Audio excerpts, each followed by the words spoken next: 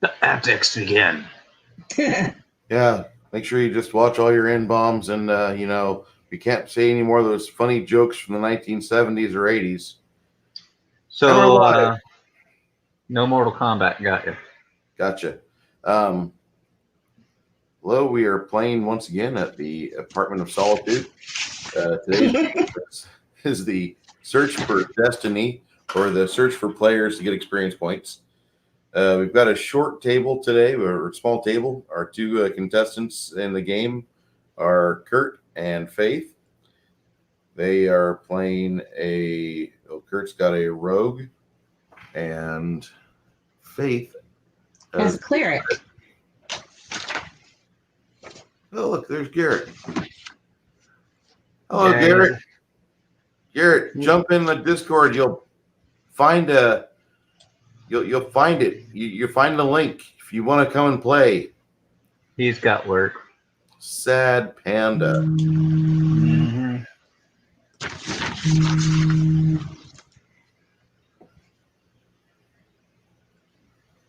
Do I need to mute you, Faith? Hello? Okay. How all of our phones go off at once? No, mine was earlier. I think that is the USA Pharmacy and Bob from USA Pharmacy.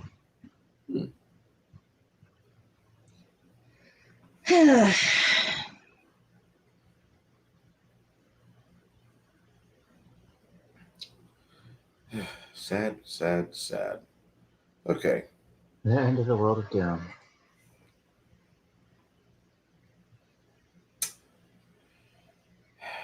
So, hold on. These people. I got upset at another server because I had a really good photo of this guy riding a GIMP bike, and I don't even think I could share it.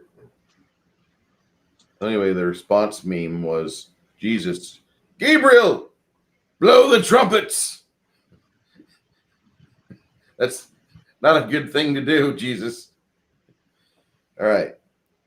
So no one said he was a good guy in the end. No.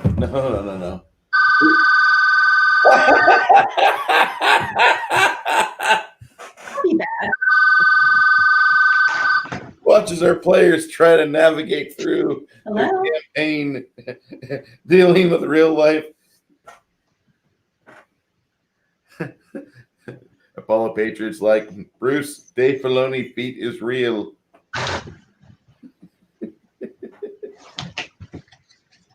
I'm surprised you didn't type. Okay, Republicans want me to vote for them.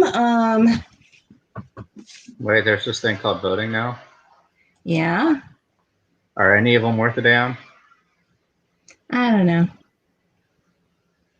It'll be interesting to see how bad it gets on the 4th. I don't want to even think about it. I've got my ammunition good. We're ready. And I have a fresh shovel, and I've sharpened the edge. Why is this not working? Okay. It's okay. I still got everything stocked up myself, so. Okay, so you guys are in Bard's Gate for about a day and a half. And after you've gone around and finished some things, the party, there's a lot of them, are sitting down one day, and as you're doing your work inside this city, you're at this place that's called Grixby's. Grixby's is an adventurer's tavern and restaurant that occasionally you will go in there. What is your character name, Kurt? Slythecon. Yeah, Slythecon.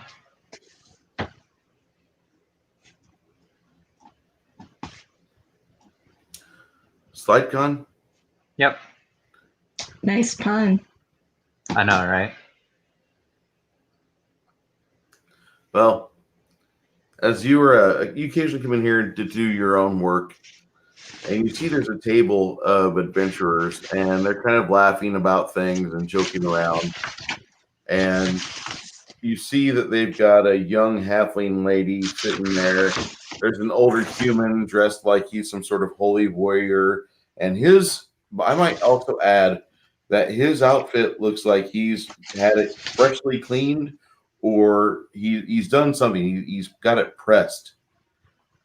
Then you see that there's a dwarven cleric lady of Hold on. 80s Yes, you're not dear. familiar with. Yeah. There's I said There's about 6 of them sitting down. An old human or older human wizard. There's a younger human wizard. There's an elven ranger. What's it look like they got on them? Money. Looking like a decent amount? Yeah, it looks like they all have like a decent sized coin purse. Most of them are sitting with their coin purse in their lap at the table. Hmm. You recognize 2 of them. Nope, there's 3 of them that have their looks like they've got like a signature weapon. Maybe they're rogues like you are. Hmm.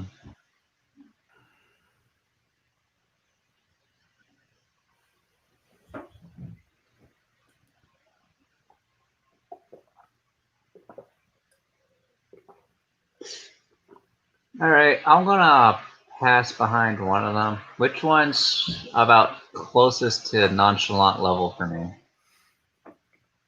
Well, the halfling is a definite no-go there, because she's looking eye to eye with you. Okay, what's the tallest one? The human paladin. Okay, I'm gonna walk up behind him with stealthy or stealth. What? I'll probably have to roll stealth for that. Shut up. Are they too far distracted? They're not really too distracted at all. Okay, so Make your stealth roll. I'm sorry about that. What's going on? okay, so It's like dinner. here. Okay, we're having dinner, and there's this thief that Everybody's wants to. seated at this big table.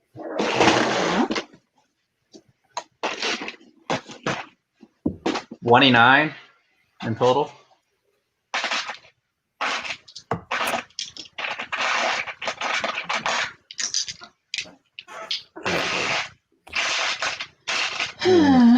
Yeah, I better go grab a halfling.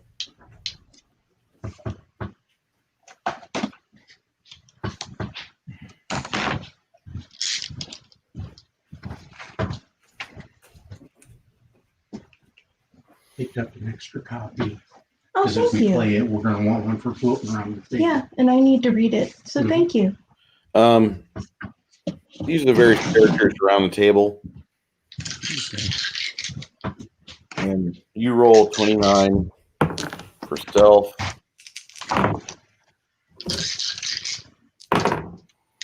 You think you're pretty sharp? Do I need to roll against his stealth? Oh yeah, go ahead, Faith. I'm trying to remember it's perception that I should be rolling against Correct. that. Okay, so I can add 4. Oh, yeah, he probably stole my underwear with that roll. 9 total. Oh, 9 total. Like I'm really enjoying dinner. One that's probably the easiest to access with you. Is that the one you want to go towards? yeah, sneak up behind the easiest one. All right. You go towards him, and you're in the shadow of the paladin. Okay. Feel like you're in the shadow of the paladin. don't know. So let's And see now I'm here. Um, I'm gonna try to quietly pick up the coin bag. Just checking on some things here. Okay. Make a perception check yourself.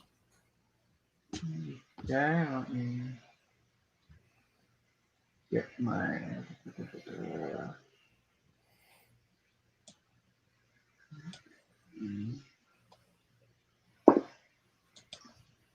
Let's make sure I'm doing the math here. 26. You note that the little halfling female sees you, and the human female rogue sees you, and that's it. These two characters. Okay. I'm gonna smile and quietly wave, do a 1 second finger, pick up the purse, and then if no one else sees this while I'm doing it, then tap the guy on his shoulder. Okay. So do I need to roll a sleight of hand check? Yes.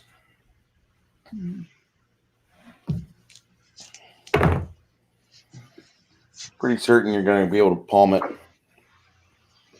It's not definite. 20. Let me make sure I got this correct.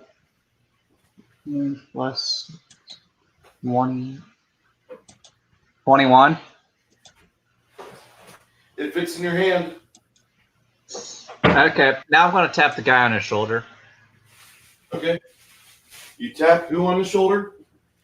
The one I just took the purse from. Okay, the paladin. Yep. All right. You tap them. You have to reach up to tap them. By the way, you're a halfling, right? Yeah. He looks off to his side. What? Down here, tall person. And at that point, their conversation stops. And what are you doing, Brian? looking over.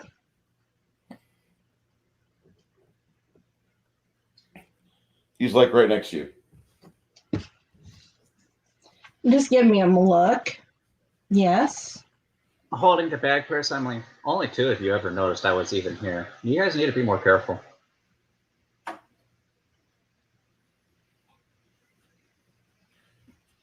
The female rogue says, really, it shouldn't be a thing, but I have to ask, what are you trying to do?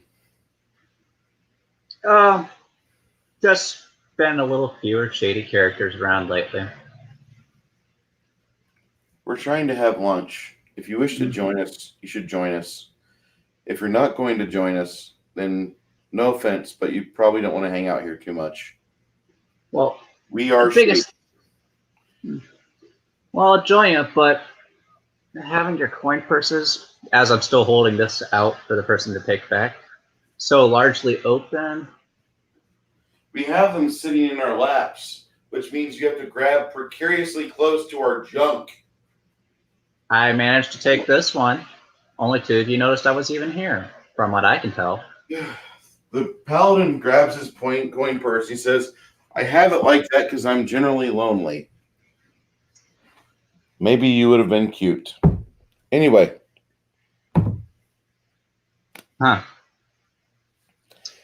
Anyways, so I don't think I recognize you guys. We are from here, but we don't come here often. And we don't recognize you either. Well, I'm just a nice merchant looking at coin purses and looking for some fun. Merchant, eh? Yes, merchant. With a smile on my face. Trafficking in bullshit? When the time deems it. We ran the kettle and poured the water for you Okay. to eat this evening. I'll take care of that then. Yeah, show Bruce that. Oh, we have something to show Bruce. Oh, Uh-oh. Castle Amber? Is that a... Yes, it is. Ooh. Ooh, that looks pretty. Yeah, one of the game shops had it. Is that the new Goodman Games one? He asked if that's the new Goodman Games one. Mhm. He said yes. Fresh off the presses. Fresh off the presses, sir. That's Yeah, I'm just a friendly merchant. Really? Mm-hmm. Well, then please sit down. I'm sure you'd like to meet one of our friends. Okay. I'll take a seat. a pretty little halfling girl stands up on her chair and she waves at you. My name's wave. Flip. Nice to meet you. I came with him so I could get a friend of ours healed up, but it's really weird that you show up of all times when we are in town. What do you think of making money? Well, as what I am and what I do, I believe making money is part of my business. So I'm always interested. Okay. So my next question would be, what do you feel about not being an Endhome? Because Endhome is great. There's a lot of people here, but I could take you somewhere where there's more people that are in need of your services, and your services will make you more money there. I smile, I go, well, I am a merchant, but I'm not attached to this place per se. She really starts to play up her little halfling feminine curves, which in a world without the event of John Benet Ramsey, this would look really cute to another halfling, but to human observers watching this, this is about as disturbing as it comes. You're muted, Faith. You're muted, Faith. You're muted. How do I make myself not the only thing being shown here? Oh, Little issue. Yeah, I'm like, my bad. okay. You were showing off the book. I chuckle and nod to the one that's being cute. Be like, so, what's per se this business entail? Well, we're not going to be here. We're going to a place called the Forest of Hope, which has a lot of people that are kind of like us, but they are not with us. And more importantly, in a person like you or my position, we have the opportunity to make a lot of money. I see. And then she looks at the rest of the party. And when are we going to find my damn castle? You lost a castle? Not exactly lost. We just haven't found it yet. In order to find something that's yours and yet you don't have it with you, usually means you've lost it somehow. We did not lose it. We just have not found it. The paladin hands the cleric a rolled up piece of paper, and he said, I've been keeping this on me for a while. I'm going to hand it to you because when we get back, I think I have a new calling. Understood, sir. I'm going to, me and Sonny have discussed it quite a bit. We're going to set up shop not too far from Wick, and we're going to make sure that we have a nice location, and we're going to do everything we can to combine our efforts to have kind of like a one-stop adventurer shop, because this is dangerous. Yes, I understand. If you could hold out a small area for those of us who are travelers and who could use a nice quiet spot. While we were in town today, I've got a shipment of wood heading up to Zelker's Ferry, and we're going to be building enough of a shop that'll be able to have inside it about 8 beds. in the back room. So you won't have That to would be nice. You won't stay at Bristlebacks anymore. But I'll miss him. It's right across the street. I I mean, know. Selkirk's Ferry is Small. yes. It's like, I don't even think you guys would understand it if I said it's like Annapolis, Illinois, which Annapolis, Illinois is in the southeast side of Illinois. It is a literal crossroads town where you have two roads that come together, and at the corner you have the post office, and then the houses go off on the two streets from there, and that's it. Basically like Grasshopper over by Bloomington. Yeah. Well, not Bloomington, but Burlington area. It's much smaller than Goodfield, I'll just say that. Yeah, Okay. if you're talking about Grasshoppers over by Aquaka. Could you imagine looking at Goodfield and saying, what a civilized world we live in? What a time to be alive. No. Okay. So I'm a big fan of Goodfield, by the way, but It's yeah, it's Goodfield. it's Goodfield. If you don't mind joining a cult, you can marry somebody really pretty, but no, I'm good. Did I say that? Damn it!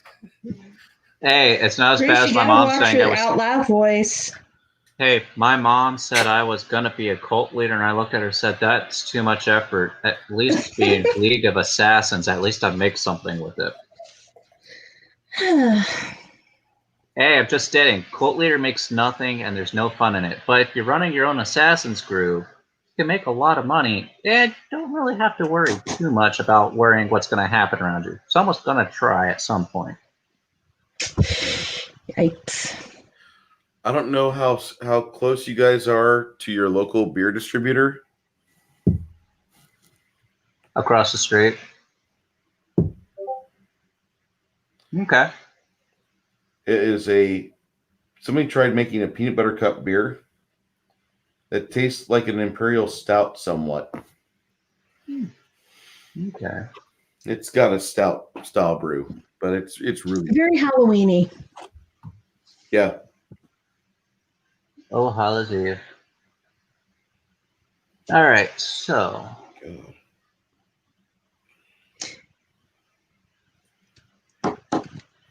So we have Flip going back to help Red and the Paladin set up shop. Mm-hmm. When we head back, you guys will be setting up. Those two will be setting up shop, as they have both decided to probably leave our game in total, just for the fact that being over in Europe versus a guy in Texas, they can't be on at the same time. Okay. It sucks. yeah. All right. Let's search for more players. Two of their companions are leaving. Mm-hmm. I've been invited to a party on the road, basically. Pretty much. And someone's trying to be cute. Mm-hmm. Okay. Not a bad start. My roommate went out for a day at the field to fly. He's a radio control and drone pilot. Mm-hmm. So you'll hear a little bit of noise. I apologize.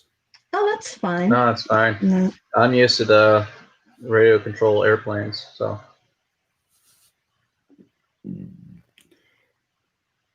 So we are going to be going to the Forest of Good Hope, though. Okay. And if I'm recalling correctly, we're supposed to be looking for, and this is where, because I haven't been here for a little bit, trying to remember what we're supposed to be looking for over in the Forest of Good Hope.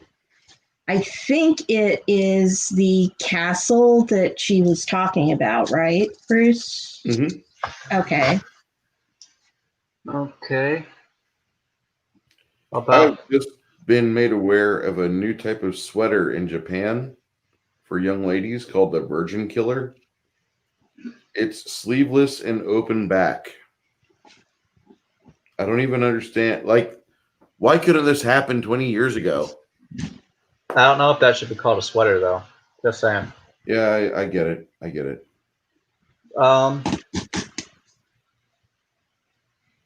Would I have any idea or chance of any idea of what type of place they're talking about? This castle? Yes, you would. There's a lot of activity that's gone over there in the past. A lot of people will come back into Endhome. It's only about 900,000 miles away, but it is a part of it's a place where a lot of young kids will go, especially if they've gone through adventurer training. And it's kind of like a rite of passage for some that don't feel that being the obligatory caravan guard is quite enough of a hardcore lifestyle change. Okay. So they will do that. Anything particular special I might know? Roll a knowledge history. Knowledge history.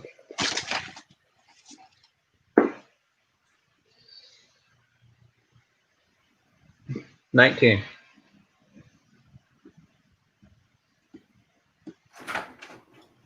You know that there's a fabled dungeon over there. Like everybody who's involved with some sort of wet work talks about this dungeon that's overseas or over in the Forest of Hope, but you can't remember the name of it. Okay. You know that it's named the Forest of Hope because there was a young girl that supposedly she was a princess and had lived for 50 years without marrying, and she went on this sabbatical. When she came back, she found the man of her dreams who was like 20 years of age, and they had kids and all this stuff. And it's a sappy little love tale that you tell your daughter. Okay. So I kind of pipe up. Are you talking about a dungeon and I explained what I do know? Are you talking about that place? The Forest of Hope is notorious for one particular dungeon out there, but there's a bunch of things. It's a big location, like 450 miles by about another 700 miles in size. But it is there's like one place everybody's heard about. It's got a lot of rumors about it, but you just cannot remember the name of it.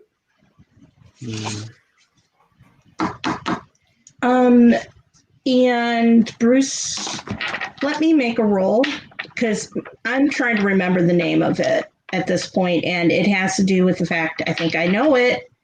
Yeah. But I'm 22. Okay. If you've never written it down on your character sheet, Faith, I understand. But the famous dungeon he's thinking of is called Rapanathuk.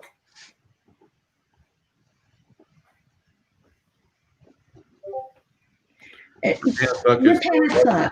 Largest mass grave in land.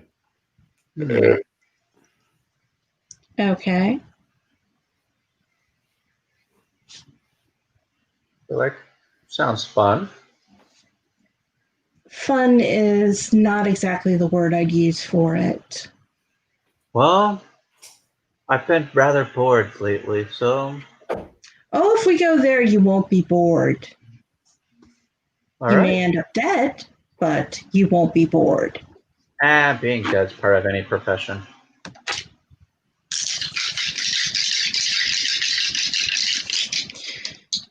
So tomorrow, are we going to head out? And I'm asking this of everyone at the table. Do we have the supplies we need, and are we ready to go?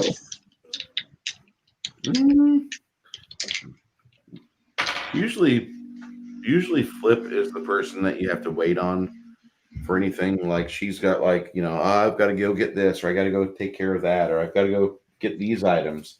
Not today. She says, I'm ready to go. And you get the idea from her SlideCon that she is a merchant like yourself. I smile like, well, I'm pretty much ready. Don't have much to worry about here now. Okay. And the other people at the table,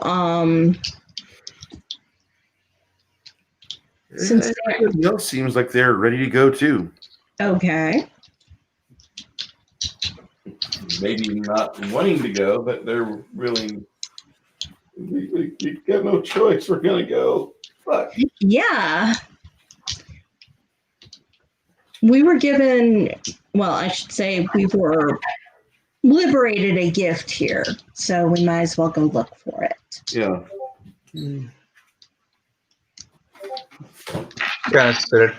I'm sitting here thinking, and if there's any deliveries or traveling deals that need to be done out that way from here.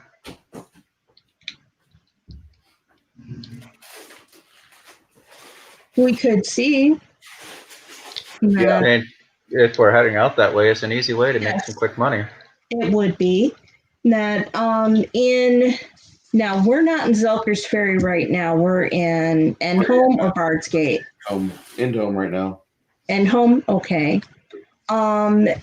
In Endhome, who are our contacts, or who have we been working with in Endhome, or do we know in Endhome? You don't really have a lot of people you've worked with in Endhome. You have a lot of people that you've done work for out in Zelker's Ferry, or you are talking into them. But everything you've been doing so far has been your own agency that has been generating the interest, and you guys have been going out and finding stuff and like discovering sites and everything. Okay. You've been doing all that yourself. Okay. Is there a job board in Endhome right now? And There's a couple of them. that's for their group.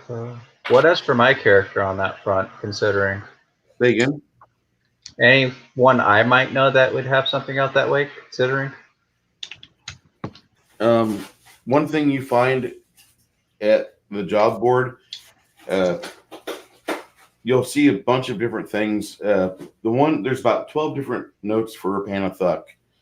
One of them is wanted, find the remains of my son, and they've got like information about the kid's name.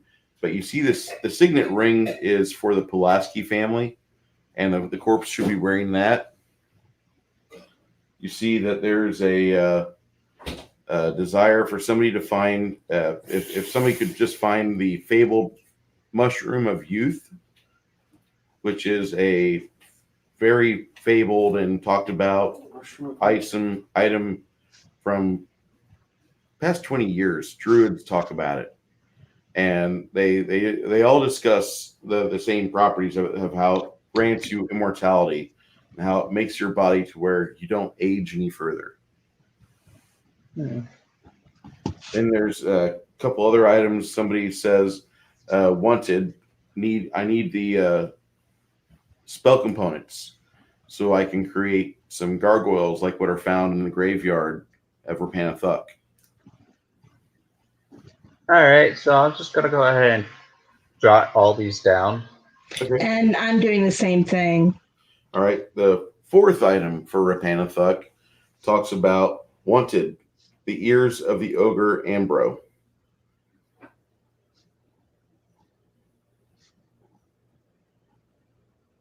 I'm going to make a... Ambro killed my torchbearer.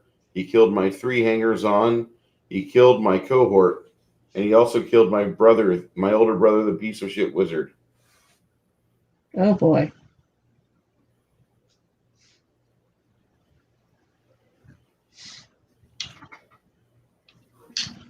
Yikes.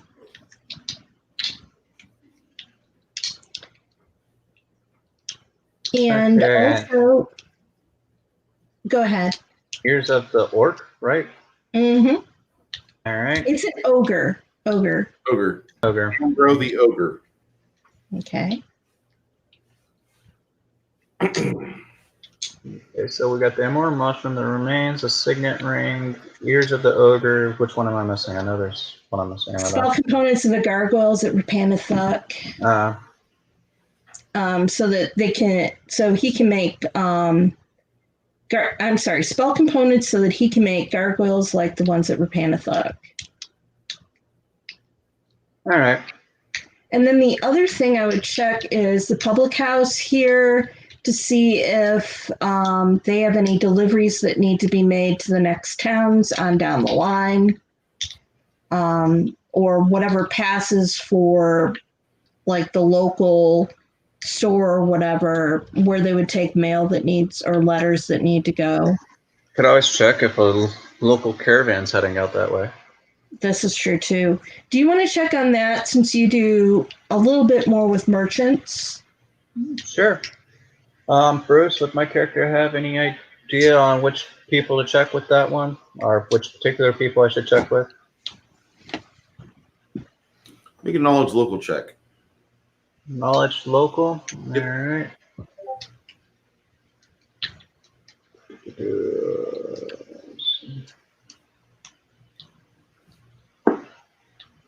19.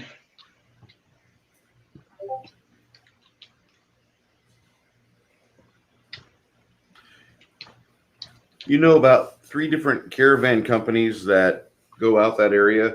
One of them is a renegade company, and they're always in danger of being bought out, but they manage to stay independent. The other 2 are definitely guild operated. When you deal with the caravan guilds, just consider everything being about 30% more expensive because they have value-added tax.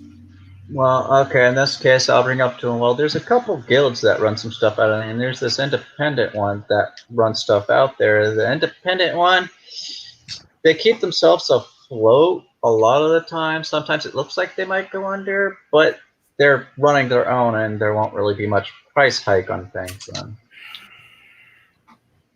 Yeah, and plus there are a lot less questions asked, I think. If Well, depends on how shady of a group you're working with. Some guilds, I mean, for all you know, they could be run by the Ratways. could you check into the one that's independent? Yeah, sure. All right. Do I need to do a knowledge local or something else to check in on them? What are you trying to do a discovery on, Kurt?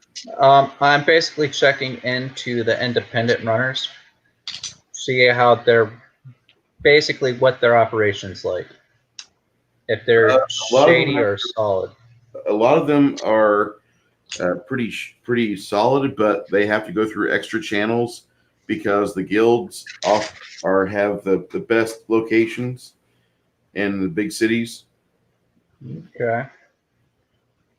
And usually whenever they bump into a situation, where like they're not in a perceptive advantage to the competition, they will do whatever they can to buy the competition. Okay, so I'll just break that down to the group from what I know and everything else, and be like, truth be told, if per se someone was able to give them solid backing without causing per se a takeover and let them kind of run themselves independently, and we just get a small investment portion, it probably wouldn't be bad. More, it sounds like they need some type of guards, and that people who are relatively perceptive and who can keep them out of trouble. Well, not all backing is handed by cash, you know. And look at partner businesses. Well, we were looking more for groups that we could travel with. Well, we could. And as you said, ways of making a little bit extra cash on the side. If the more independent caravans need guards, which it sounds like they might, especially if they're being picked on by some of the bigger caravans, and that might be a good thing for us to see if we can travel with them. We help them. They give us a little bit of money on the side. True. Not to mention, if some of the other caravans by chance don't heed warnings or ideals, maybe we can alleviate them of some stuff. to make our point clear. That would not be my first choice of behavior. Well, if you're going to make the world a nicer place, you have to find a balance.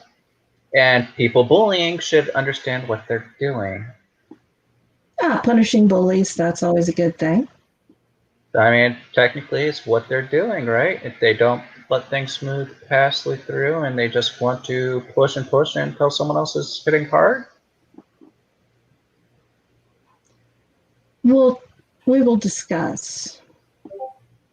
But the whole idea of trying to help some of these independent groups might be a good idea. And it helps us a little bit too. There is safety in numbers traveling. So could you make contact, since you probably have better contacts with some of the independent contractors around here, and see who might need some guards to go with them and would be traveling in the direction we're going? Okay, sure. I'll go ahead and do that. Aren't we taking a teleport with Marius? Oh, I did not know that was possible. Marius is headed back to Zelker's Ferry in the next day or two. Oh. That would cut some time off the trip, wouldn't it? Yeah. Okay.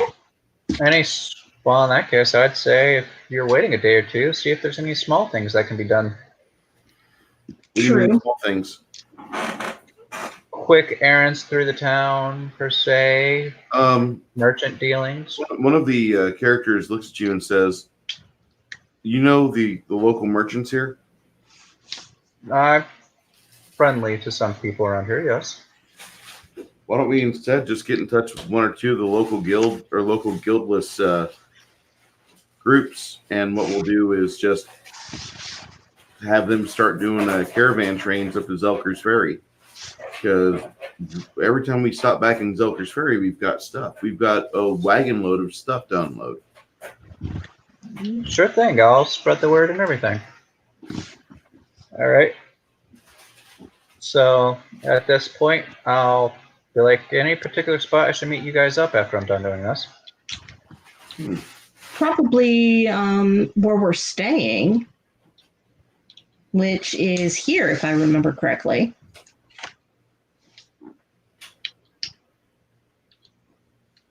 We're not staying here in Endhome. We're going to be staying up in Zelker's Ferry.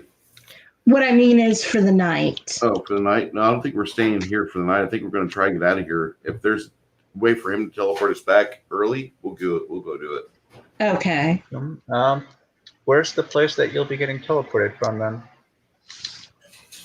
Not too far from here. There's the Pulaski Hill. It's one of the more rich sides of the town. But there's about 7 or 10 noble villas that are there.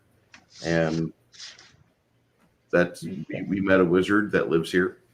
Oh, okay. By chance, would I know this wizard? It's Marius. You know of him. You don't know him himself. But I got a general idea where he lives. Yes.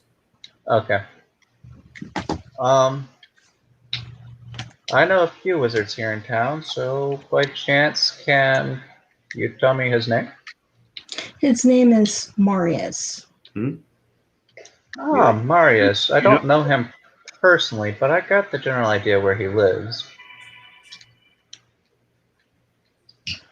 All right. At this point, I'm gonna be like, is there any particular group name I should give to these people for caravans? Did we ever come up with a name? Jeez. Not yet. I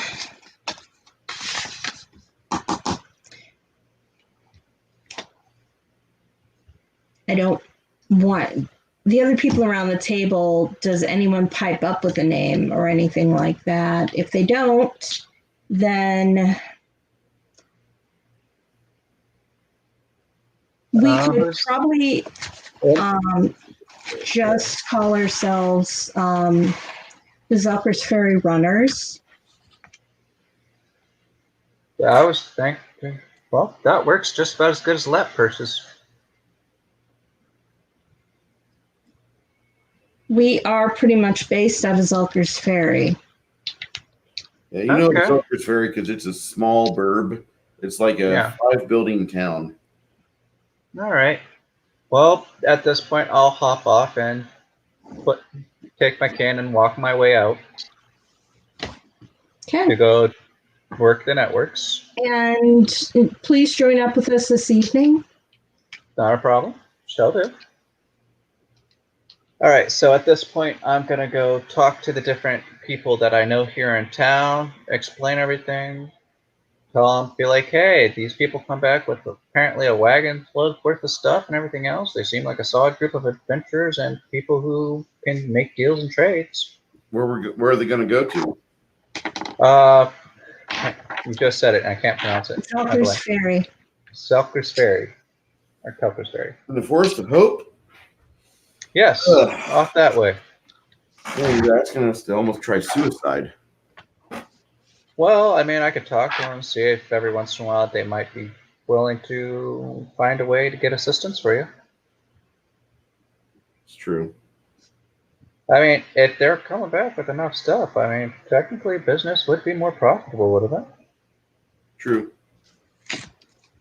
And since you're independent, it would probably give you a better backing with the other guys who've been pushing you around lately.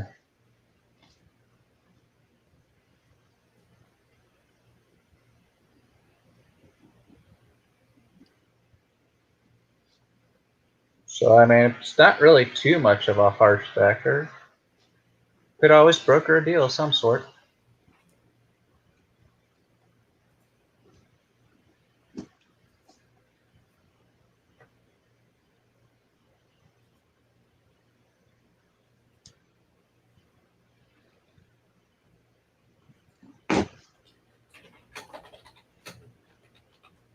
So, what's your guys' opinion on it?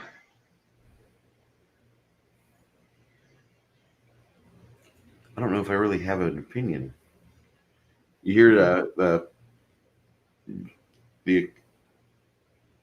logistics lady for Alpha Logistics. It's a independent company that you know of. They've been around for a few years. She says, I don't know if I have an opinion on it. You're asking us to go. I was just wondering if you wanted to make a few trade routes down that way. It's not very much touched, apparently. I would love to. It's actually up to the north and west, but we could go do it. I just didn't have an idea of anything coming out of that area, but there's plenty of small towns and small burbs, I'm sure. Yeah, and there's this one group that's running out there. Apparently, whenever they come back to their area, they've got a wagon's load, apparently, of items and everything else. She says, how often should we send a wagon up there? I can get it all written up and figured out. I was first coming to see if you guys would be up for it. Of course we're up for it. You'd ask us if you want us to make money. Faith, are you on mute? It's on mute, yeah. Yes, I am. Okay. I know you're always up for money, but you know me. I like to do proper business. I would love to. Let me talk to some people and get squared away. If we could do a caravan of 2 wagons every 15 days en route and just kind of loop there and back, that'd work for us. All right. Well, I'll go find these people, meet up, and see what the schedule can be like then. All right. The other place you're thinking of is Brown and Company Logistics. Okay. They've been in business for over 30 years. And do I, by chance, know any startup groups? Yes. I know that are decent and well-rounded startup groups that could do for caravan protections. You know that this past weekend they had another celebration of freshly graduated young kids coming out of the adventurers colleges, and some had already actually started coming out from their private studies too. So you know where you could put the word in for that. Okay. So I'll stop by and kind of just drop the word for that as I'm heading over to the other caravan place.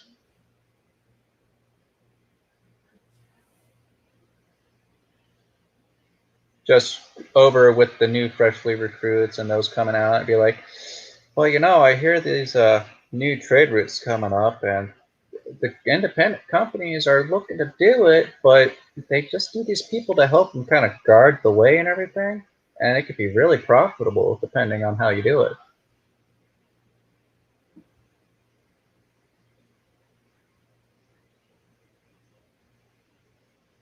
Not to mention, doing a caravan startup factor, it's guard, protection, and profiting. It's good starter experience to go do some other things later down the road.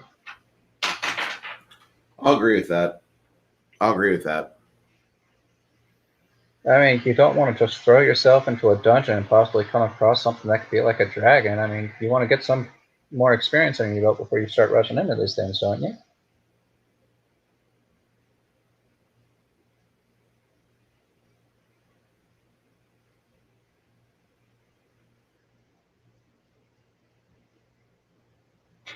And so I just leave a notice up.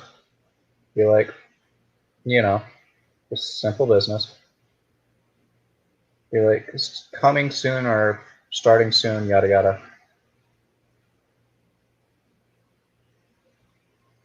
And as for the other trade route place, let's go ahead and see, and I'll explain what's going on and say, I'm just coming to check if you guys might be willing to do this.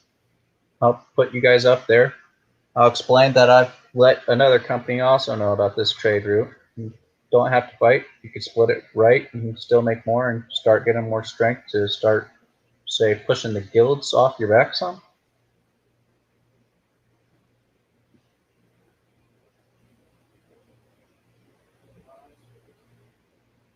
The fact you're going down that avenue and you're trying with it from GM to player, I'm pretty impressed that you're trying to do that, because you're helping in this game universe. If you're doing that and you're working your chops the way you are, you're going to find that you're probably going to help better an area, and you're going to help improve some lives that otherwise wouldn't have that opportunity. Well, in this case, I mean, if I come back here, and I better it all, it's just going to make more profit in the long run for me and a better standing reputation for everything that's involved.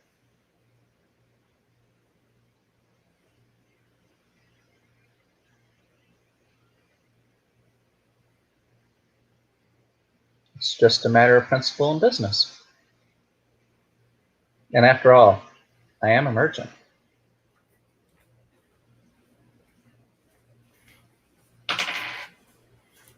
One of the individuals at the coaster shop where you're at, he says, so you're telling us that there's a line on logistics, nobody else is really on to this as of yet, and you're putting more people up in an area to where they're going to be endangering themselves for more product and more stuff being put on the road.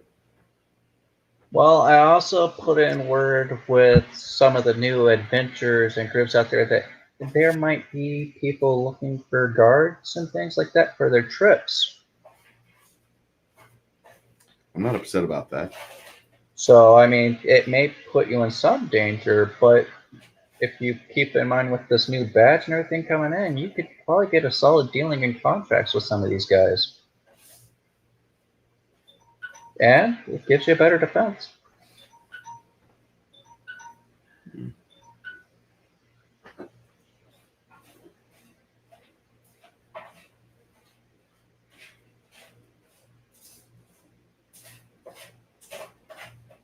You'll leave there about an hour and a half later, and in the meantime, your party has made contact with Marius, and he is about ready to take off.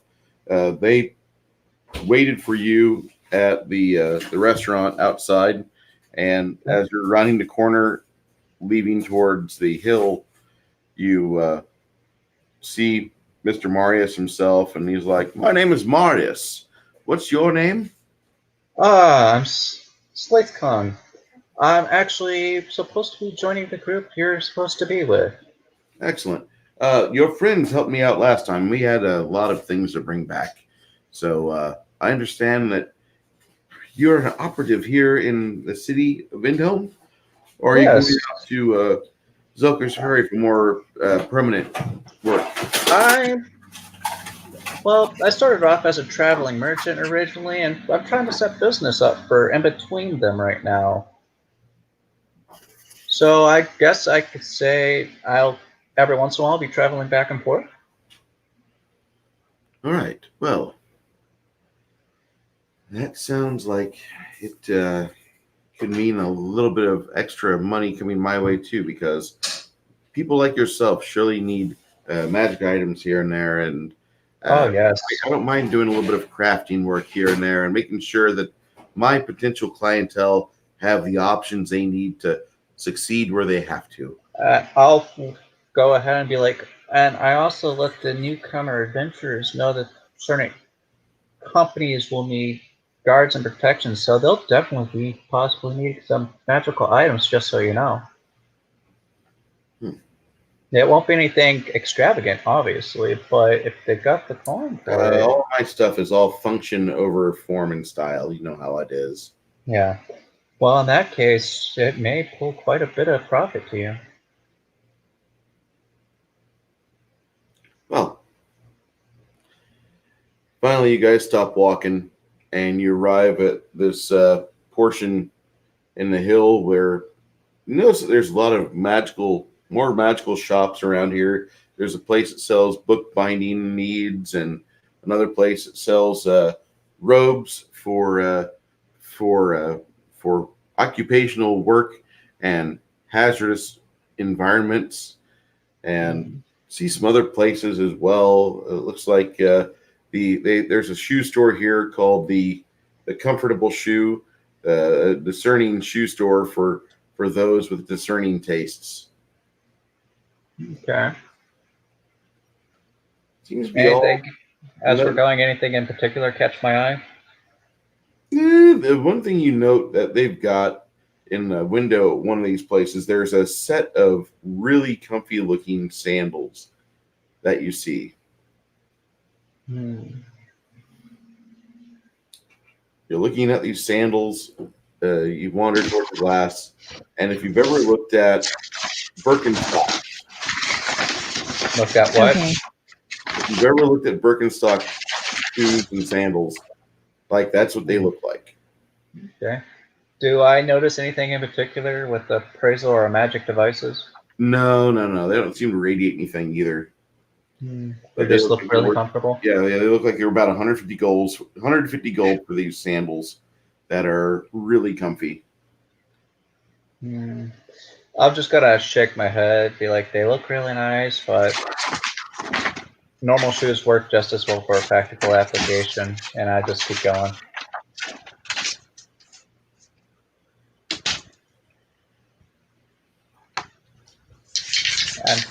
Are we with him? Yeah. Okay, and you say that. They look very comfortable. Let me look at something. Appraisal? How much are they selling them for? 150 gold. They look like they're worth about 75 to 85. Okay. The other thing, I want to check something. They look about 75, 85. What is causing that jump in price other than maybe they're being, maybe they're jacking the price because it's so hard to get things here. But also, they're jacking the price because that's the actual price, the actual cost of it. But okay. You have to also keep in mind, if he sells that pair of sandals, he doesn't have to sell anything else this month either. That's true. I was going to check and see if they were magical, if they're looking very, very comfy. They look real comfortable. You wish you had guys' feet. Okay. Can I check them to see if they are magical? I don't have... Now, that would be an Arcana check, right? No, actually, it'd be a Perception and a Knowledge Arcana check. Knowledge Arcana is... Okay. So it isn't off my intelligence, right? Yes, it's off intelligence. Okay, so 3 + 1. Yeah, I don't roll 2. Duh. Let me try that again. I have no freaking clue because I rolled about 11. Yeah, you don't think there's any. Okay. Do I see her trying to check these out, right? Mhm. All right, so I'm gonna walk over and be like, well, I could get the information on them. I mean, it's just as simple as going in and talking to the merchant.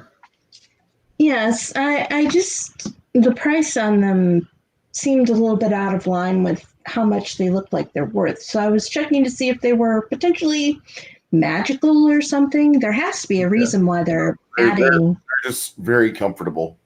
Okay. Okay. It's up to you. They would not be for my feet. Not mine either. I mean, they look nice, they're comfortable, but they wouldn't be able to really replace the boots I have. True. And boots are much more practical. Exactly. I was just looking at them because they look really nice and they're extremely comfortable, but also getting a knowledge basis for the pricing a bit better in this district may also make business better for things in the future. True. I'm going to head back over to our group and get ready to do whatever Mr. Marius wants us to do, what he needs us to hold on to help balance the load. I'm just going to go ahead and join them at this point.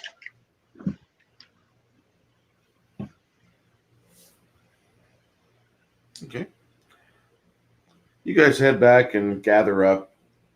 You're standing on a section of flagstones here in the hill where it's wide road, about 30 foot wide. And this is where everybody in the city council has tried to make it to where if you're going to teleport in and out of town, do it from here, because a lot of individuals that do that sort of thing have money. And a lot of the little curio shops around here love having their opportunities to sell.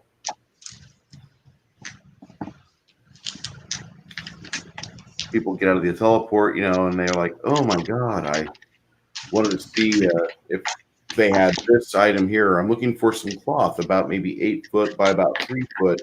I need to have it be about, 200 thread count or 600 thread count. Okay. AFK Bard just popped in our chat. I'm doing good, thanks. I can't hang long, but wanted to pop in and see what's getting killed today. Oh, mainly our time is getting killed today. We're enjoying ourselves adventuring in Endhome, a big metropolis 1,000 miles away. While Marius is going to be getting some stuff ready, I'm going to be like, well, I talked to one of the groups here. They said if you can do about a wagon or two every, say, 15 days, they'd be looking to do business at optimum for that. One of the other groups says it's a little risky and dangerous, but I did put word in with the new adventurers, and the ones starting to show up a bit more. So they'll have protection. They're interested too, but that's kind of on how much you guys can kind of put out. They'll hit the small places along the road too. Okay.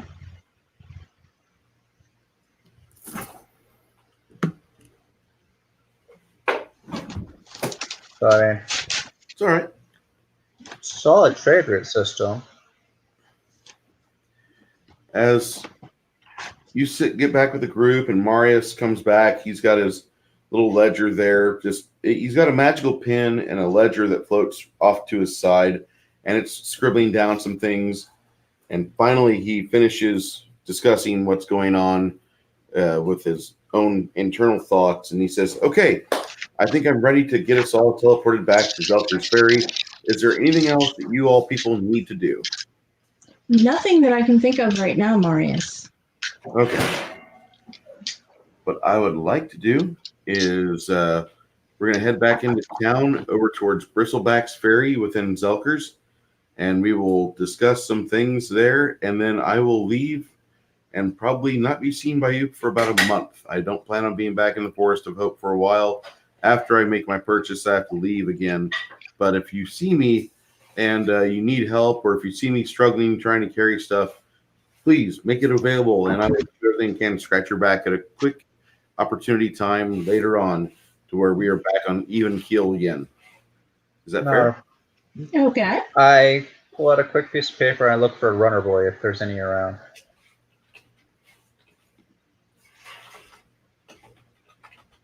Is by chance there a runner boy anywhere nearby real quick? Make a perception check. Let's see here, that's a total of... Where is...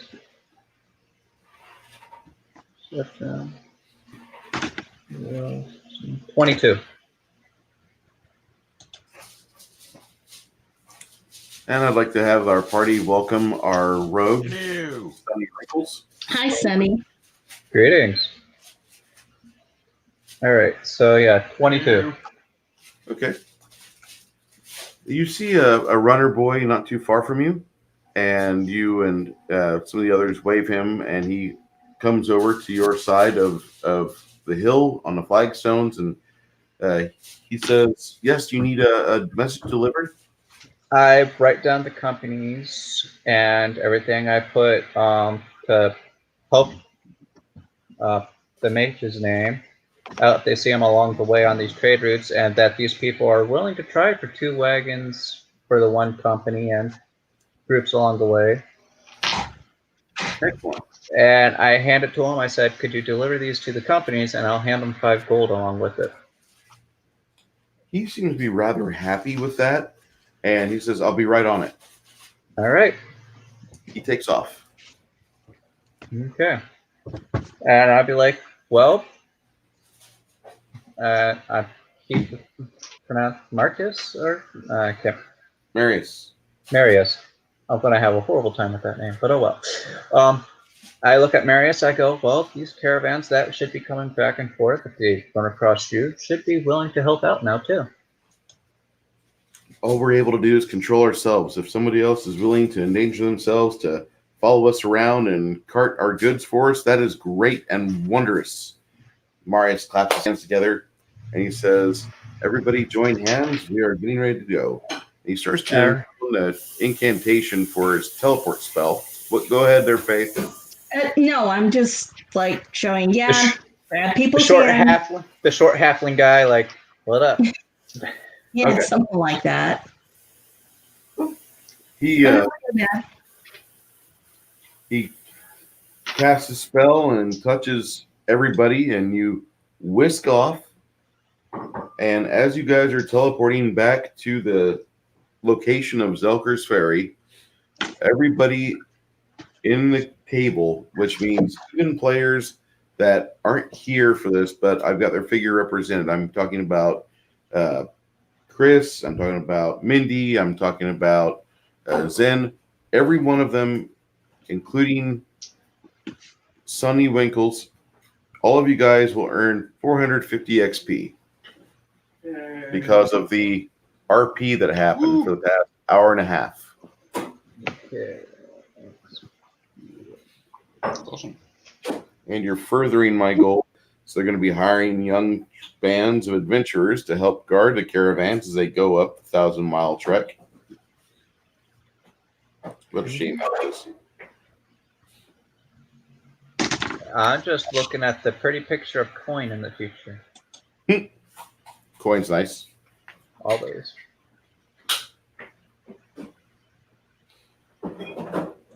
Moments later, you arrive in the small town, the small hamlet of Zelkor's Ferry.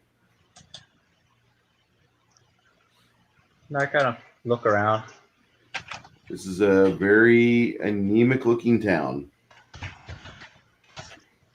Just, glancing over everything, see if there's anything that could be of interest that we could possibly help or improve on to make a better business deal in the future, and so forth, so forth. Zelker's Ferry needs a dedicated church, from what you're thinking, because you need somewhere to take your injured buddy. There is a place at the end of this little road on this little island peninsula where there's a healer's shack at best maybe a lean-to is a better idea. I warned him about the healer. What one He's, again? he's kind of a necromancer. Yeah, he's Ah, kind of a necromancer. okay. Just in case that bothers you at all. No, not at all. Okay. Living, dead, business is business. Okay. I sit here and I'm looking around. I'm like looking for any particular businesses or trade factors for this place, about how they are, so forth, so forth. There's Flip's place. Flip's place? Yeah. It's a general store. Yeah, you've got Splitsies, you've got Wicks. There's a couple of different little general shops here. Necromancer's Hut. You've got the large building known as Bristleback Inn. There's a bar. There's a small, like, little shrine to a anvil, not too far from Bristleback's, about 40 foot off the foundation. And then aside from that, you've got about 300 people walking around here, and they look kind of just out of place because there's too many people and not enough attractions. I'm gonna look at them and be like, by chance, is there anyone in charge of this town? That would be Mr. Bristleback. Yes. What type of personality does he have?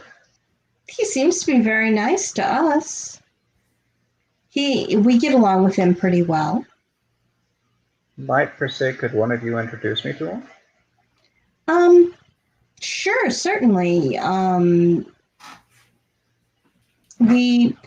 We're going to have dinner a little bit. What time is it in game time, Bruce? About 10 a.m. Okay, we'll be having lunch in a little bit, and we can have it at Bristleback's, and maybe we can see if he would have some time to come and talk with us. We haven't talked to him in a bit. Okay. And we can introduce you. Sounds But for right good. now, we probably need to get you settled somewhere. That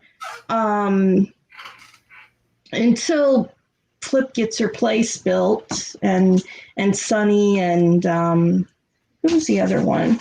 You got a local hotel or night place around here? Bristleback's is where we generally stay. So why don't we go in? You have your kit with you, right? Which kit? Your bag and Yeah, I got your my stuff and Yeah, you know. yes. I don't Okay. carry much with me. Okay. By carrying too much burdens the person when needed business.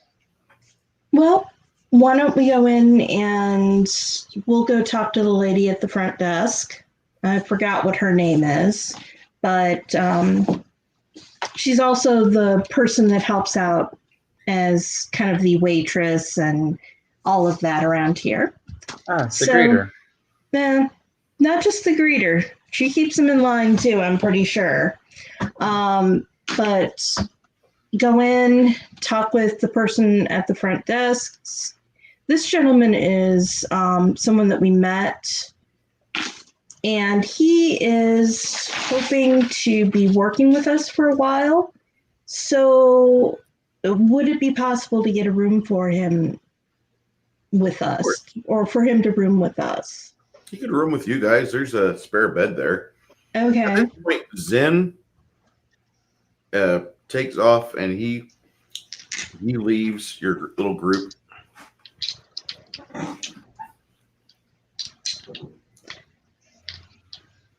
He's off to find his girlfriend, I think. Mm-hmm. So go find one of them nice little church girls that are walking around here. Always good times. Oh, yeah, we're going to talk about our Bible. Mm-hmm. Out in the middle of nowhere. Hopefully in a very deep and intimate way of knowledge. Anyway.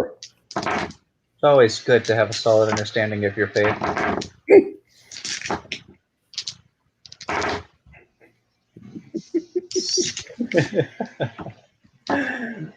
If I had a dime for every time someone made a joke about that. I wasn't trying to make the joke as the best part. I know, but still, that's how it hit me, and I'm like, oh God, how many times have I gotten that joke? Okay, at least I didn't go with the good word. Oh. Hey, you know what? The good word has 3 letters. Wow. Anyways, so I'm sitting at this place. I'm like, okay. Looking at it, I'm like, oh, not bad. Yeah, I'm just sitting here. So it sounds like I'll be rooming with the extra bed in your guys' section. Yes, probably a little bit cheaper. And since you'll be working with us, it's just good for us to be able to keep our area consolidated. We seem to cause people to look for us everywhere we go. So the more we keep ourselves consolidated and out of civilians' ways, keeps other people safe.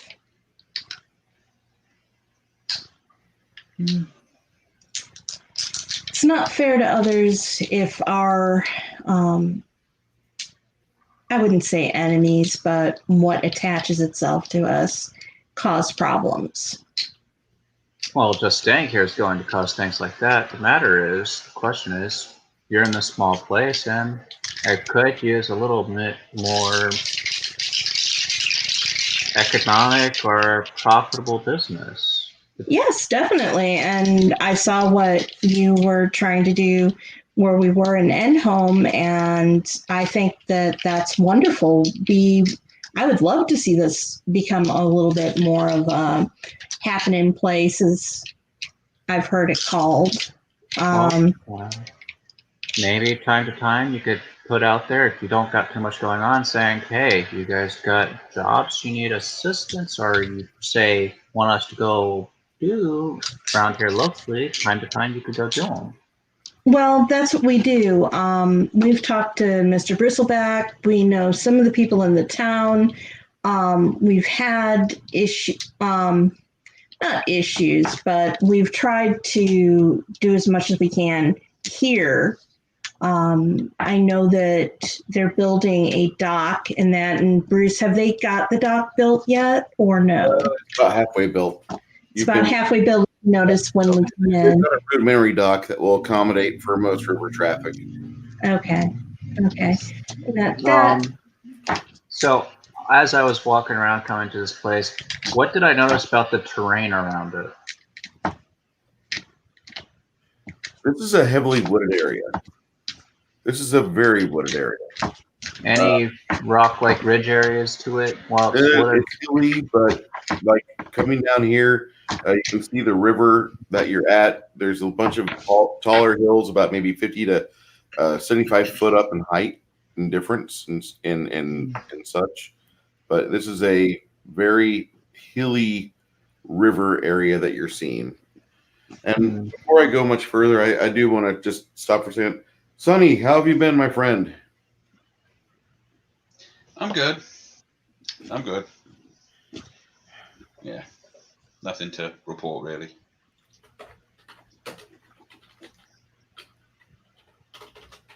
That's good to hear. Yeah. It's been we've had a small turnout for our game, which is fine. I can run with 2 players.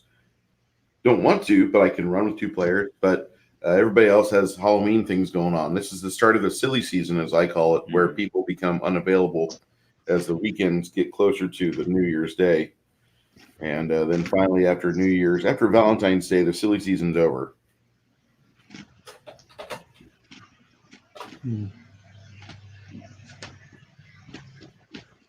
Party started off in Endhome today, and they made a few trade deals. They talked to some people. You've got a new member of the party by the name of SlightCon,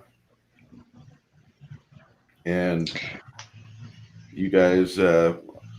The way I was thinking about having you and Zen retire is that you and the Paladin were going to possibly build a repair shop for things because there's not a lot of armor repair places here. You've got a guy that knows how to use a blacksmith's hammer, but you really don't have anything else. Not for what your party would need. And there's other ways, other people in the area, you can make money off that too. And to build the town, you do need somebody who can repair things. Mm-hmm. Yeah, that works. Everyone needs shoes. I mean, that's Sonny's thing, being a cobbler. Yeah. You Yeah, saw that could work. before you left Endhome today, one of the storefronts right across from where the teleport is painted upon the ground, there's a shop that sells very comfortable shoes. And they were selling a pair of sandals for 150 gold. Super comfortable, absolutely masterwork. And the party was just oogling them for quite a bit of time. So do you want to become a cobbler? Yep. So peach or cherry? I mean, that's one of the skills. That's one of the skills I put ranks in when I made this character. Profession, Cool. cobbler.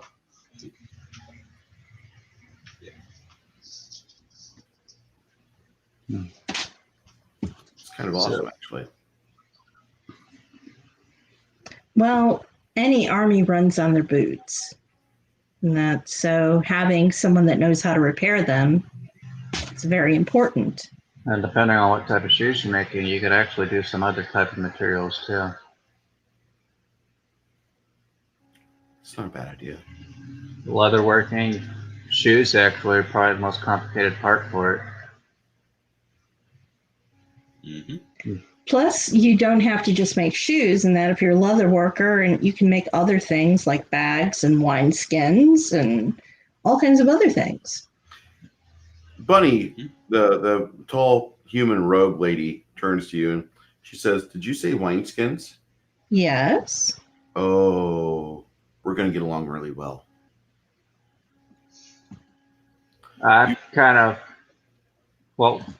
About how long until we do this lunch matter is kind of. Well, we could go to Bristleback Ferries and take care of lunch. Yes. Well, I was just wondering what time you guys usually do lunch around, because if it's not anytime soon, I might have a look around.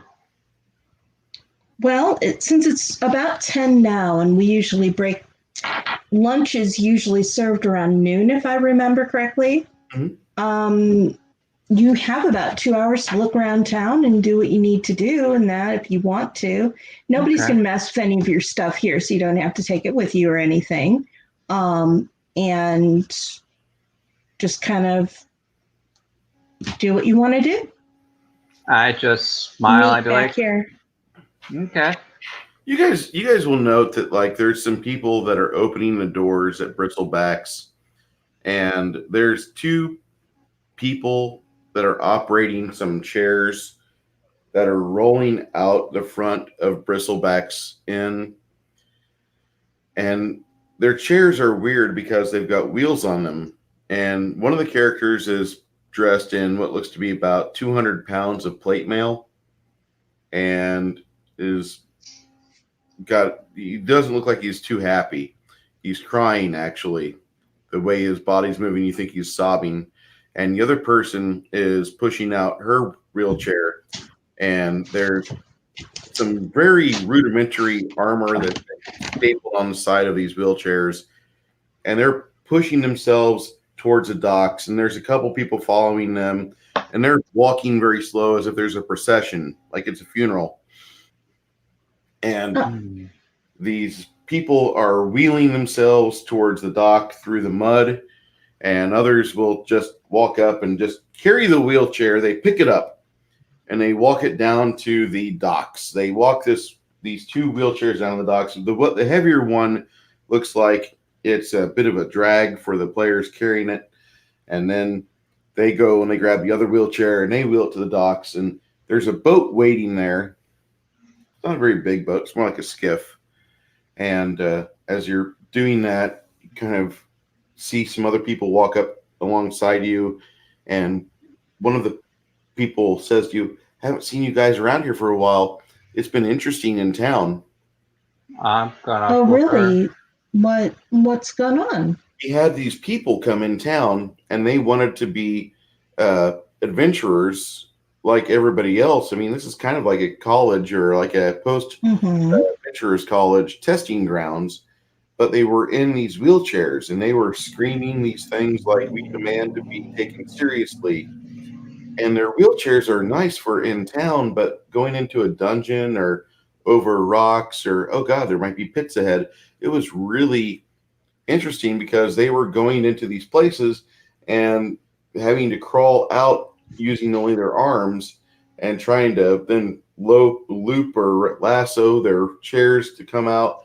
And so they came back crawling basically, and they sent other adventuring parties in to go grab their wheelchairs, their combat wheelchairs. They said that they were valid, and these combat wheelchairs were supposed to be like going to help them, and they were going to become heroes because they were just as good as anybody with two legs. Well, they didn't realize physics in reality, and one of them hit a slope and lost control down one of the sides of the hills not too far from the tunnels of terror, and that was where he fell into a punji stick trap from all the goblins in the area. And then the others started complaining about how they lost their friend and how it's a shame because the combat wheelchair was sold to them under the auspice that this was a safe space combat wheelchair and it would keep them safe while they accrued all the kills they needed to become, taken seriously by the hero contingent. Nobody expected them to die except for the people that live here and operate here. And we've had to deal with them for the past week and a half, 2 weeks, and they've been making asses of themselves. And they were telling us that when they'd go into Bristleback, they had to get rid of all those seats because they brought their own seats. It was just selfishness on parade. I've never seen such a thing. And so when we had to deal with it, we were dealing with it in the worst possible way. And then finally, after I guess 5 days of them trying to hike around or wheel around and get from dungeon to dungeon, this dungeon is going to be, built with my needs in mind, and these dungeons had pit traps. And they had 10 people thinking these stupid ideas. There's 2 of them now. 2 of them. So here we are, watching those 2 survivors, still denying reality, getting pushed on a boat, and they're going to go back down to some town. Hopefully not where I got to go to. Craziest thing I've ever seen. So who's talking? Say again? Oh, no, the lady that's talking to you right now, Mm-hmm. she's a busybody. Her name is Clara. Clara usually has a noontime, it's an unappreciated public gathering at noon every day where she does her Clara Explains It All.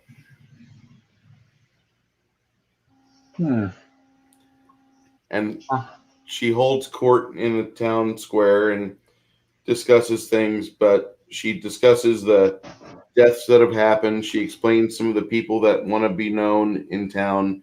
They've gone out a few forays. They've came back with trophies and bristlebacks. So kind of like the town courier. She is. And because the town is set up on literally a peninsula between 6 buildings, her voice can carry it alone. Okay. But as the cripple boat is leaving Zelker's Ferry, she waves goodbye. Never come back! Legion of Myth says, "Excuse me, sir, where's the handy-capable dungeon? New OSHA rules and all."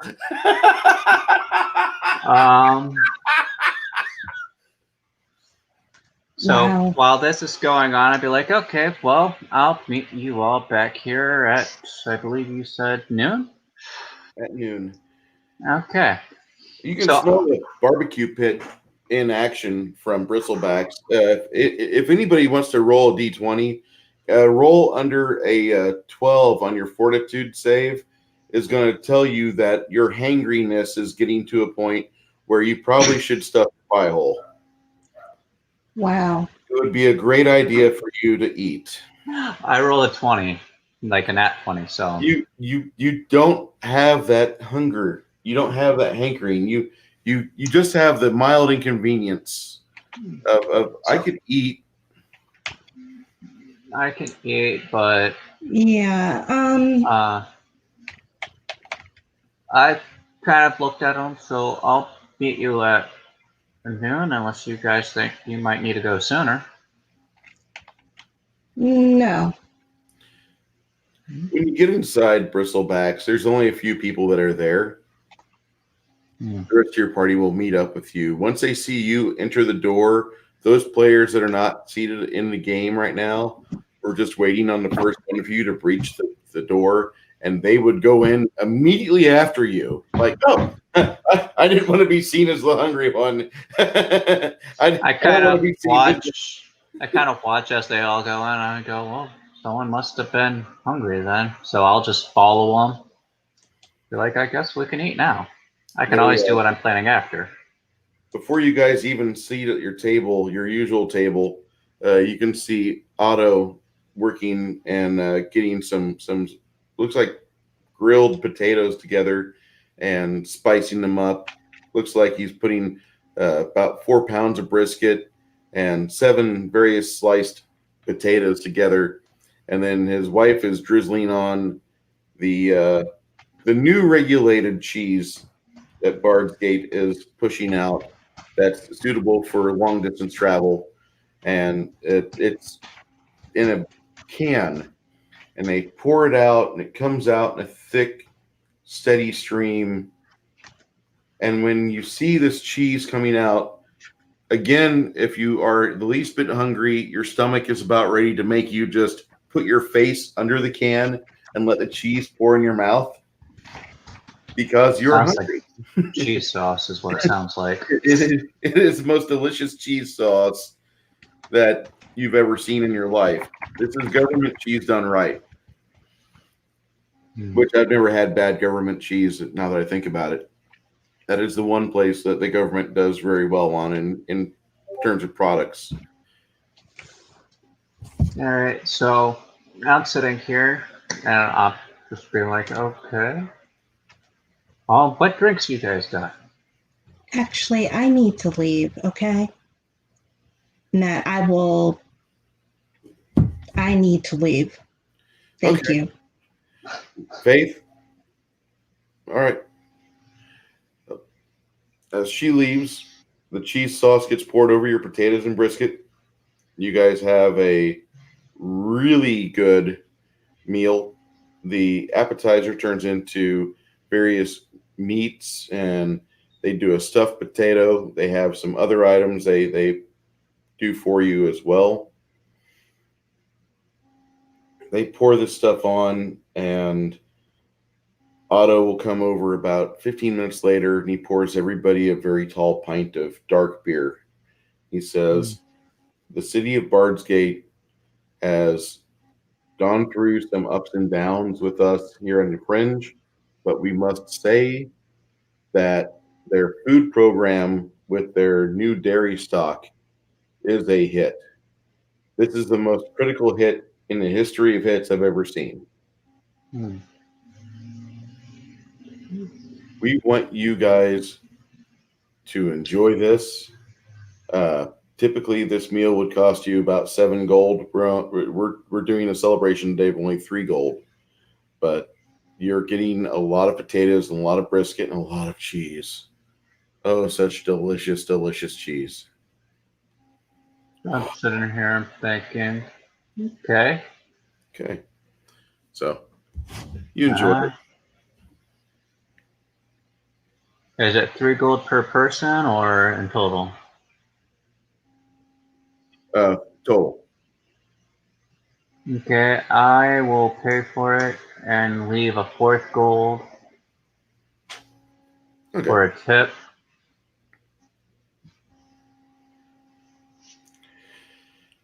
After about 45 minutes, Brian watches Zen hang around, and he comes back in, and he leaves you guys some information. He's got a cart he's going to be building for the next couple days, and he's going to build that. It'll be here in town, and it'll be on site of the building that we're just waiting for the rest of the wood to arrive. But this is a happy day, and the only problem is that Zine is just he looks mildly uncomfortable, and he's like, I really should not have eaten all that cheese. I kind of look over and I go, how exactly do you feel uncomfortable? I ate too much, and I believe we need to go find a authorized indoor plumbing contractor. Maybe in my retirement, I will study that as well. That way, this town could have some actual work, and you can do your business without making it so blatant. A lot of times, we'll be walking within about 500 feet of Zelker's Ferry, and you will bump into evidence that other people have walked around this area a lot. Mm. And they'll leave like a hole, or there'll be a loose pile of stuff that's piled up, and Basically fertilized compost. yeah, they have little fertilizer piles. Okay. All right. So I'll go ahead and eat and wonder if we could, or wonder which person is the person that I was wondering to talk to earlier, if they got time. Who do you want to talk to? Head of the town. Oh, the head of town? That'd be Bristleback. Otto. Okay. I look. Do I know this person is the head of town? They introduce you to him, and he's probably the closest to a town leader as we have. Okay, so I'll go ahead and look, and I'll be like, I actually, if you got a moment, if you don't mind, can we talk? Otto sits down across from you guys. You've got your remnants of your meals, little crumbs in your plates and such. He's like, all right, did you eat enough? Did you get enough to eat? Oh, yes, I ate plenty. I actually trying to remember names again. The town we came from. Oh, Endhome. Endhome? Yep. Okay. Well, I talked with some independent groups over in Endhome, and they are willing to, say, send caravans out this way for trade and so forth.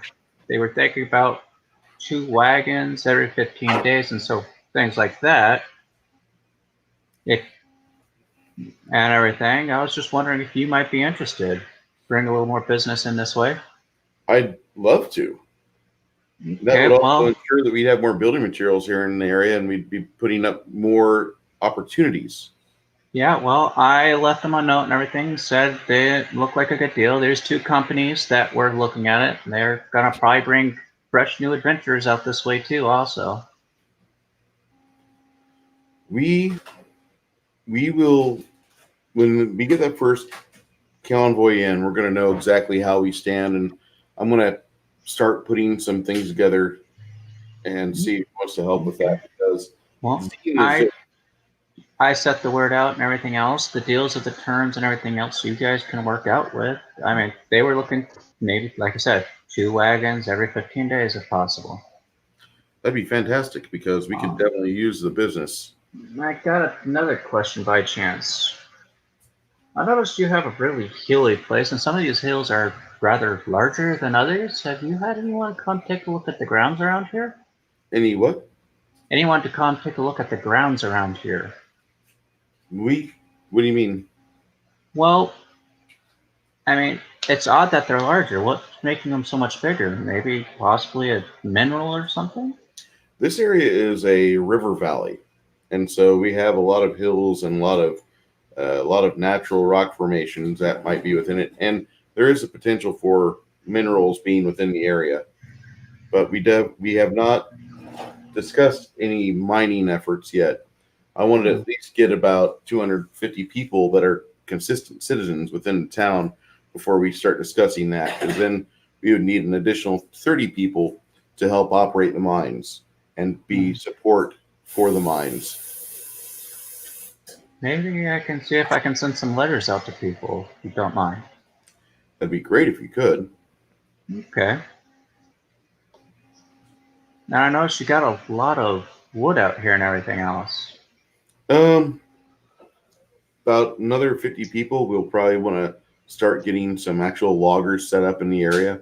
I don't know if you know much about logging camps. I don't, but I am a merchant and I work with a lot of people. So I probably can get you a few people out here who'd really know how to get it broke down. Well, if Otto says, what was your name again? Slightcon? Yes, I'm Slycon. It's a pleasure to meet you. We will definitely want to be in touch with you because this is an opportunity that I think this community has right now to grasp it and possibly rock it up. I am under the impression, Mr. Winkles, that you and the local holy man are going to be putting together a repair shop. Yep.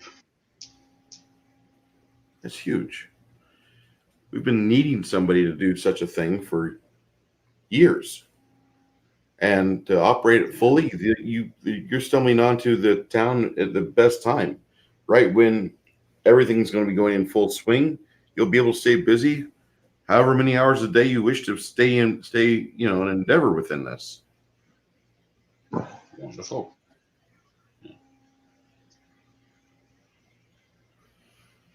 Excellent. Yeah. About the same time, you notice that your other companions are not moving so fast, and they head up to the room that you guys have. This is a 3-story inn, Okay.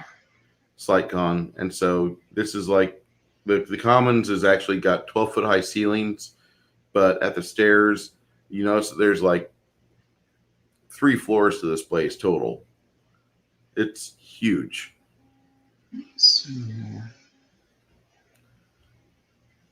He told Otto Bristleback will tell you, he says, when I built this place, I had a team of about 30 people that helped me get it constructed within 2.5 months. We were rather impressed with ourselves, and it's been a consistent source of income for me since then. But others have been slow to adapt this area to any sort of population. There's a lot of things here in the area that would make fantastic reasons to stay, but it just If you go ahead and let me know what, and I can see what I can do. Fair enough. By chance, what type of plants and stuff grow around here, if you have anyone that knows? Oak trees, maple trees. We have consistent crops of blueberries and raspberries as well. Not too far from here is a small valley where we have found a coffee bean that is indigenous to that area. So my wife takes a few girls out there, and that's where they recycle and not recycle, but they go and they farm that. We found a lot of things in the area that if we dedicate to it, we can make it work. It's just persons. We need more people. We've just now started seeing tents pop up that would make us think that maybe we could have more, and maybe another floor to the inn or a competing inn under the same ownership, and it would work. Okay. But one sec.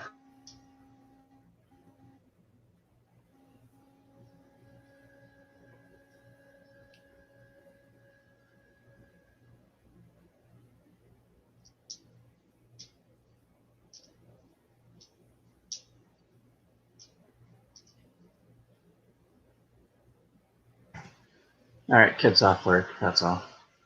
okay. So short sense, you just need the different people to help you collect and so forth, so forth. Yeah, getting people that want to come up here and live is a difficult endeavor, but we're seeing more and more people that are leaving. Something's happened in Bard's Gate recently, and therefore everybody's making their way up into the smaller towns and the smaller communities. Well, The worst has happened. by chance, would you be opposed to possibly some of the trade caravans building facilities up here? It'd make more job openings and possibly invite people who come up here to live up here. I've got a I've got a drawer filled with title cards from the city of Bard's Gate. They've given me all the authority to hold those and deal with that for tax purposes, for property purposes, etc. Okay. Do you by chance have any runners? We don't have any runners as of yet. Hmm. Keep in mind, we're 1,000 miles away from Yeah. the Forest of Hope. Beautiful place. Not a lot of. You've got Carter's Croft, I believe, to the north. You've got. Do you have any by chance ways to send birds to deliver messages? We have a potential possibility. There's a ranger with your group that he is a falconer, or he is working at being a falconer.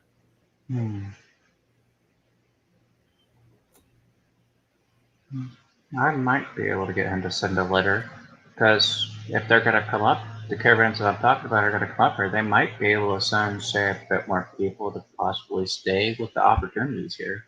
Just starter uppers, but they'd get you some.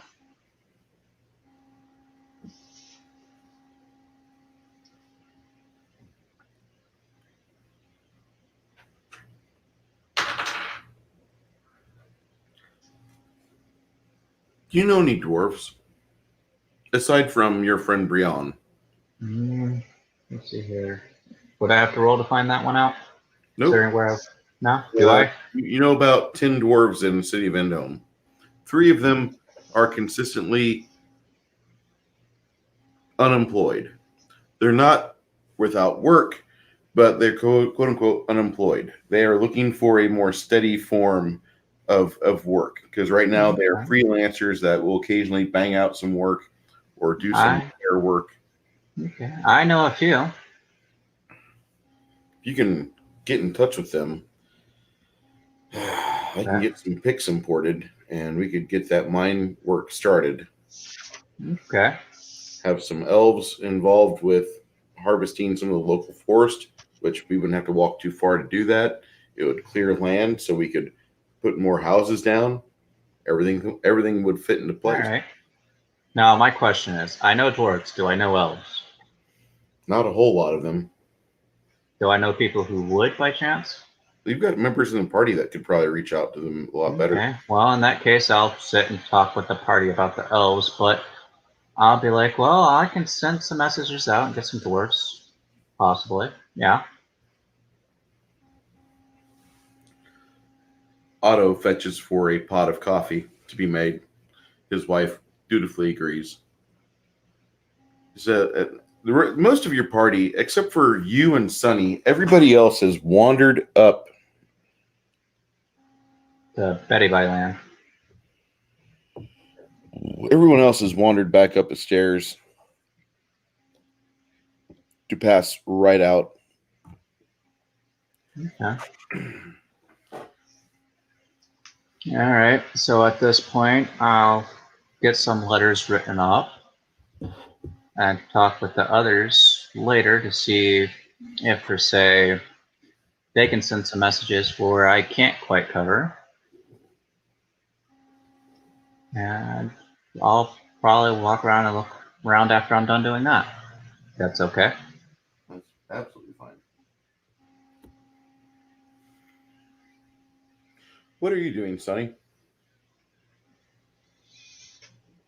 I'm not really doing much. I'm kind of wondering before I really get settled and start my repair shop or whatever. I still want to, stab something in the face. I want to go on, one last adventure. How long is it going to take me to do these letters per se? How long would it take you to do letters? Yeah, just a few letters to these groups and people I know. For 3 letters, it might take you an hour at most. Okay. All right. Well, and he wants to go stab something.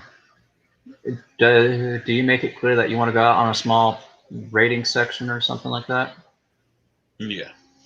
All right, I'll look at you and say, give me a moment to write these up. I was planning to go out anyways and take a look around. Looks like everybody else is enjoying their siesta. All right, I'll go ahead and get these written up. Do I got to do any rolls to make how persuasive or advantageous this is to the idea of what I'm trying? All right. You're able to verbalize it perfectly and put it on paper. All right, beautiful. All right, I'll get that, and I'll have those set aside to have them ran out as soon as possible or blown off. And then I'll come back and be like, so, you ready to go out on that adventure? Yeah. Yeah, sure. All right. So I'm going to go out with him and look around, and while we're out and about, if we, as hoping we come across something, and I'm going to see if I can see what type of flora, fauna, and stuff like that I can see. Get the general idea of the dangers and safe zones and whatnot. This is after you've written your letters, you said? Yep. About an hour after you've written your letters, the rest of the party joins you, except for a couple members. Did the elf join us by chance? The one with the falcons? He doesn't have falcons. He's probably going to go down that road as soon as he can, though. Okay. Otherwise, I'd have to ask how close is Boulder's Gate to here? Bard's Gate is... Let me count the hexes. Hold on.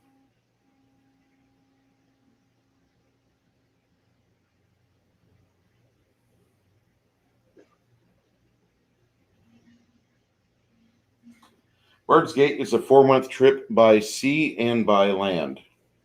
Do they have anyone coming this way? Actually, I should probably ask that to the person in town.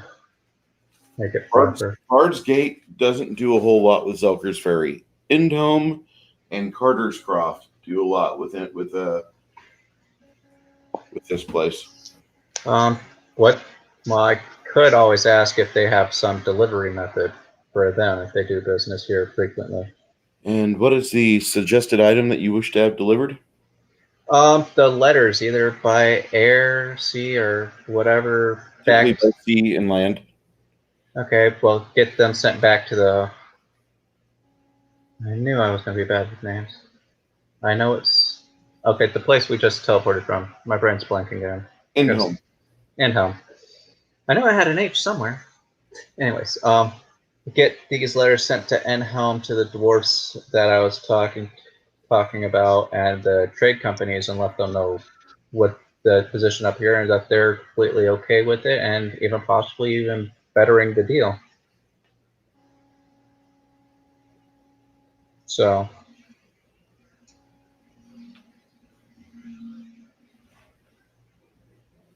that's kind of what I was looking to have delivered. Okay. The person that has that answer for you is actually Otto's wife. Otto's wife tells you, she says, the majority of all correspondence trade is taken care of through an agency out of Eastgate, which is a little closer than Endhome, but not by much. Both of them are shipped via ship. And then once they reach the forest, they are transferred over to the little river skiffs, but there's a little bit of land travel involved, so we have to pay taxes on both. About how much is it for this? Depends on how big your parcel is. I'm just sending these, and I hold up the 3 letters to these groups in this place. Those will cost you a cup, which is a coin that's worth 2 copper. Hello, Andy. All right. And being as I'm pretty much looking at this as a solid investment, I'm just going to hand her 1 gold. I'd say keep the rest, do whatever you need to do with it if anything comes up. Just going to hand her a solid gold coin. Do you guys see Andy moving? No. I see a dark figure right now. Okay. All right. So I hand her those, and I hand her a gold coin. I said, if you could get these sent off, use whatever you need out of it. The rest just put to whatever's needed. She passes back a small stack of 8 silvers.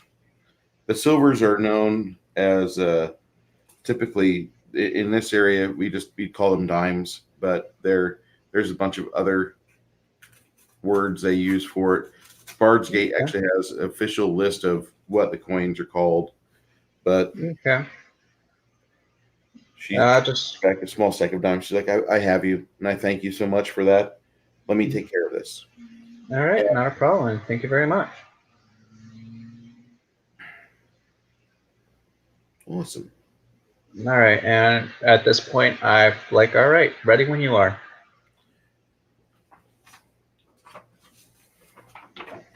Just Okay. just walking along with my cane.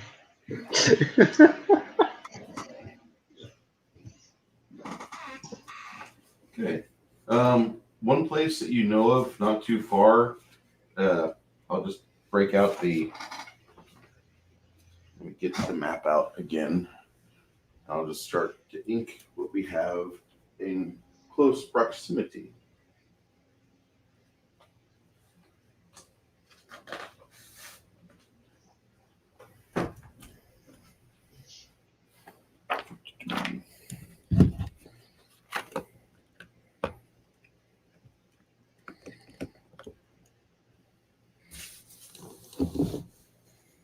All right. It's the hexagon map. I love hexagon maps. They're really fun in comparison to square maps, honestly. No, puppy. In fact, the hexagon map is one of the things I liked about the strategy games that they used for the Final Fantasy. If I recall, one of them actually had it compared to the square. It was really interesting. It's a dog! Yeah.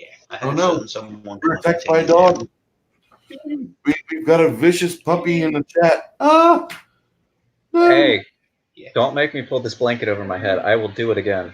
I will hide. I do not want a dog pile right now. I'm a large fan of the animals. Yes, animals are great. Okay, let's see. I got those. Really wish I had a dog here. I'm just gonna. Yeah. All right, so little town.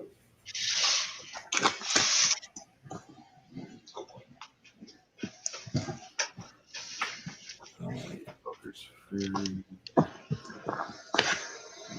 Oh boy.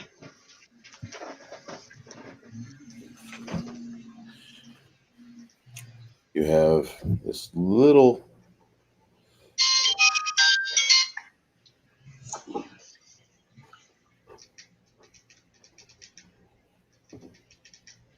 You have that place there. I have a large Sunny. Okay, how long did it take you to grow your facial hair out that long? A while. Yeah. When you say a while, are you talking about years or gentle months? Yeah, probably a year, better part of a year, maybe. Yeah. He was a good boy.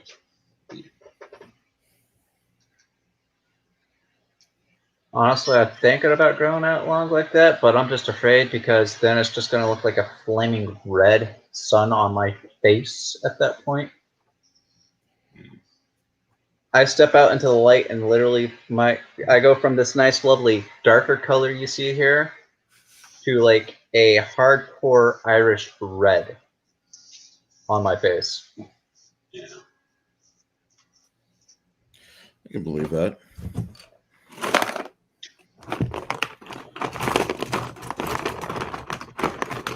When I used to have hair that wasn't the shade of gray.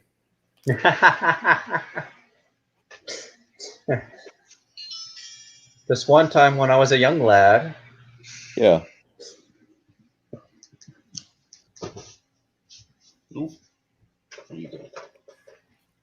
This little triangle that I have here off this peninsula, that's Zelker's Ferry. The peninsula is probably bigger than what your actual little town is, but the strip of land you're on is about 300 feet wide by roughly an eighth to a quarter acre long, eighth to a quarter mile long. Now, there is a ruins over here. You've been there one time before. Hey, Yeah, at the moment Bruce, we're just seeing. we just see Sunny right now. Oh, oh no. Okay. There we go. So you have this little set of ruins right here. Okay. You've got a heavy forestation over there. Across the river. And I'm probably drawing with too thick of a right now, but add some other encounters across over here. The one place that you know of exists is a cross-shaped depression filled with grave sites. If Zine were here right now, he would be screaming, "We gotta go there! We gotta go there!" All right. That's what he does. So you have a bridge right here that goes across. It's made of stone. It's one of the few dwarven items in the area. You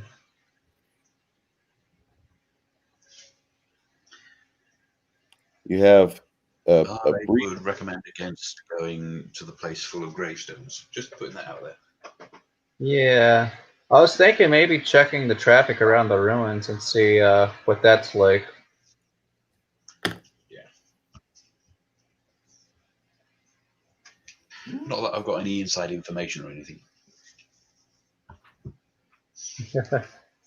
I tend to avoid the section of graveyards on the principle that not everyone's here. And undead tend to show up in mass groups. The one thing that goes with my style of play is I've gotten longer at this. I do a lot more almost traditional style numbers appearing. And so if I roll orcs on the random encounter chart, you're not meeting 4 to 8 orcs. You're meeting 30 to 70 orcs. And that's more what I remember, because that was what we did when I was younger. You're dealing with them in mass.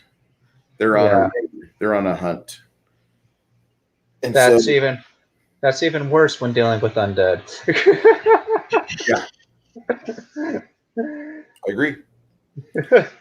Because usually what you count as about 6 orcs is about average calculation 20 undead. Yeah, about that. I mean, orcs may hit a little harder, but a mass number of undead with weapons will even do worse.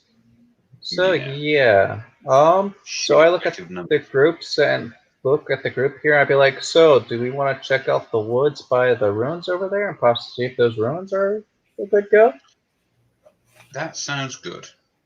That sounds good. All right. Okay. Yeah. Yeah, because Sony will have had just about enough of the undead and ghouls and fuffling through their shit. So, All right, so it sounds like we're gonna head over to those woods and towards the ruins. Question: is our elf a ranger? Yes. Ranger. How well are they at tracks? He's, I think, 1st or 2nd level. Okay, so he would be able to track most things if he notices the tracks. Yes. Okay, so as we're going through the woods, I'm looking around to see if I notice anything. Make perception checks. Okay. Perception.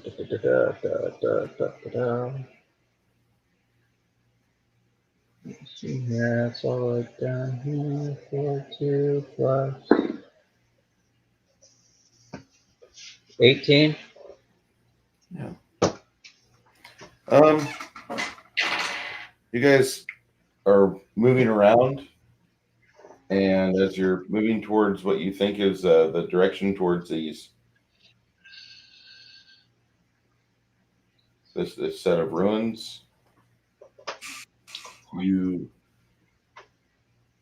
start walking down one of the paths, and after about 2 hours, you find a clearing.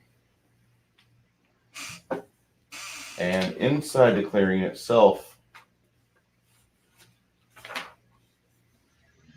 there is a large, looks like a wall, set of ramparts. And Ramp? you got a large angular hill. It's above the surrounding trees. On the south face of it is where you can actually access it. The steep rises for 50 foot and flattens out before it rises once more to the peak. And the flat area provides a good view of the surrounding areas, and somebody's tried to squeeze a structure onto this small plateau. It's about 25 foot tall, mostly in the shadow of the rest of the hill. As you get closer and start looking at it, you can see that there's a lot of parts of the castle that could use some dusting. You see that there's a couple arrow slits that have got cobwebs over them. Continue to move up and over that. But somebody has done what they can to put this castle in a position to where you don't really see it that well. And they've done a good job. I must congratulate them. Okay. As far as it's concerned, I'll even go a little bit further. You're about 5 miles away from Zelker's Ferry. You're not the way that your archer friend is discussing things to himself. He's looking at the position of the clouds and the sun. He's like, I don't think we really went that far. We crossed a few places to where we have to be mindful of the river. If it floods, it could be a problem. But this castle, I don't remember this. The rest of your party tells you the same thing. We don't know. We've never been here before. Have you been out to this area at all before this? No, we haven't explored a whole lot. We've tried to. We would find things. Okay, well. All right. Do I notice anything about how this seems to have been built other than the fact it was well hidden? Any particular style or anything like that? This is in terms of the Lost Lands, this looks like it's a Ford Waith era, Ford Waith Empire era style castle. On the northern side of it, that's where the hill is butting up against the foundation. And then on the southern side, you have 2 large towers that are probably 100 foot in diameter. So it looks like it's human built. Yes. Any particular interesting points other than what's the entryway, I guess I should say? On the southern side, not too far from the rise that leads up to it, there in almost full view of this magnanimous castle, you have a wide, and I want to say almost 20-foot wide cart path that goes through what could be the kill zone or portcullis. Shadow casted downhill by chance? Shadow cast downhill. Yeah, the hill provides a lot of that shadow. Okay, I'm gonna go ahead and stealth. Okay.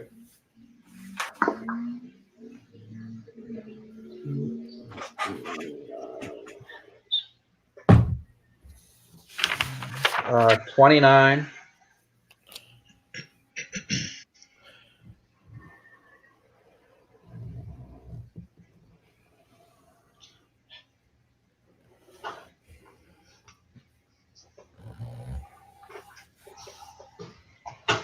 Hello, Jack. How was your pumpkin patch? Huh? Sandra Christmas presents. Oh. She won't be able to film otherwise. We'll have to take care of it later for our end.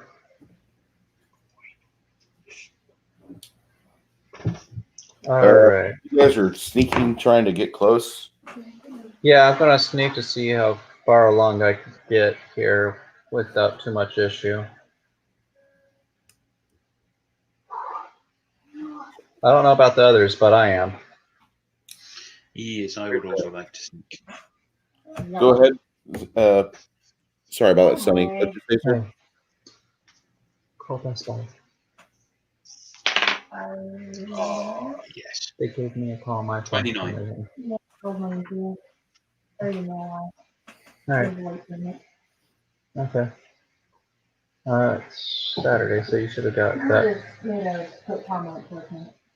So should have enough to, since you just got paid. Okay. Well, Sandra did some shopping today too. Huh? Sandra did some shopping too. So take a look and make your list off based off what we have here. Yeah. All right. So you got 29 also? Anyways, Mm-hmm. Seems to be the day. it's my work set. Yeah. Hey, Kirsty. Bruce says hi, by the way. Huh? Bruce says hi. I'm in the game with them. It's not your fault. I had a rough morning. Before I got to work was fine this morning. Well, my tire popped on the way to work. Okay.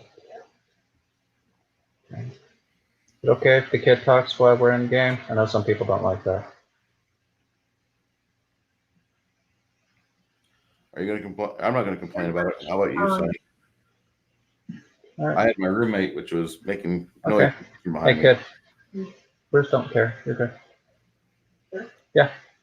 Alright, so pretty much I was only 74 and All right. I was So doing one Memorial exit and yes, you see me creeping. and I'm rolling right on in stealth and dirty. So when I turned on my car this morning, it said low tire pressure, and I'm like, alright, fine, I'll that code. And there's the internet. Which so I was like, alright, fine, I'll do that before I go to work tonight. Made it in between one Memorial exit and the Carolyn exit, and it felt like a rock had dislodged itself. What you can do with 3 magnets. I made my own fidget spinner. And as I'm going, I'm like, something didn't sound right, but I could feel it. So I looked, and it said that my back right tire pressure was at 0. And I'm like, fuck. So I made it over to Nera, since I was pretty much right there, and I was planning on getting fucking breakfast. All right. So And as I got out of the car, I looked and I'm like, there's 2 canine-faced so I messaged creatures. Joe, Either way to the front. asking if he could come and help me. You recognize them as Donut. As what? gnolls. So after No. I got to the Nera, I drove to Barnes & Noble. Perception-wise, do I know that whether they've noticed us or not? You don't think they've noticed you. I think what I'm thinking happened was I think with Knowles, if they noticed us, they would be attacking us and already. I was sat overnight. Maybe. There, They do have some intellect about themselves. Yeah. And they were the quick there. Both of them are. Continue sneaking up and have a peek around that corner just to see if there's any more down that corridor. Well, at this point, I'm debating whether if progressing farther this way would make it more that if they do notice us, they're hostile, or if we can possibly do a more friendly ordeal with them. Yeah. Know what I mean? Mm-hmm. He came over and it's not your fault. Okay. I have an idea. Is there any rocks near the ground by us? There are. I'm gonna pick up a small rock and chuck it in the direction. Very carefully. Okay, so where we are, I'm going to chuck it over their head distance in the opposite direction of us to see how they react while I keep my stealth going. Okay. You get a good peek down here. This is a narrow, looks like an area between two structures. It rises up about 25 feet here. And you see that these holes don't really notice you at all. And at that point, after food, I didn't get direction to work. You throw a rock over here, I assume. Yeah, somewhere off by if there's bushes or something. Yeah. See how they react. So you fling the rock over there, and both of them hear that, and they get their halberds ready.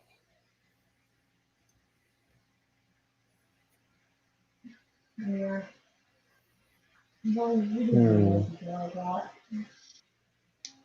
Do I So see any more gnolls around the corner? Do I see anything around the corner? Not up and around. Anything You do potentially know hostile? there's over here. There's another structure. You know. Over where? I couldn't see. you're kind of zoomed in on the section. Up at the end of the section. Okay.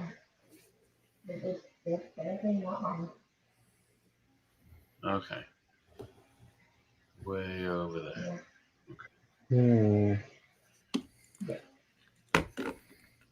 Okay. So if we So do stop there's something, two possible ways to go here. yeah. We can have someone appear before them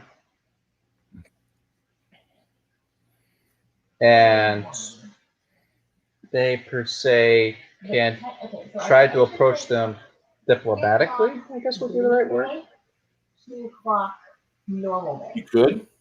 Because you get in the shower. And if it turns out if they're not nice, the rest of us could ambush them in theory. Ish, but then you know Yeah. But question is, I'd be willing to do the diplomatic thing. I got a pretty good charisma. I just don't know if they attack what their stuff is and if I could take the hit. They're gnolls. They're beefy. Yeah, that's why I was wondering. Yeah. I mean, if you want to try the diplomatic route, go right ahead. I mean, I'm gonna. All right. I'm not gonna, help you do that. Because, how far? To be honest, yeah, I know. You want to hit something. Diplomacy. And all right. How aggressive was their stance to that noise, other than the halberds just going down? Did they make any type of particular faces or specified movements in the process? I would say they are relatively emotionless. They understand what their duties are. They don't look like they're ready to go charging off. They're trying to listen in on everything within the forest right now. Okay, I'm gonna keep quiet, pick up another rock, and just throw it in the same bush area to see how they respond to a second noise.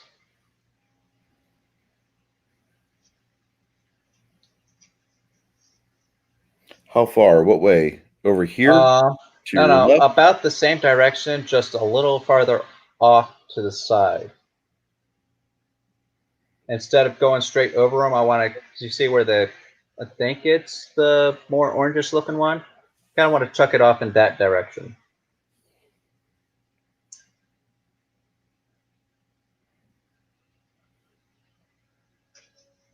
So straightforward to where my character's looking.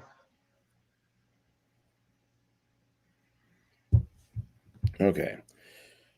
At this point, one of them notices you behind them, and he barks an alarm. Okay. What are you two doing right now? Right now, I'm just gonna kind of keep my cane at the ready and go friend or foe. What are you doing, Sonny? I am going to charge that guy in the front. All right. The one not looking at you, go ahead. Yeah. Because, we've lost the initiative now. So, Yeah. okay, that's a That's 7. AC was what? Yeah, that's not gonna hit, is it? That's a 7.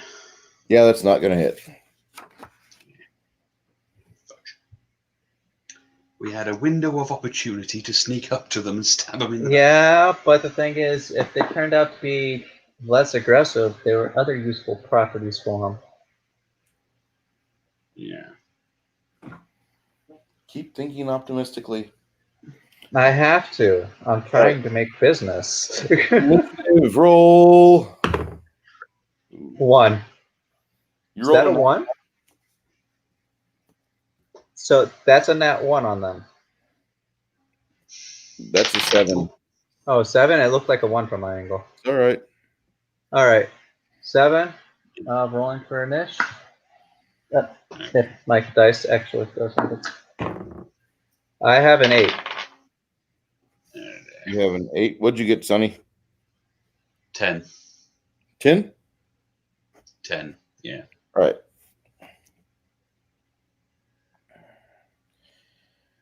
Go ahead, Sonny. What are you doing? I am going to attempt to stab them in the face again. Go for it. I can only assume that I stumbled uphill and stuck the attack. Okay, 11. Slightly better. Almost. You hit the armor.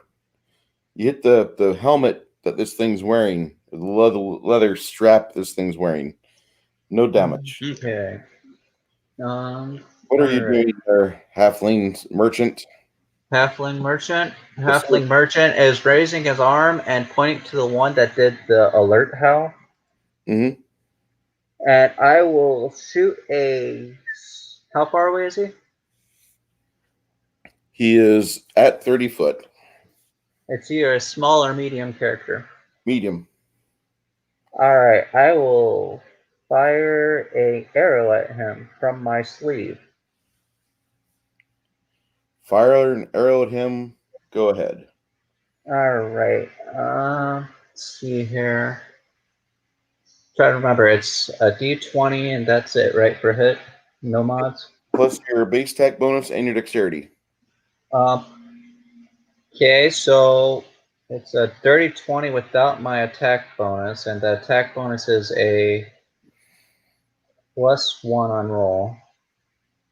So 21. Okay, that hits.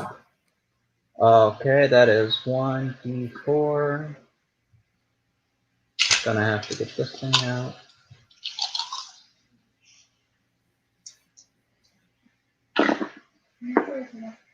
Uh, 4 points of damage. And I don't know, do I add my dex to that or my strength? For bow, no. Only if it's a composite bow. No, this is a tube arrow. A what? A tube arrow shooter.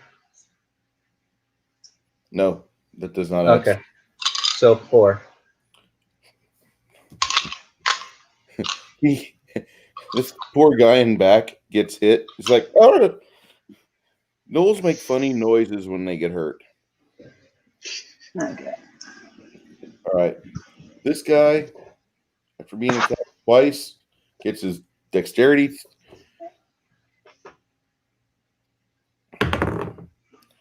All right. I don't think that a 13 is going to do much for his attack.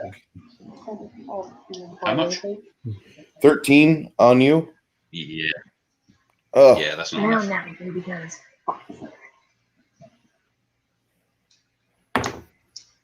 okay.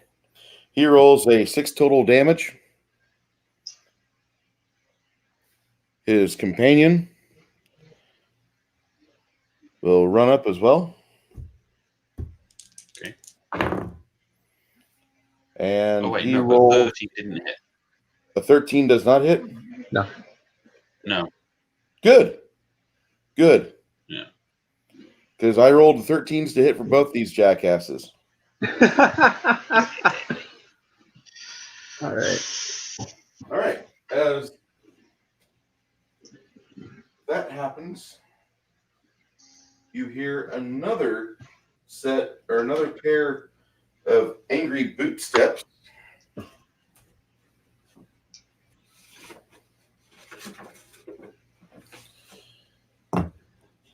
More gnolls come from around the corner, trucking it at the best of speed that they can. Oh dear. Gnolls are a pain. Yeah.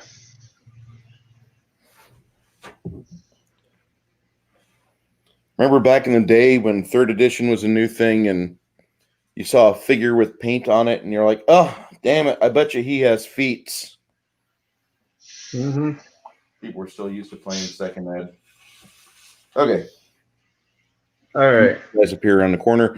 They'll charge next round. The rest of the party, the ranger twangs his arrow.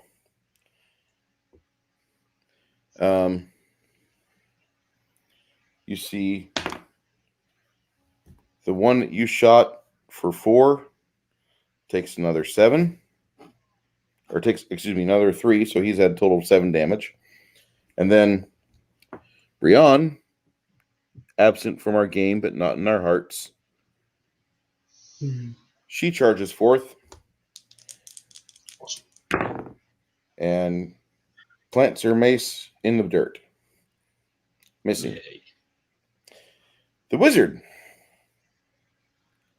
angry that he can't have a clear shot for magic missile or for sleep spell, he goes with magic missile.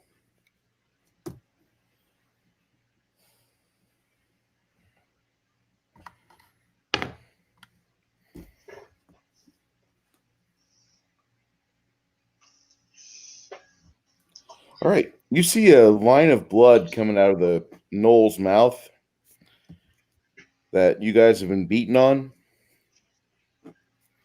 And he looks really bad. Okay.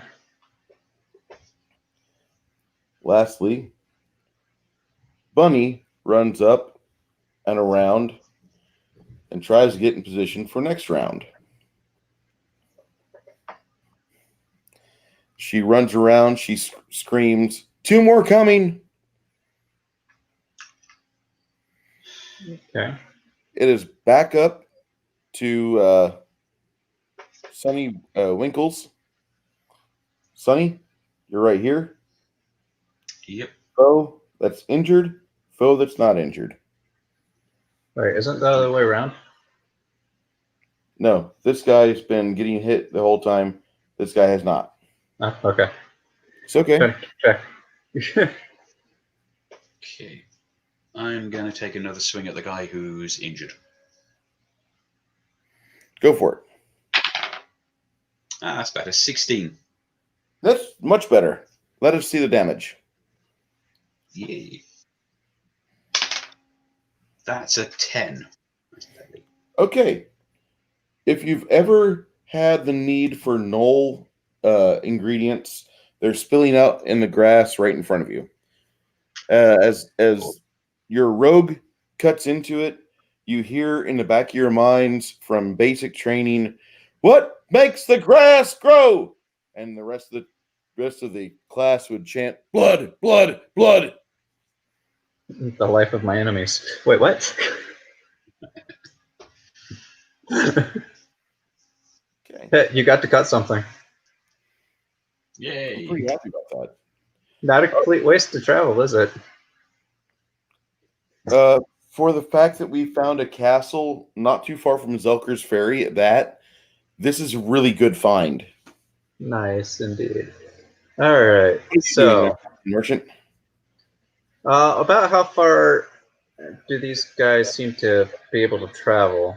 About like your human friends. About 30 foot So around. could they clear that entire hill in one go?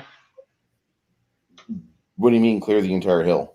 Get down to that corner section where I'm at is what I'm trying to think. Oh yeah, easy. Can they? All right. You probably not. They could probably get down to you though. I'm trying to figure If out they're how gonna far 20. charge next to them, they Okay, can- my character can only move if they're 20 gonna feet. charge Is there a them, way they're gonna I can battle get right into them. to the opposite, not where the corner, but opposite of the corner, right up on that one knoll? Right here? No, other side. There are the square next to it at 20. Is there a way? Because I don't know what type of measurement system you're using. These are 5 foot squares. Okay, then there'd be no way to do it. Okay, in that case, I'm gonna. You can move Say through again? friendly squares. Oh, I can move through friendly squares? Yeah. Yeah. 1, 2, 3, 4. Yeah. All right. If you move through a threatened area, you are getting attack of opportunity, but yeah, you can move through friendly squares. All right. I want to pop up right in front of our other rogue friend, right by the knight. If that's no, the guy who planted the mace in the ground. There we go. Right here? Up one. Not other way. In front of the knoll. Yeah. Okay. And I would like to use a swift action to pull the sword out of my cane and attack. You can do that as a part of your movement. Well, the cane says I have to use a swift action to use it, to pull it out. Okay. But, all right. I would like to attack. Did it roll for attack of opportunity since I passed it? Yeah, it hits you. What's the... I hit an AC 21. Ooh, oh yeah, that's going to hit. For a total of 4. Okay, that's not that bad. All right.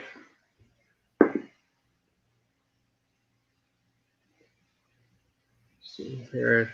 Yeah, so plus dex, that's 18. That'll hit. Solid. All right.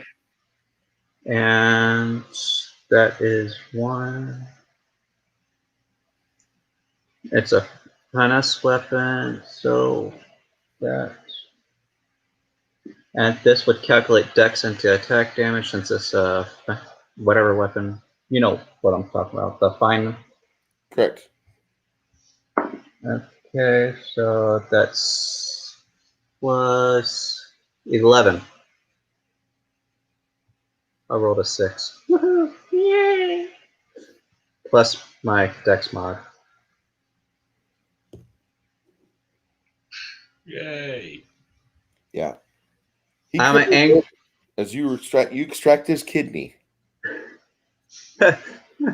Okay.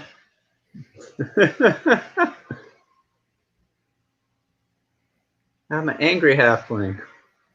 They didn't want to talk.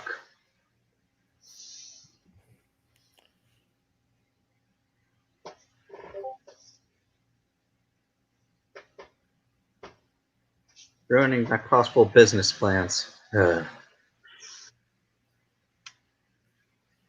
All right. Okay. Well, these guys here have a clear avenue to charge, and charge they do. Actually have enough space to do it. Why does that one not look like a knoll? He does. He's an old chainmail figure. Ah, okay. Way back in the day. Back in the good old days? Back in 2003 or 4, when chainmail was the new Wizards of the Coast game.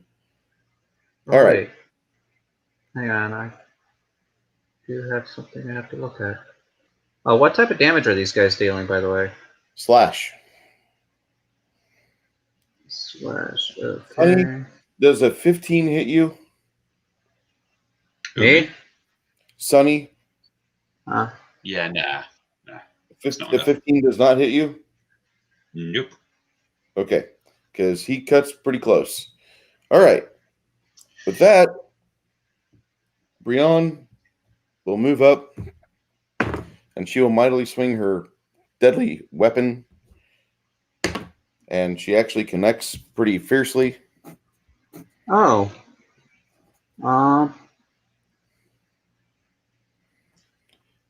So, yeah, I thought I was forgetting something. What That were at, you doing? including natural attacks, I reduce it by 2 points due to my armor. It's the basic training martial armor. Ah. Okay. All right, so.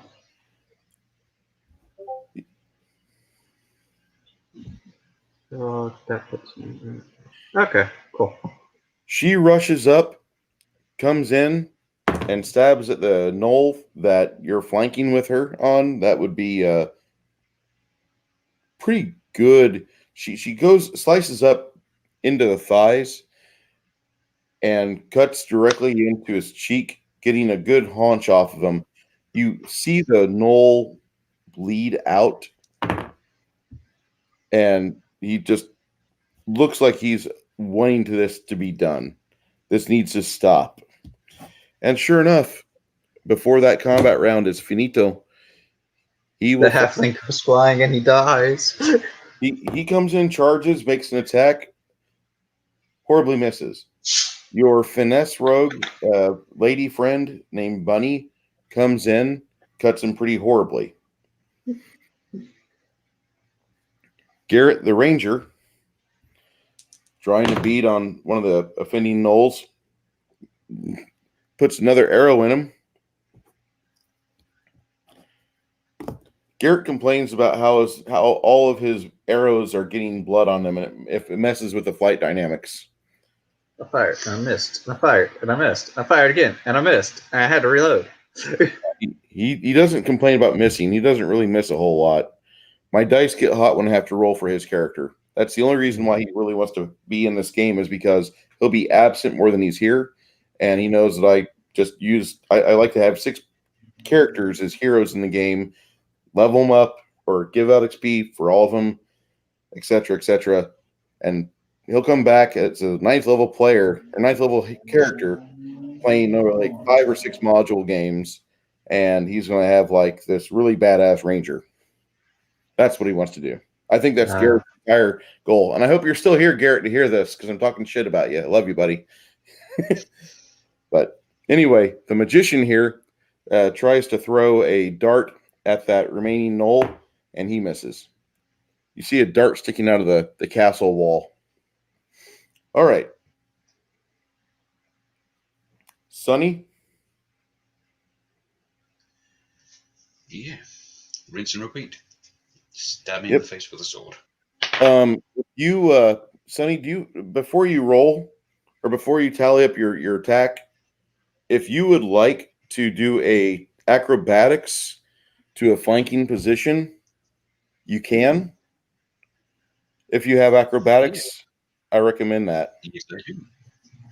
Okay. I want to do an acrobatics thing. That's a 17. All right. You don't even trigger his attack of opportunity. You are such a skilled tumbler, and you're in a flanking position. You get a +2 to attack. Do not forget your damage being precision damage if you do hit. Go ahead. Yeah. Okay. That's a 13. A 13 is a hit. Ah, okay. Lovely.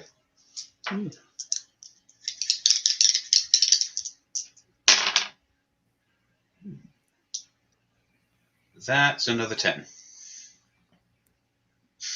Even though I was doing me sneak attack as well. All right. Another 10. Yep. You said another 10 damage? Mm-hmm. Yep. All right. Very efficient, people. You managed to wipe out the 4 gnolls before a whole lot else can happen.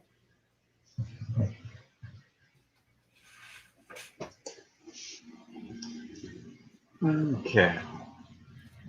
So, gnolls. Yep, you guys have encountered gnolls for maybe the first time. These are canine bipedal humanoid types. They typically are carrion eaters. Garrett's Ranger will tell you all about these damn things. Aren't they a sub? No, they're not. They're not a sub race, they're their own thing. Up, I know. I was Wait, thinking about it, then it just switched to my mind. These dudes. Gnolls. Yeah. Little doggy people. The way this castle is constructed,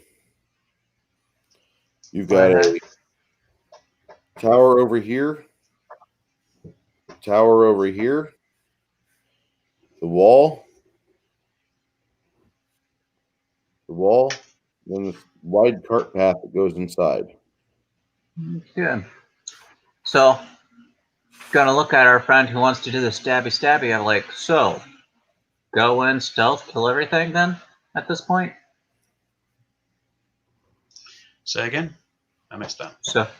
So we go in sneaky like, kill everything, since apparently they don't want to talk? Yep, that's pretty much what we're doing here, I think. Okay. Re-rolling for stealth again. Mm-hmm. Since nothing seems to be out here. Okay, let's see here. I need to do this now. Okay. Think of it as a hostile takeover. Okay, stealth roll of 30.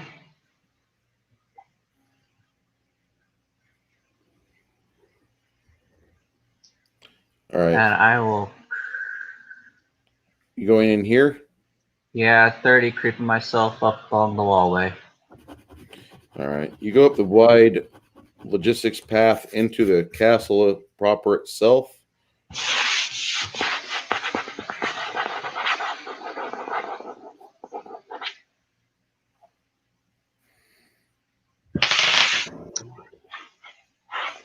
You know, why can't the monsters ever want to talk and do business?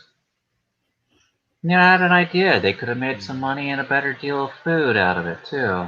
But no, they just want to fight.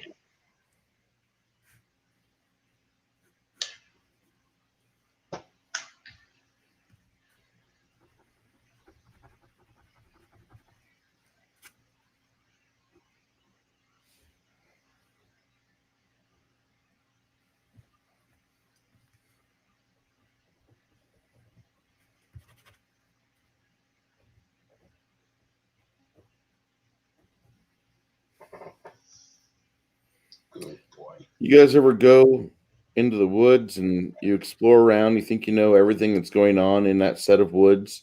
Then one day, like the seasons change or the foliage kind of loses its leaves. And the next thing you know, you've got a new discovery. Well, that's kind of how this is. Well, it's a good thing I never go into the woods expecting to know everything. First lesson I learned going into the woods: never expect to know everything. It could change the next day you walk into it. My poor foot still remembers the nail that went through it on the same path I took the night before. That sounds painful. It was, because it turned out it wasn't a nail at the end of the story. It was a screw. Went through my shoe and into my foot. You know, I don't mind shots, but I don't like getting them all the time. I understand. I just had my hepatitis booster. If. Okay. Alright. So. Well, inside this castle area, you have looks like a set of structures here. Oh, I should probably have reminded the wizard to get his dart back out the wall. Yeah, well, Garrett's out there pulling arrows out of the knolls. He looks at the Knowles armaments and that they've got their own bows and arrows. As soon as he sees their crappy fletching, he starts just disrespecting their entire culture. These guys can't even build proper weapons. Okay. Yeah, on the way back out, I'm gonna loot as much as I can, but that's on the way back out. Okay. What do you guys want to do? You have like a little courtyard over here. All right. I've basically stealthily came in here. Do I see anything out of the? Well, I should roll perception, honestly, for that. Please. Da, da, da, da, da, da. I would like to accompany the sneaky halfling. I've got lots of 17. Well, you've got a smokestack on this building over here that makes you think that there's maybe a smithy over here. There's a wide door right here. You have another tower right here. Big courtyard over in this area. Okay, and there's one more thing I want to do since I'm here. And this will give me a good idea. I'd like to use sense movement. So I'll roll for that too. And that will be sense movement is this one. 4 plus 5, 7, 25. So do I sense anything moving around or hear it or anything like that?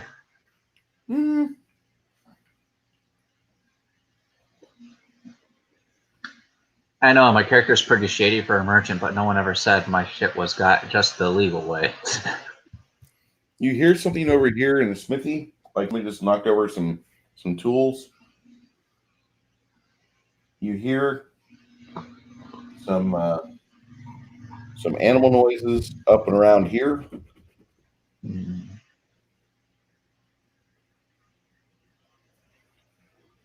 All right. You hear a caw, caw, caw from a blackbird over there.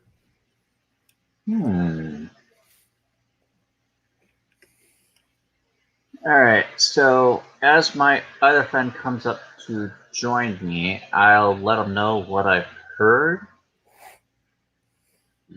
And probably mention it, be like, this might not be too bad of a base to run out of.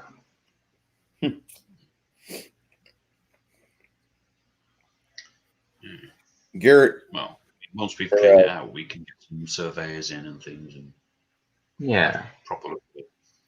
Yeah.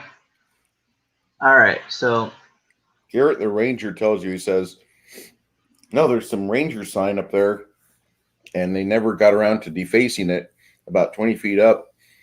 You guys see some strange markings on the stonework, but according to the ranger, he says somebody put a chiseled runic words in, says, welcome to Castle Calallen.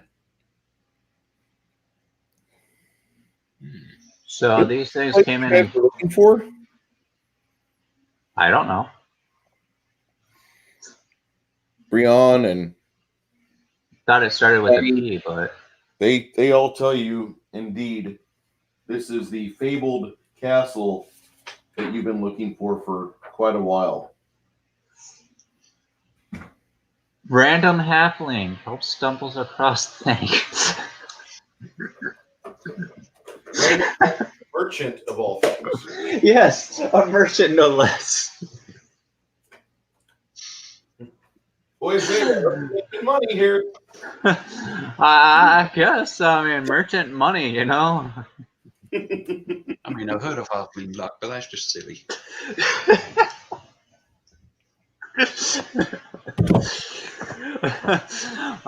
Just look over and be like, don't. I'm just going to put my hands up like, I don't know. I'm going to go if we keep going at this rate. Let's start with the smithy. Yeah. So I'm going to slowly... is there a way to detect for traps or anything? Yeah, perception. Yes. I already did my perception at 17, and I didn't see those. Unless I got to reroll for traps. Mm-mm. All right, You so I have didn't. sense. Okay, so Do you have trap sense as a yes, it's part of the startup you get a factor. bonus? Oh, that's right. Detect traps is plus 1/2 or something. Let me take a look here. Trap sense. Okay, rogues add 1/2 to her level of perception checks to locate traps and disable devices, including magic devices, due to my thing, for a minimum of +1. Okay. So I guess that's a 18 for traps then, if it's a minimum of +1. You don't see any traps out here in the middle of the courtyard. Okay, I'm gonna go over to the smithy door all stealthy like, Okay. since I don't see any bad guys. You hear the cleric, her armor is big and bulky, and it doesn't really suit itself well for espionage. Okay. Yeah, I'm gonna recommend that the rest of the party kind of keep back a bit while the two rogues We scout. go and scope things out. Okay. Okay. So as I scout out towards the smithy door, I guess he's doing that. All right. So you guys scout towards the smithy door. As you're getting closer, you can hear ponies behind you in the courtyard. Maybe they're haunted ponies. We don't know. Dun, But- dun, dun. Big I door mean- in front of you. All right. I'm gonna check the door because I don't trust anything, especially with things trying to kill me around. I'm sorry. This is a big iron door. All right. Let's see here. Da, da, da, da, da, da, dum, dum.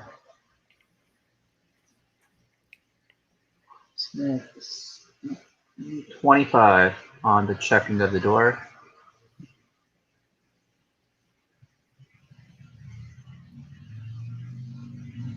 So is there any traps or spells or anything that could be on it? You hear another sword clatter to the ground inside. You don't see any traps on the outside. Okay. Is it locked? No, Okay. I'm gonna it's not locked. Do I know which way this door is gonna swing open? Yeah, All right. I step to the side of the wall and push it open so I'm not visible.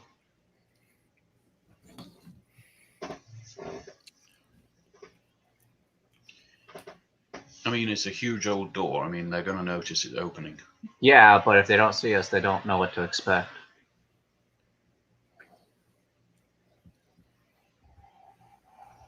Simple rules of shock and awe. Unawareness is your friend.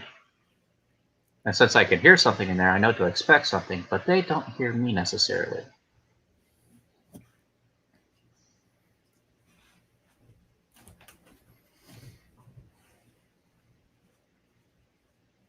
I love this. I have a big fucking table. I can walk around and draw. The super table. It is. It's not easy to get a hold of a decent sized table for this type of stuff. Actually, I gotta say that the pandemic has helped us out because we have actually been seeing a bunch of things for sale that normally you would never see for sale. Bunch of stuff that isn't necessarily essential for all this. People are selling tables. I almost picked up a set of chairs Because right now we have the white folding chairs that they dent your ass if you sit on them for too long. Like they're white lifetime chairs. Is it bad when you say that? I swear my ass would probably dent the chair. Like they hurt your butt. I know. 3 hours, your butt hurts. I'm bony enough. I'm probably gonna hurt the chair more than my butt.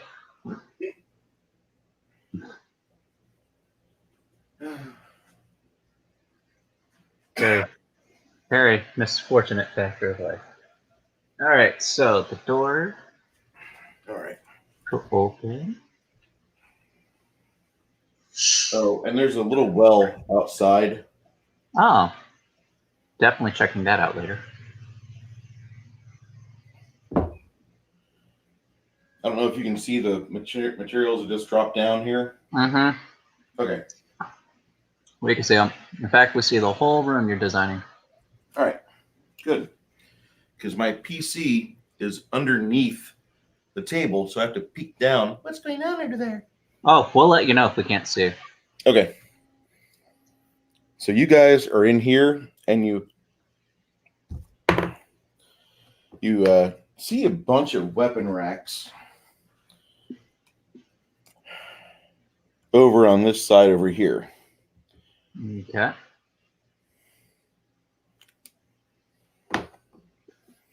By chance, do I see any fallen swords over by the weapon racks? Yeah, lots of fallen weapons over here. And has my perception of hearing increased any for this room? Or can I hear better now that there's not a door blocking everything? You don't hear anything inside here.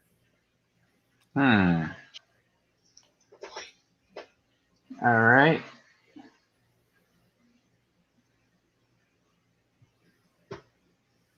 All right, so at this point, I'm going to take a bamboo shoot and stick it up my sleeve real quick to reload my wonderful hidden weapon. Okay.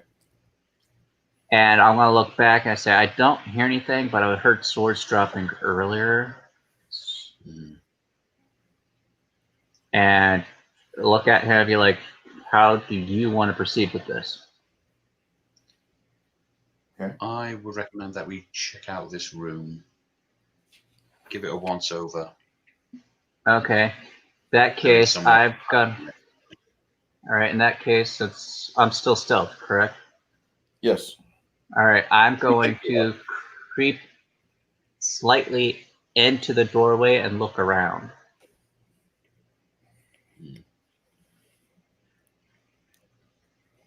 Me too.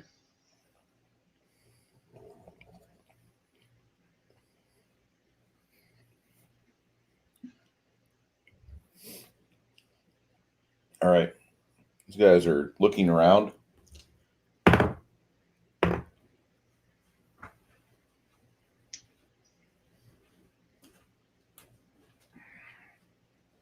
Finally, you see it. By the heat of the forge, you see that this area has kind of got a wavy site to it. Then you see a goblin creeping along the wall. And then you lose sight of him because the wall blocks your path. Okay. So he doesn't see us then, if I gathered from what I just witnessed. All right, I'd like to creep it so he's in my line of sight.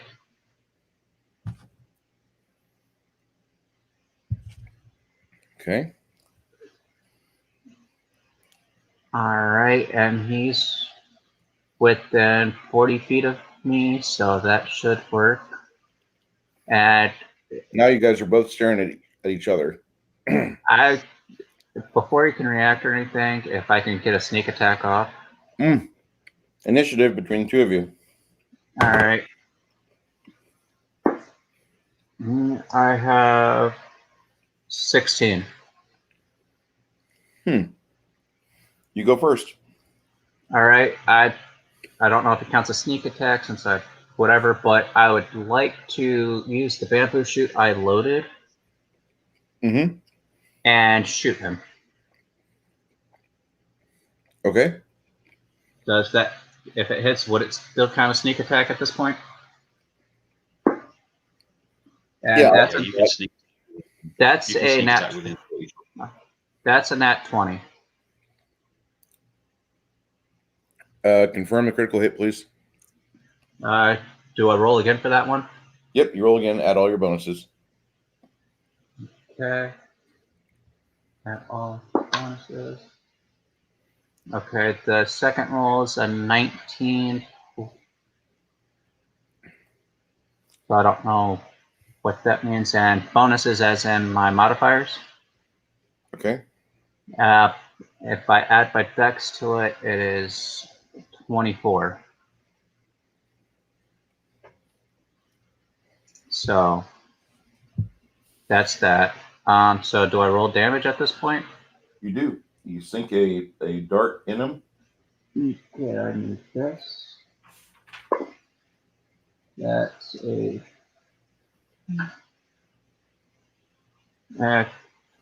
2. Okay, so that'll be 4. So 6 for standard roll with the sneak attack, but since it's crit, do I double the sneak damage or not? You do not attack critical. Don't double the critical damage. No, or the sneak Okay. damage. All right, in that case, it is 8. It's 8 damage total then. Okay.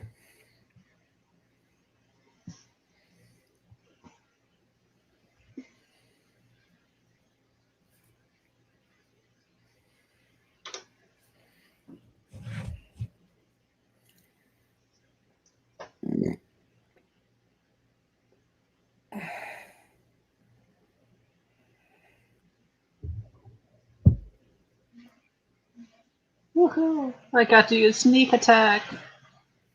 Yay! Is that good? Considering the weapon's optimal damage for a creature that size is 4.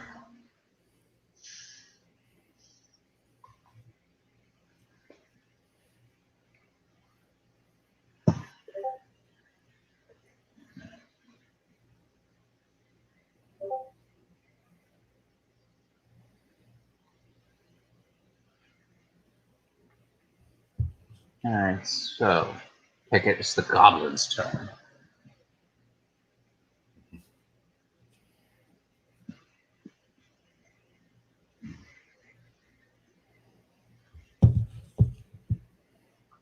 Welcome to Keebler's Workshop.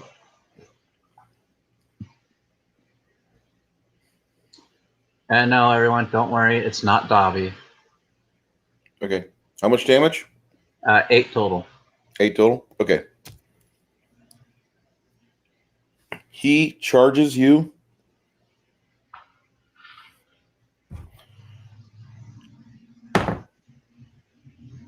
You see that? I'm trying to, but I can't see from this distance. Oh boy, here we go again. Oh, yeah. I guess he returns the favor. He does. Not a critical hit, Ah, but it's a hit nonetheless. yeah, that's gonna hit. All right. He gives you 6 points of damage. 2 of it is fire damage, as he had it in the forge for the past minute. Okay, so I take 4 points damage on that one because of my At least it's armor. cauterized the wound as well. How what? At least it's cauterized the wound as well. Yeah, and it's really not that much considering, thanks to my armor, it deducts 2 points of damage. What type of armor is that? The basic martial armor, or training martial armor. It costs 45 if you get it. If you want the information, I can send it over. Hold on. Yeah, armor class doesn't reduce the damage. No, it's part of the.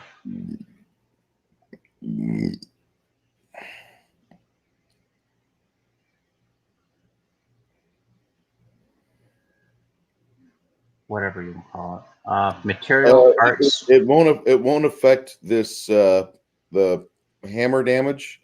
It reduces non-lethal damage caused by physical attacks, like natural attacks, by Okay. damage. Won't stop it, and It's still And the it's first- not a whole lot at 6 points, but still, it's, yeah. ow. Also ignore the first point of lethal bludgeoning damage from natural attacks. Okay. All right. Well, either way, it's nothing too crazy. No, that's not crazy.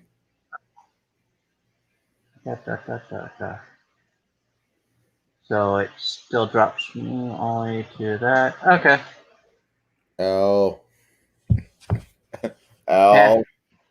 Yeah. All right. Before I go further, I will ask: are you doing anything there, Sonny?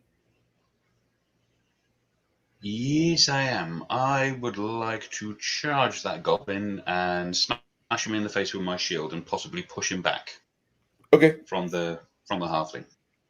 go for it. Smash. Don't forget your +2 for charge. Yeah. Well, I'm actually wanting to, physically push him back like a bull rush or something. Do you have improved bull rush or no? No. Okay. Just If you want try to do push him that, back he away tries to from. get an attack off on you, and he swings his warhammer for AC 11, and he misses. Go ahead, make your CMB check. Okay. That would be a 13. 30? 13. 13. 15? Yeah, 13. All right. If it was a 30, it'd be great. It's only 13 now. He's armored up, and like for a goblin, he looks pretty proficient with his armor and weapon mastery. So you found like the one good goblin. The one goblin that actually follow the instructions. Get good. My question, as you're doing this, I'm like, he's not too bad in his armor, is he? Now he's actually really good with deflecting blows, and he. Let's see if the goblin understands. Let's see if the goblin understands common by giving him a compliment in the middle of a fight.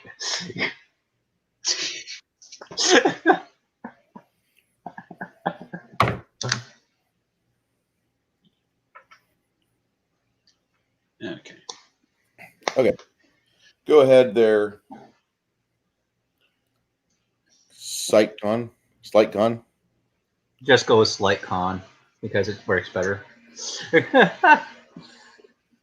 Okay. I take my sword cane and I go, do you understand? And I swing to attack. I'm gonna have to roll this again a second time. Okay. Was it a critical hit or critical miss? Nat 20. Okay. Potential critical hit. 19 plus my dex is another 24. Okay. It seems to be one of those rolls, so I guess it hits. And the sword cane for goblins are still medium, so Goblins are small. small. In that case, Yeah. Double check the size stat for this to make sure. Okay,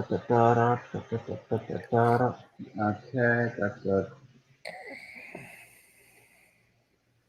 D3 times. So another 4 points of damage. Oh. Small creatures, it does 1d3. Mediums, it does a d6. No, it does the same damage that it does with you. Oh, in that case, it's just 6. 6?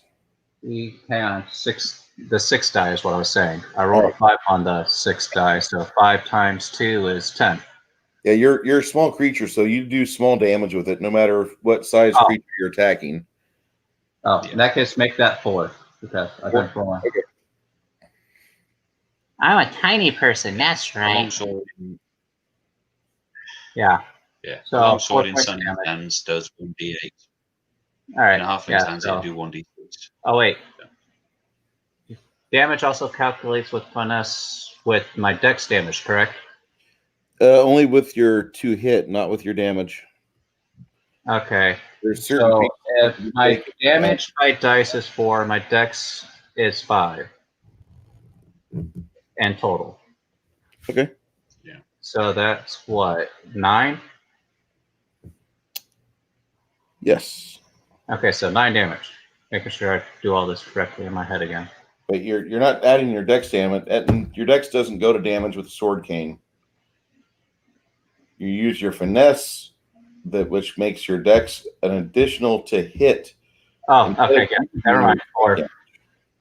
All right, my brain's jumping around. It's okay.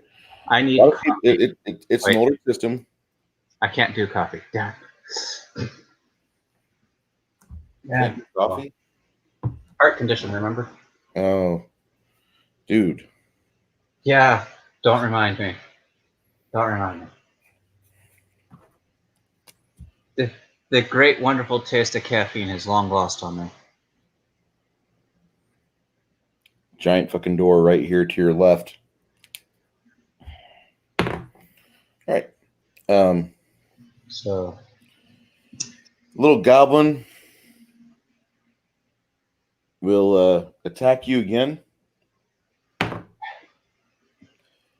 Armor class 15 on miss. Python. Miss. All right. Oh, What are you one doing? good, What? one good thing about me. I can dodge.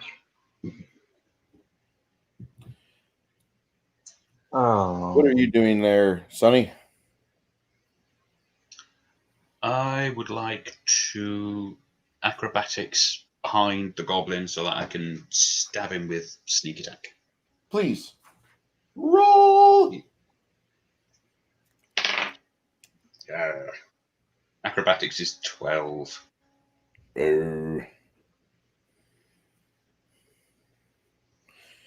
Well, flip. Go ahead and get thine attack. Yeah. Oh, Oh Lord, do you got to confirm too? Oh God. Please confirm. That's 13. All right, 13 on the confirmation will not hit, but you did roll a natural 20, so go ahead and roll the damage. Yep. Ooh, Yeah, man. that's nice. That would be brain 12. All right.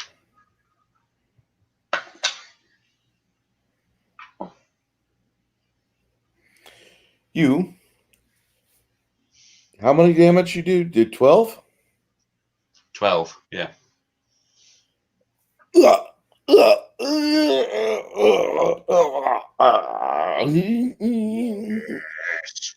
Awesome. At this point, he goes into a William Shatner-esque death scene. I'm going to cut his fucking head off before he can go further with that, because... Good, because he was going to start making Sean Connery impersonations here in about 3 seconds. So he... Nah, not having that. I'm taking his head off. I know, that's poor. All I'm right. going with Sean Connery, too.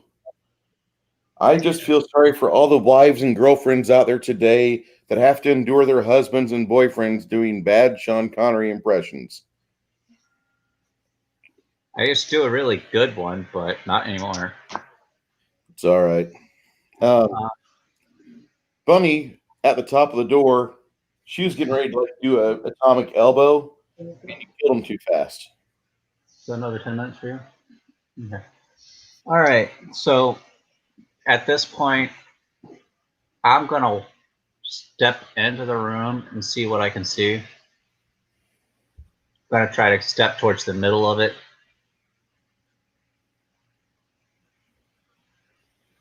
Okay. All right. Need a perception roll.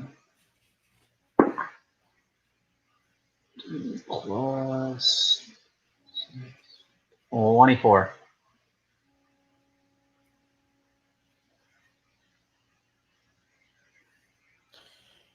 Inside, this is a smithy that has been rather busy. There's a pile of stuff over here that has yet to be smelted down. You have a cooling pool here. You have the forge and fires over here. And you have a giant stack of stuff that he's pulled out and he's smelted. And you have ingots. You have probably 4,000 pounds of iron ingots.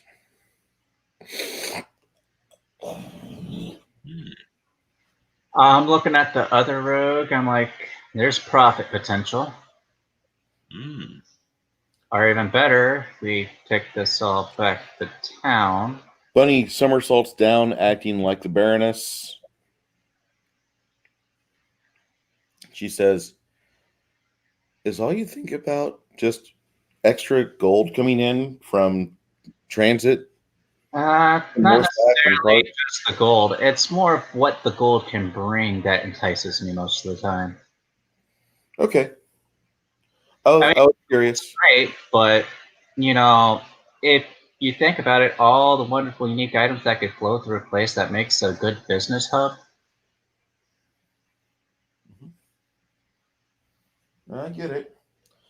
Out here, you hear the mage scream at you guys, "Hey, that crow won't shut up." Well, you're All a right. mage. Do about it. Just come over here for right now. Garrett was getting ready to put an arrow in it. All right. As they move over. This point, Wow, that's a lot of iron. I'm Holy gonna cow. If iron was see if gold. there's any other weapons and check them out, see what's in them. I would like to rummage through the goblin's pockets, see if he's got any valuables on him.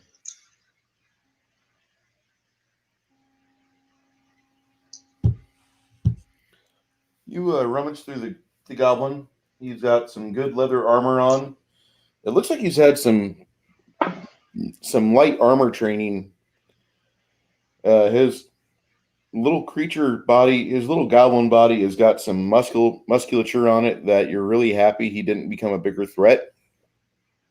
He's got a heavy steel shield, that hot warhammer, a short bow, 20 arrows, and looks like he's got 12 coppers.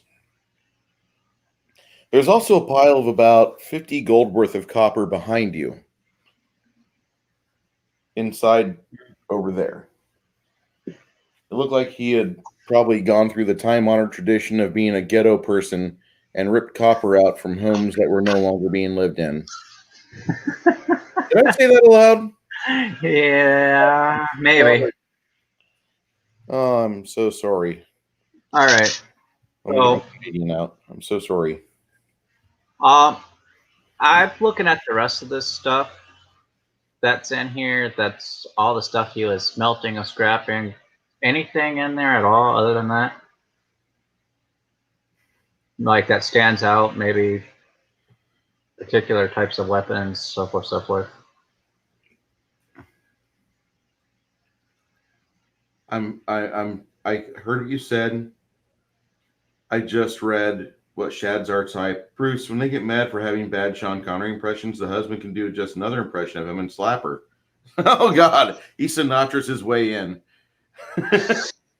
And Max, there's new info on wheelchair things. I saw some on TV. The entire show focuses on see the person, not the disability, made by majorly disabled people in development and production.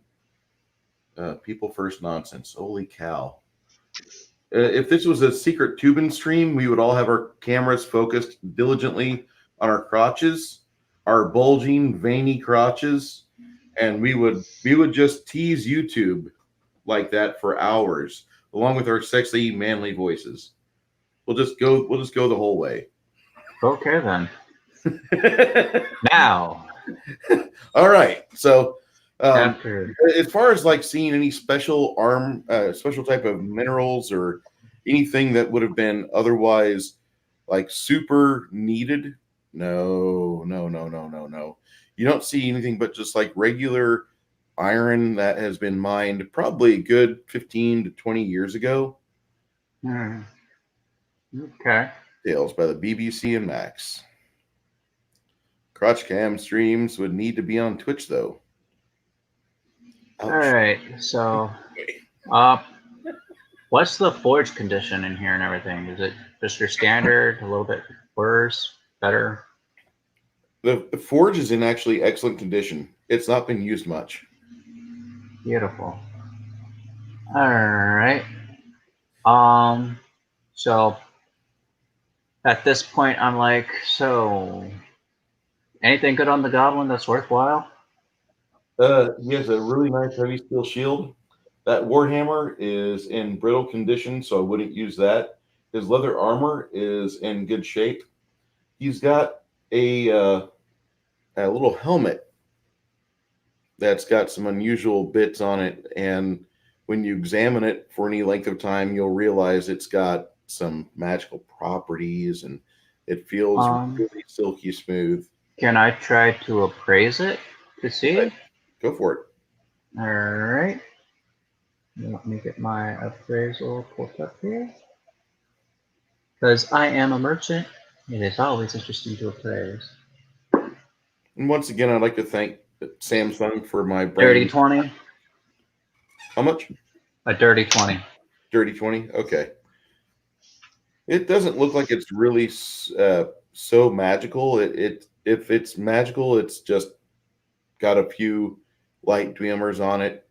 But when you strap it to your face, you can feel that there is a little bit of a needling and almost like a twinning of its vibrations and yours. And so it feels like it's trying to start that slow process of acclimating to you. Glad I'm playing Conan Exiles and just listening. So how long does it take for it to show if it tries to merge with you? The magical effects will become apparent 24 hours after you first apply it to your body. All right, so I pop it off my head and I look at my friendly rogue with me. I'm like, do you mind if I take the helmet? Yeah, go right ahead. All right, I go ahead and take the helmet. I'll strap it on since I don't have anything for my head. Okay. It looks like a leather cap, basically. That the best way you can describe it is, remember the gyrocopter's little cap he wore in with the big goggles? Yeah. Gotcha. Or also similar to leatherhead football helmets. Exactly. And so you don't have the greatest amount of protection, but it's light armor, and if you want to wear it, you can. It's not going to hurt you. Okay. Does it do any stats for leather armor off the top that I should know about? Won't for about a full day. Okay, cool. All right. In that case, next room. All right. Where do you want to head to? You've got this. Since we've got a mage complaining about this bird issue. You hear a twang, and the ranger, tired of hearing it barking and calling and making noises, he sends some arrows its way, and it takes off, and it leaves. It does not want to stay here. Okay. In that case, what's the closest door to us from there? You've got a door to your left from the forge. Well, first. Okay. Say again, Tony? I would like us to check out the well first. Okay. Okay, yeah. Something crawling up the well and... All right. Do we want to send the halfling down on the bucket to see if there's anything at the bottom, or? That's a good idea. Yeah. Like I said, just do that. All right. So if we're gonna go over the well, I'm gonna step onto the bucket and hold the rope as someone lowers me down. Yeah, I'll lower you down.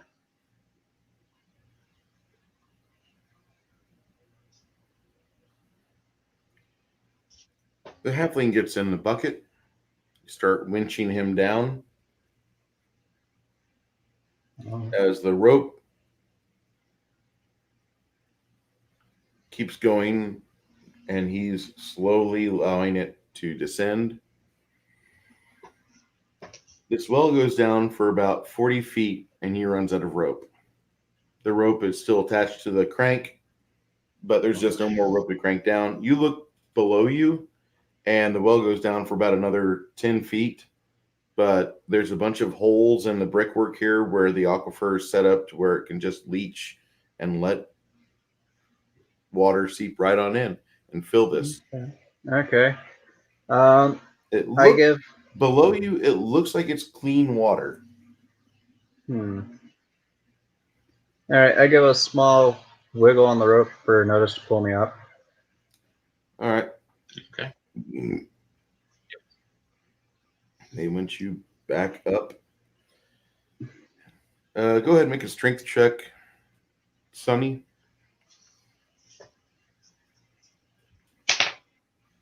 $14.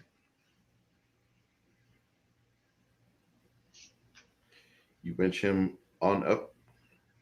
It takes about a minute, but you finally get the little halfling all the way up. He's heavier than he looks. And I'm just gonna kind of hop off, be like, well, there's a bunch of holes for the water to come in. It looks like clean water at the basement, but this rope, from what I noticed, is not reaching it.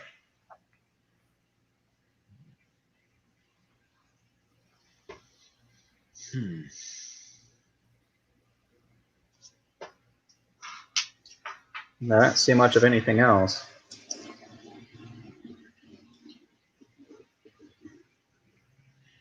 You know, I do have a length of rope on me, 50-foot length of rope. Well, So I could was load only, that instead. yeah, I was only about 10 feet from the water, so. Okay. You head on down after you fix the rope to the bucket, and you touch the cool water. It's probably about 49 degrees. That's really cool. Do I got any idea about how deep this water goes? No, and you are scared to go into it at waist deep or more. You're going to possibly have a saving throw for shock, as you're not used to water that cold. Okay. Go ahead and do a wiggle again for up hoist. Okay. Okay. You head on up. They winch you on up, and you let them know the water is really cold. Don't know why. And I didn't see a bottom to it through the water at all, so.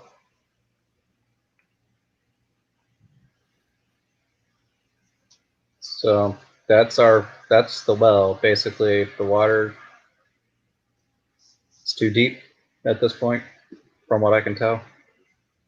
Yes, it's about maybe 15 or 20 foot deep.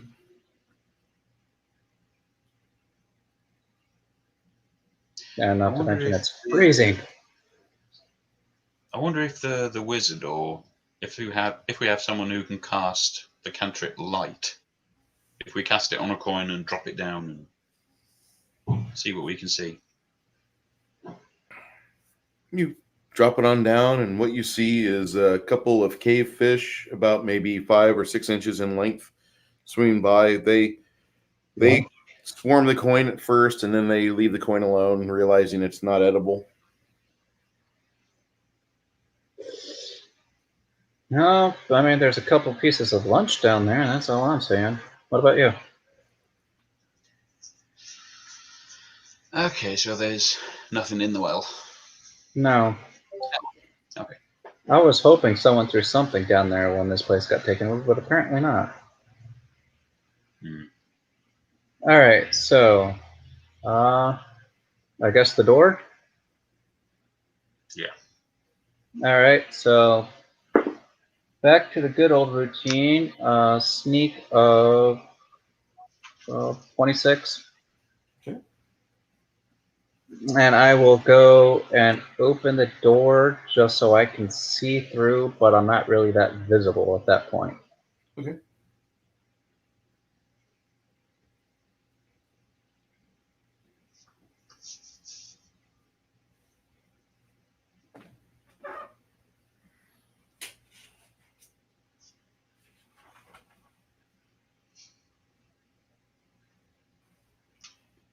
Scrap, you try to do your best to see within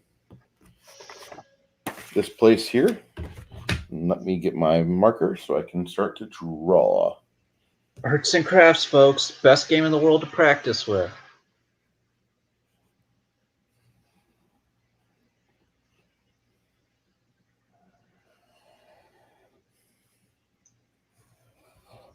That's the funny part. It really is the best game to practice your arts and crafts skills. The more creative you get, the more you learn how to do.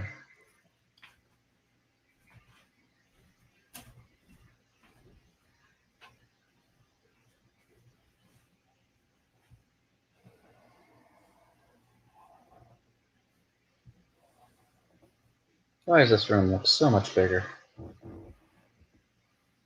It's the tower, ain't it? Yep, it's the tower.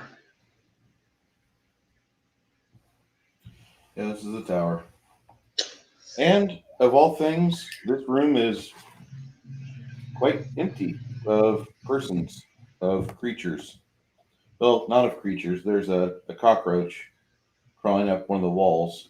Okay, I'm rolling instantly upon noticing how empty this is. I'm rolling perception for traps, hidden spaces, and possibly camouflaged enemies or anything like that. Okay. So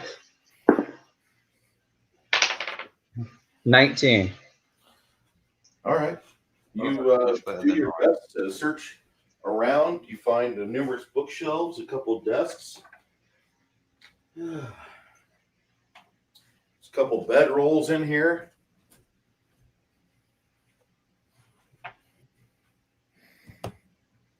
Bedrolls look like they are used. Lots of fur on them. Probably the Knowles beds that we killed earlier. It's a good possibility. Okay.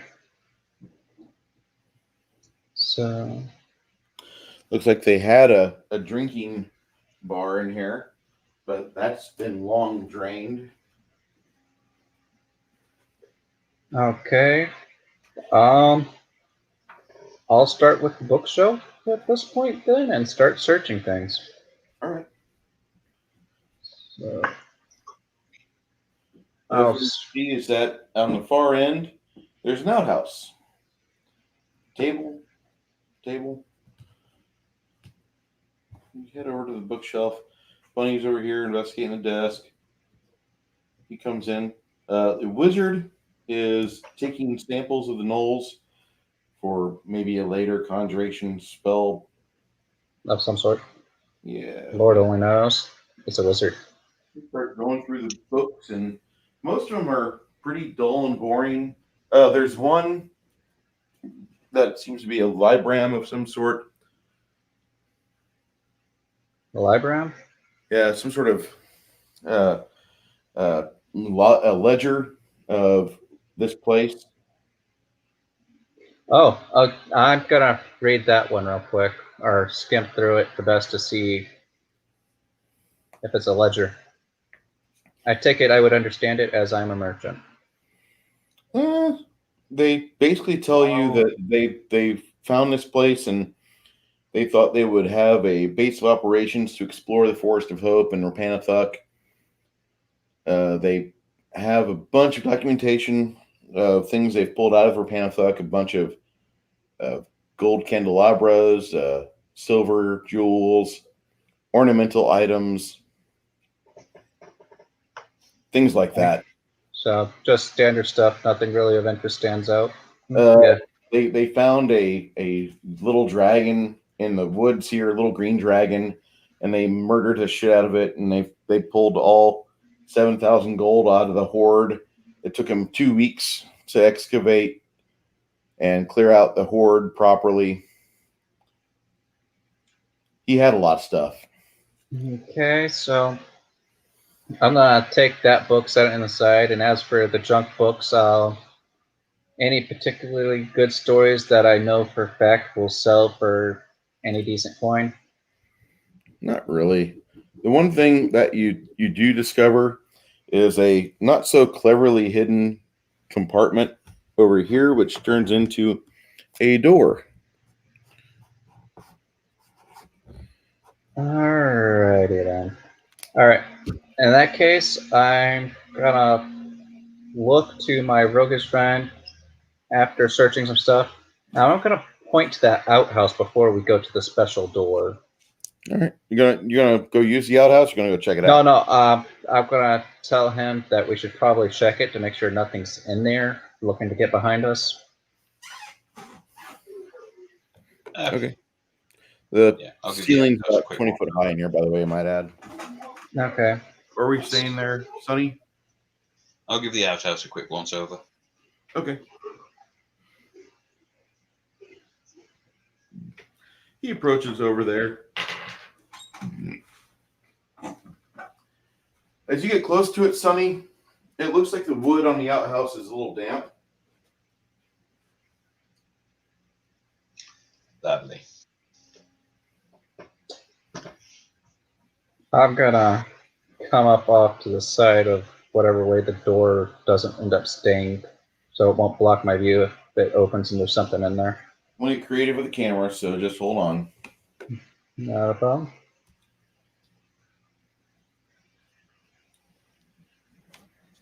All right, that way you have an idea of how this is set up. Okay. It's getting close to it, and it looks like the wood on this is pretty damp. So after all that, I'll go over. I'm loading my arm with another bamboo shoot. That way, if it opens, there's something in there, I can just shoot right off the bat. Okay. So about 40 feet in distance.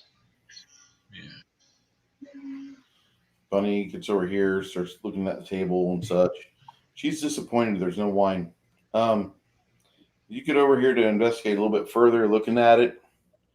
It looks like the door yaws a little bit open. Okay. Okay. I'm going to slowly open the door with the point of my sword, and I'm going to ready in action in case something leaps out of it. Okay. I'm going to give you Ready an in action attack to stab it. opportunity on the outhouse.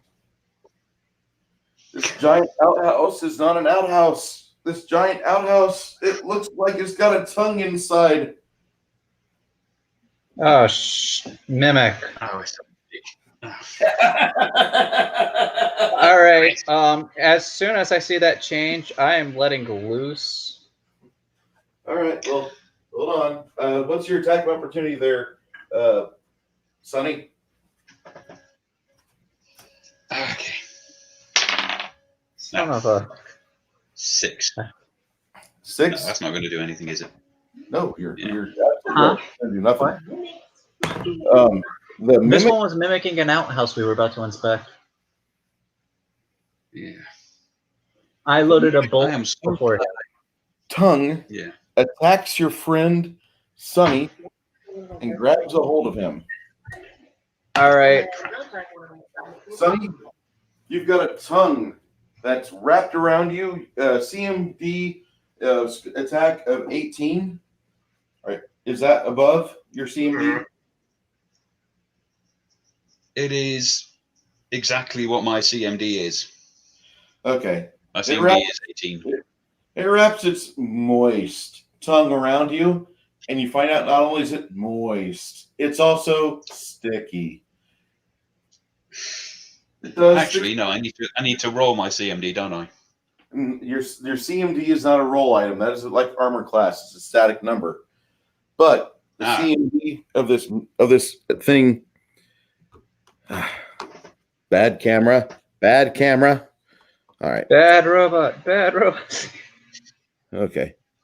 So anyway, the mimic wraps his moist and sticky tongue around your friend Sonny, doing 6 damage to him. Sonny screams.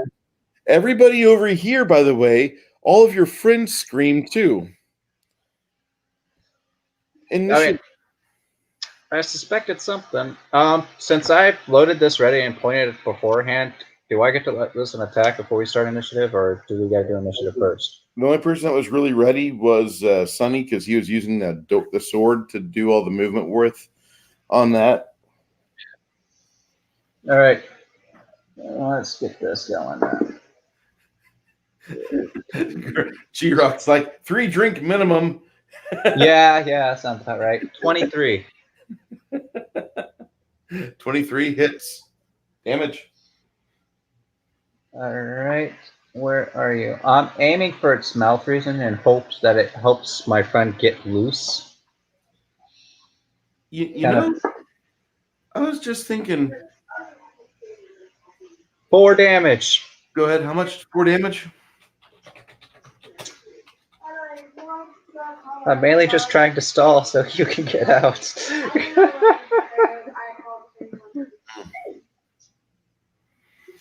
All right. This could be bad.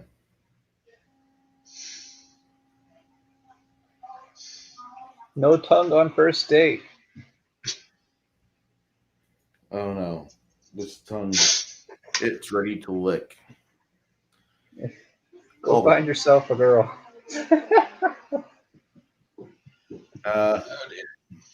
You said 4 points of damage? Yeah, 4 points of whopping damage. All right. This is gonna be a hard fight. I gathered. What was your initiative there, Sonny? Oh, I've not rolled it yet. Okay. I was rather surprised by this crapper turning into a mimic. Don't worry, I rolled a natural one. Oh. Oh, good. Because I rolled a natural 3. Excellent. So I'm We can be slow together, and the mimic licks you. You know, just the thinking of how that's going to go for you in some ways. There's the point where, like, I'm going to be on a watch list. I'm pretty sure we're already on it, but that's besides the point. Let's see here. Initiative-wise, I rolled a 24. Okay, you had the first attack. You attacked it. Okay. Sonny, what are you doing? I am flailing and screaming. Okay. But apart from that, I am going to drop my shield and take out a dagger, and I'm going to hack at this thing with my sword and dagger. And cut the tongue off! Cut the tongue off! Yeah. I'm just flailing and stabbing away at this bloody thing. The sad thing is that in 3X D&D, muscular action closes the hole. Yes, it does. I wish there had been a rap about that. That could be the chorus line. Muscular action closes. Yeah, sounds about right. Watch list, more viewers. Yep. Muscular action closes the hole. Okay. There's just so many ways that can be taken. And given and done. Hey, I'm telling you what, if you are bored and you want to have good quality RPG tabletop talk, Legion of Myth is like fan-fucking-tastic. I've been going through their playlists, and I've not watched a single Doom video this week. I've been watching Legion of Myth, and I'm just like, why have I missed you guys for so long? All right, so funny as hell. Okay, so I got a crit on me dagger, which is nice. Nice. And that then hit with a 19. Nice. Okay. And my longsword got a 12. Hold on. Don't double your that's a slash, right? Yes. Okay. Is 12 doubled, or is that just times 1? No, the longsword to hit was a 12. Okay. It doesn't quite beat flat-footed AC, but you do score a critical, or you scored a critical hit opportunity that did not result in a critical hit. So go ahead and roll normal damage. Right. I'm confused here. I got a critical hit on my dagger. Oh, on your dagger. I apologize. Okay. On your dagger, it's if you rolled a hit with your sword and it was only a 12, that misses. But if you scored a critical hit with your dagger and got over a 16 on the confirmation, that's a critical hit. Yep. Instead Wonderful. of a Okay. ×2 multiplier, you have a ×3 multiplier for your damage for the dagger. Don't forget to add your strength bonus, but don't figure in the precision damage until the very end. That doesn't get multiplied. Yeah. Okay. How much damage did you do, Sonny? Oh.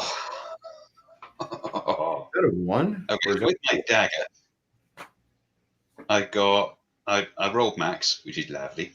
Nice. So that's 6 times 3, so that's 18 damage with just the dagger. And then the sneak attack is another 2. So that's 20 with the dagger. All right. And I think my longsword hit as well, didn't it? No, It didn't. it was AC 16. The AC 16 is what you need. Your longsword. Okay. The mimic tries to scrape you off its tongue, and it kind of pushes you about 10 foot away. Make an attack of opportunity with your dagger one more time. As it's trying to get rid of you, you hear retching noises coming out of the mimic, like it's gotten sick, or maybe it's going to vomit. Maybe it just listened to Linda Ronstadt. We don't know. But Well, I could have always watched that Cup show. Oh, yes. Any show about cups, any video about cups is must-watch TV. Okay, I didn't get it this time. I got 13. Okay. Oh. You realize that whatever you did, something's going on with the mimic, and it is not in good shape. I mean, it's a mimic, right? But this aberration is having a problem with life right now. And then, oh no, your friends across the room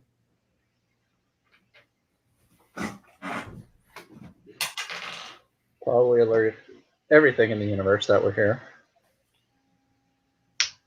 And by the way, with him screaming after getting grabbed by a mimic, anything in the castle that didn't know about you here before, don't worry, it knows. You see an arrow appear in the mimic from your ranger friend Garrett, and then you see a magic missile slam into this malignant thing from your magician friend, and the mimic is, and it sounds like Rodney Dangerfield in the moments before his death. Oh wait, did I say that? I'm sorry. It sounds really bad. This thing is just it.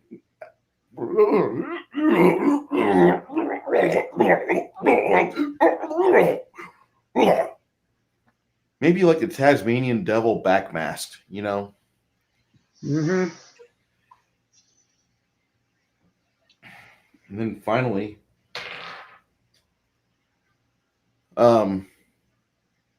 you see that it scrapes the rogue off of the tongue. Sonny, you'll take 3 points of damage Okay. as it wipes you off its tongue, and it makes very weird mimic movements as it's trying to amble towards the corner and vomit in peace.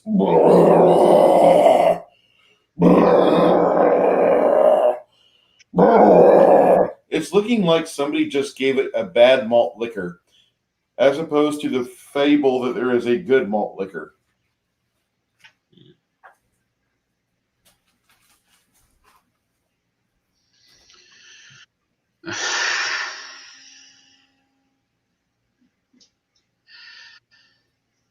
Wow. Okay. Monica I am going. hiding under a desk in the Oval Office. Mimics get no respect.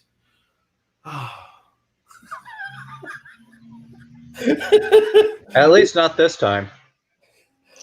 What are you doing there, Slycon? What are you doing? I have to take this turn to reload my 2-barrel. Okay. That's all I can do right now. She runs over, and you feel a warm sensation on the bitten part of your leg. And she pours a potion on you for 7 hit points of healing. Yay. Thank you. Bunny is there in clutch mode. Okay. The ranger lets loose with another arrow. It misses. Unusual for me to say that. Brian rushes forward. The wizard retains his comfortable distance at a excessive range allowance. At hand-to-hand shit's dangerous, kids. What are you doing, Sonny? I am backing the fuck up. Okay. You scramble to your feet and get the hell away from there. The mimic continues to make unusual gagging noises. And after about 6 seconds, you realize everything's out of its stomach and it continues to stay away from you guys. It doesn't look like it wants to try to bite you anymore. There's numerous holes on it. It's got a wound in it. It looks bad. Oh no, this thing picked a fight. It's gonna get finished. Well, I'm not going to have you guys roll any more attacks or damage. I'm going to tell you that you kill it. Okay. Good. You guys slaughter that mimic. It dies. Good. Okay.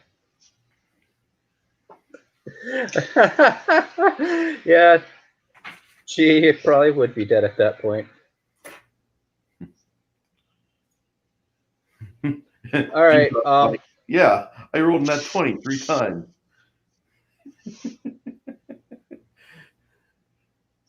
Okay. Fun fact: the Gree Frong Chink from the Ice Pirates movie is Monica Lewinsky's mom. Okay. I'm gonna go over and see what all it threw up at this point. Oh. I love having Shadzar in chat because the dude's entire avatar is a mimic. One of my favorite monsters in the entire game. And you knew that was going to happen. You knew I was going to say that. Okay, so Ugh. what all do I see that this thing's thrown up? It's got a couple different bones that were in it. It had eaten at one point. Looks like somebody had tried to feed it a some sort of book binding device. So you've got that and some disgusting saliva pit over here. You don't really see a whole lot that's useful.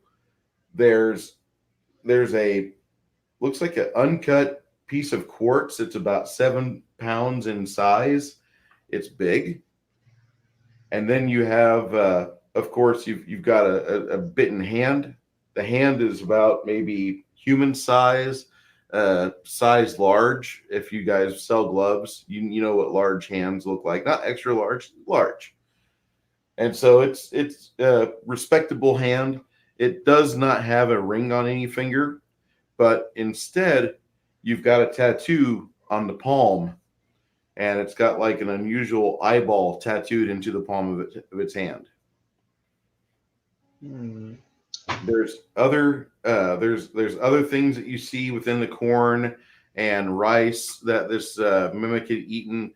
It looked like it had eaten on the south side of San Antonio, so there's little beans in there too, or what you think is beans. And it smells really bad. It smells like a dead Santa on Labor Day weekend. Okay.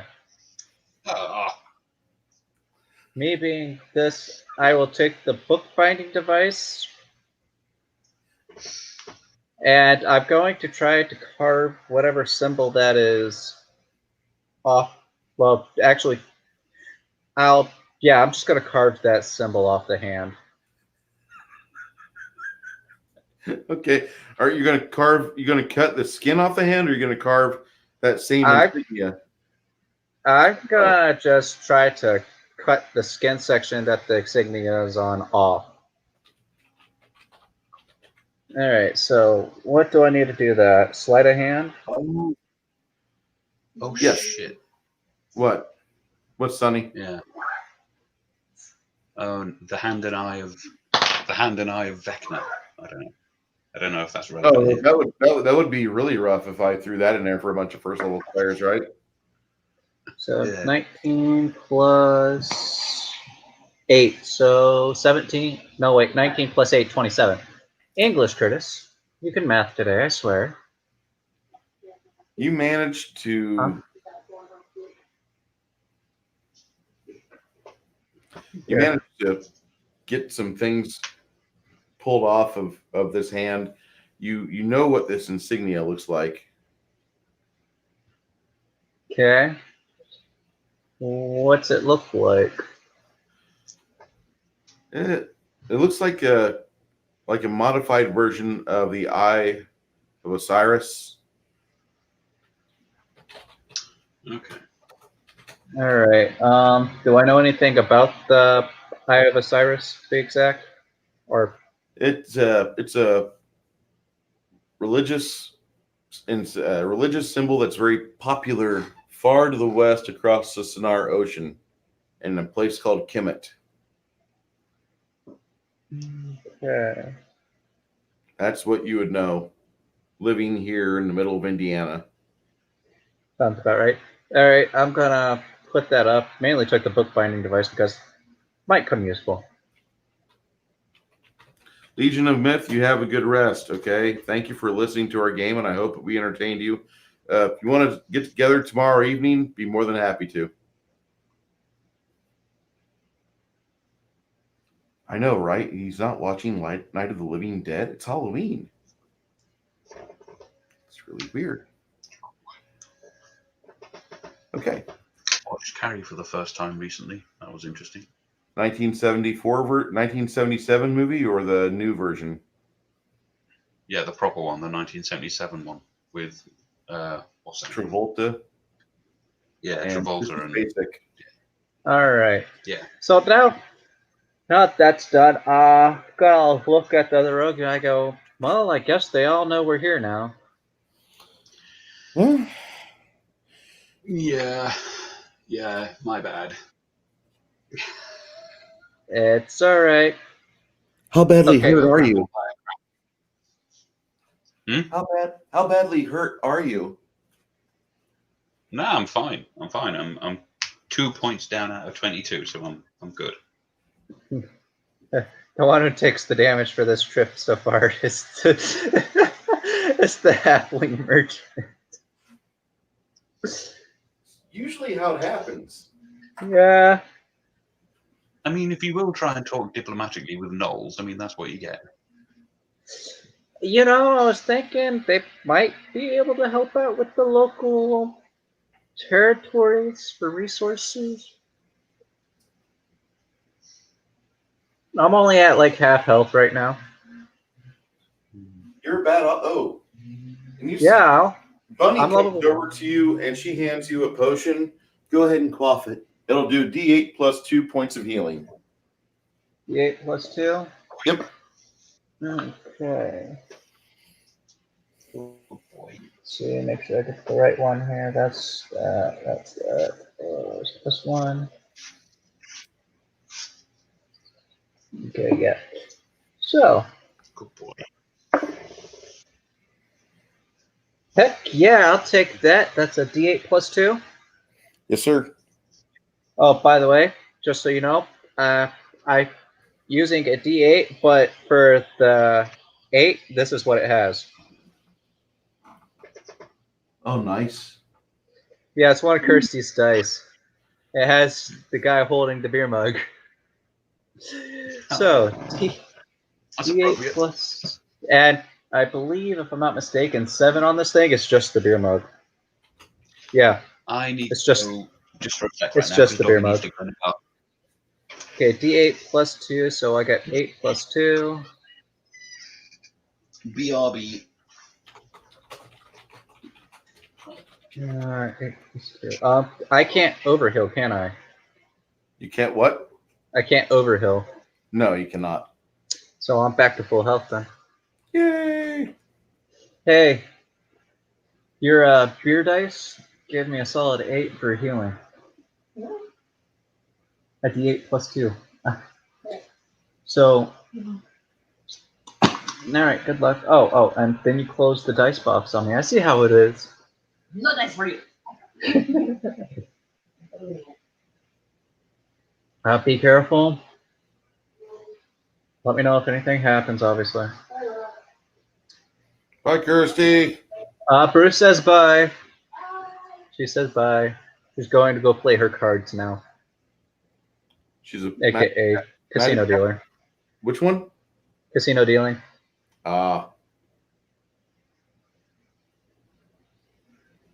Okay, since I'm healed up.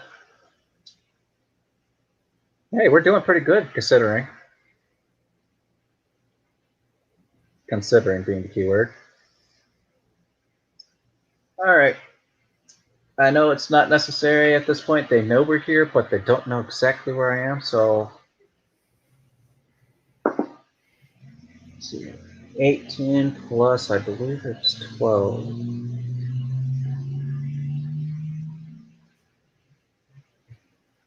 My little halfling. Okay, so 8, yeah, 12, 18 plus 12, that's 30, right?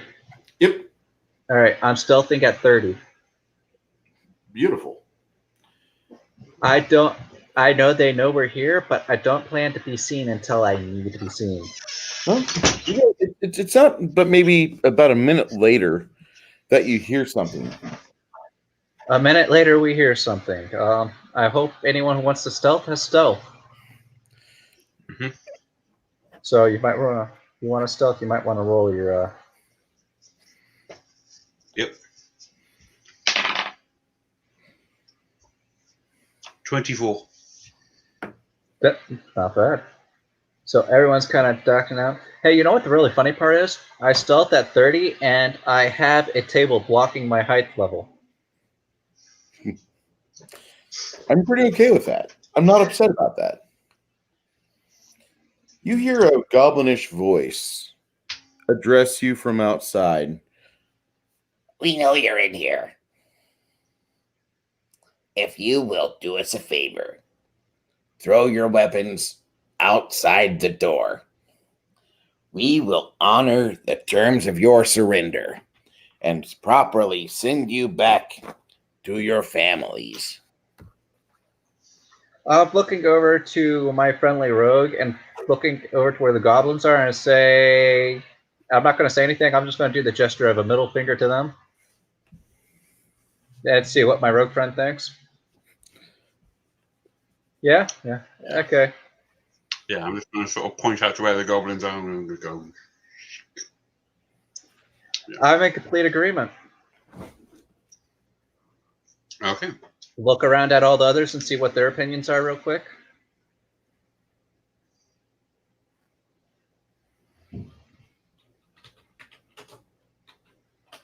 Yeah, because we are not going to trust these goblins. Listen, we understand you found something you like. If you have money, we will sell you the castle. Do you have money? Okay, if I say something, does it break my stealth, or does it just make it seem like I'm casting my voice from somewhere? You're going to seem like you're casting your voice from somewhere. Okay. How much money? How much you got? That sounds like a halfling. Delicious. I got 10 gold. Make it 10 gold and 2 deep fried chickens and a Coke. Where's the nearest KFC? We have a fryer here. We've got the Blues Brothers We goblins out actually have a fryer here, yes. How many separate goblin do we get a we castle with all the items in it, or do you loot the place and run? Sonny, I apologize. What did you say, sir? How many goblin voices have we heard? One. 2 so far. So, go ahead and say, do we get the castle and everything in it? Listen, that money, those are rookie numbers.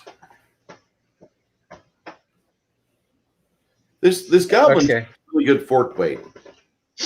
Okay. So, in this case, I'll try diplomacy and I guess intimidation in a combination style.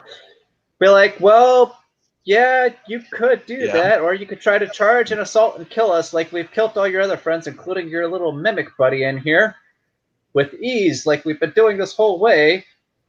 Or you could surrender and leave.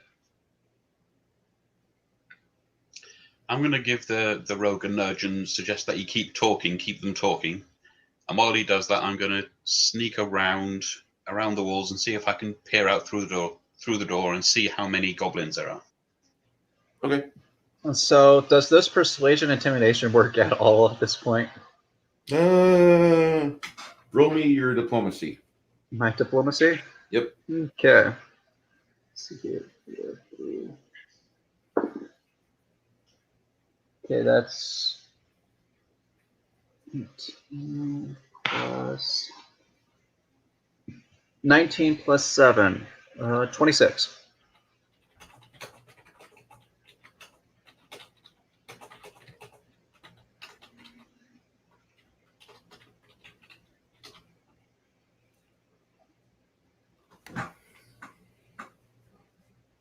Yeah. I mean, I look over to my roguish friend trying to figure this out. I'm like, make all of us and point to them and still do the slit throat, even if they do decide to leave. We don't really have a choice. If we leave here, the people at Zelker's Ferry will come across us. Then why did you come here in the first place? Because Zelker's Ferry only had 8 people at the time. Did you ever think about making a deal with them? No. I mean, I hear they could use good craftsmen if you have them. Everybody eventually gets eaten. What, do you eat them all?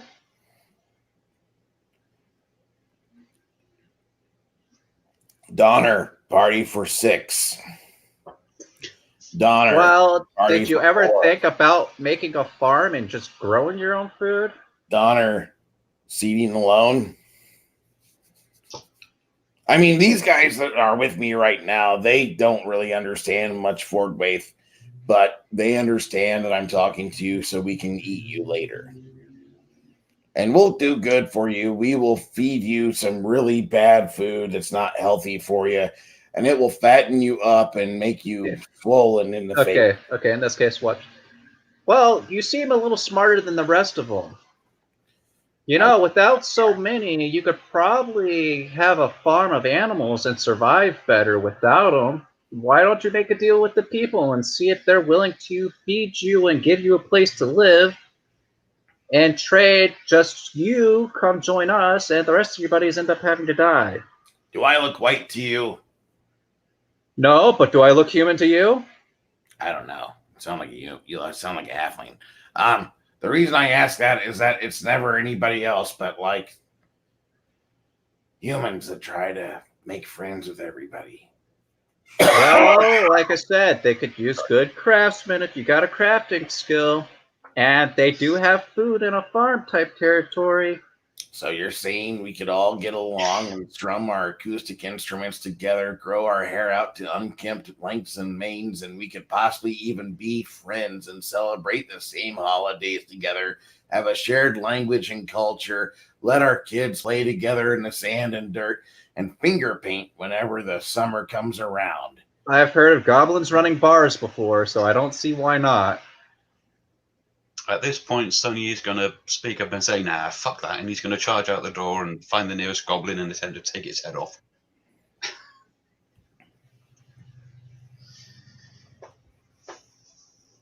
I'm just gonna yell, leave the talking one. He might be useful.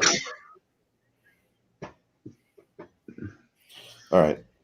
Sonny, you lean out the door and start charging. First thing you see is a big gnoll.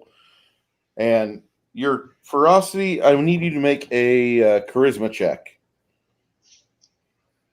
Okay. Roll d20, add your charisma modifier. Which is a -1. This is going to be fun. Okay. You failed 2. that. Okay. You Yeah. charge ahead. Now that you got the low roll out of the way, make your attack roll with a +2 to charge.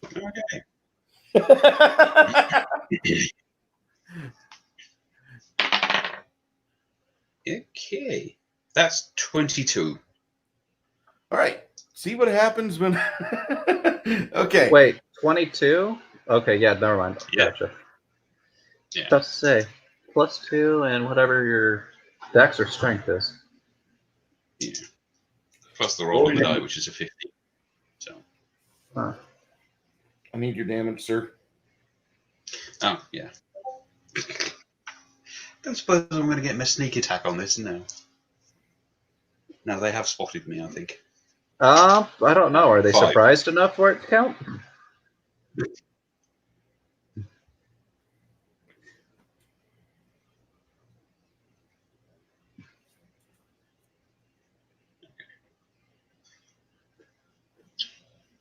Yeah, that's a good question. Have I taken them by surprise enough to get the sneak attack?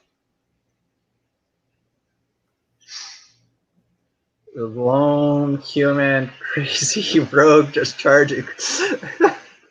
And they were expecting a halfling.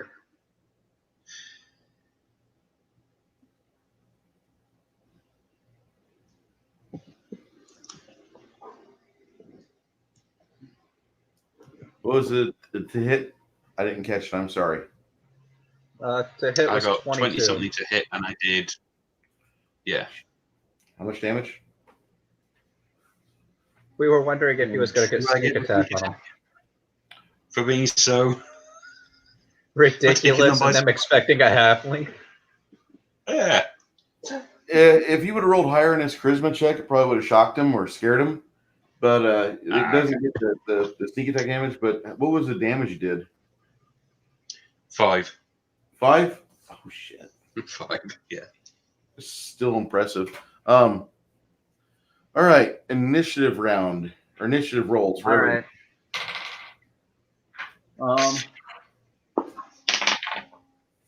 Ooh. It's 21. 23. 21.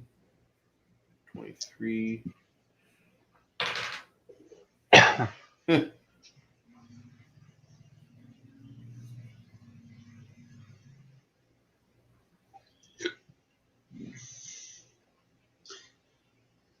All right, 23 starts it off. What you got?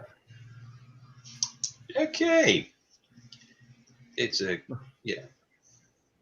Stop me if you've heard this one before, but I'm going to try and stab him in the face. Ouch. No. 7. Yeah. 7's not going to do it, is it?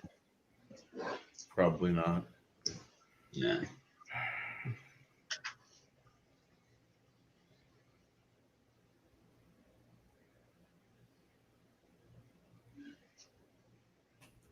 Okay. What you got there, initiative number 21? All right. I'm going to slowly make my way to the door and in my nice little stealthiness and holler, the one who could talk common and still everything, the deal still stands. If you want to survive on your own here, come join us. All right, that's your initiative for this round. The gnoll doesn't understand anything but the fact he got injured, grievously so, by this man in leather armor, and he will try to attack him back. Okay, so that deducts one guy. He's all yours.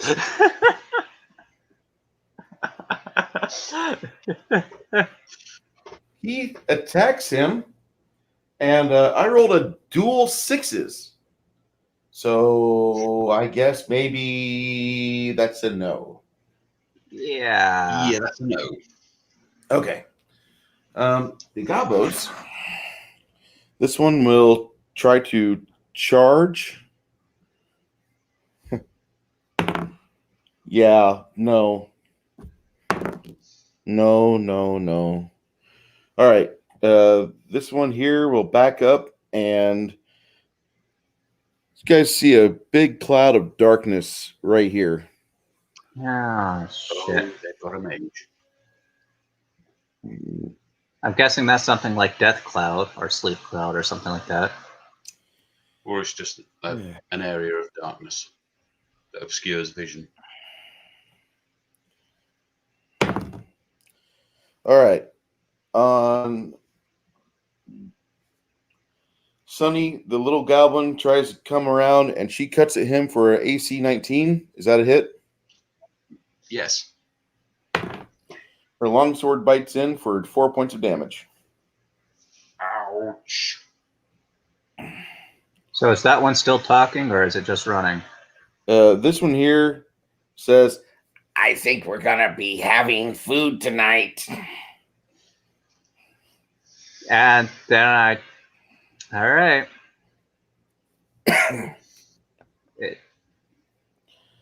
and then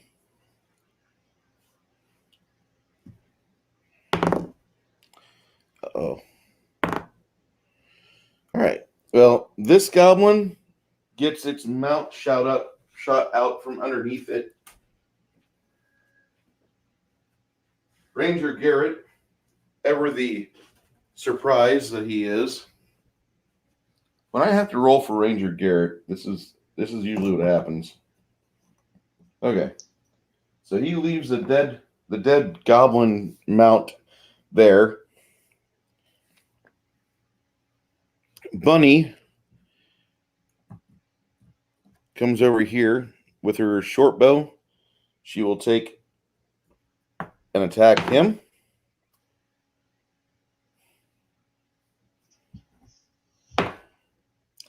You see an arrow sticking out the side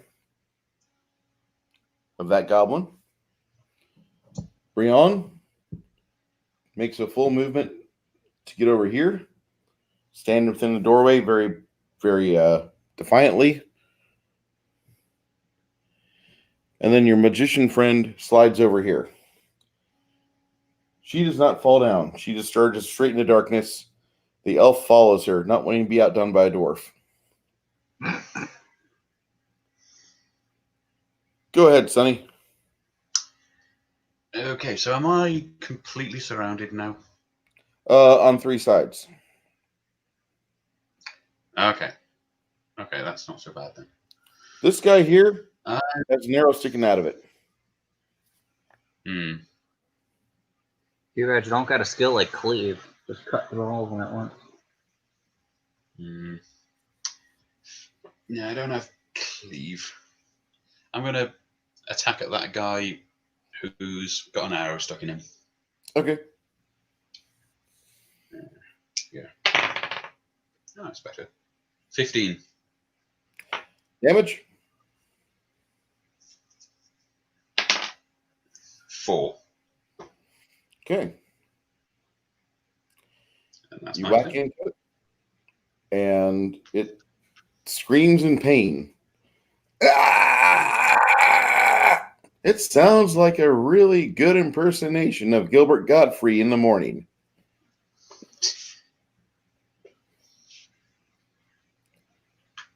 How about you there? All right. Is there a way I can get where I'm in about 40 feet of that mage? Run.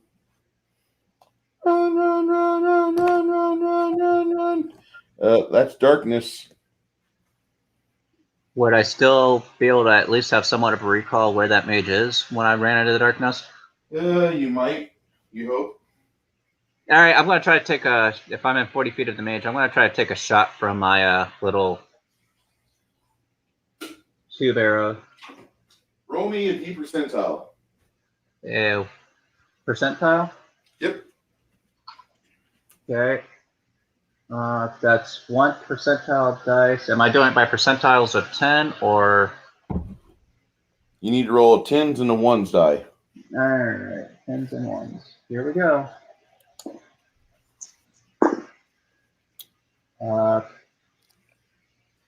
63.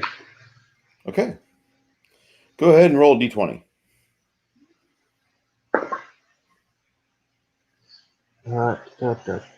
That's 17. Ooh. You hear a whoosh, and something happens outside. Okay.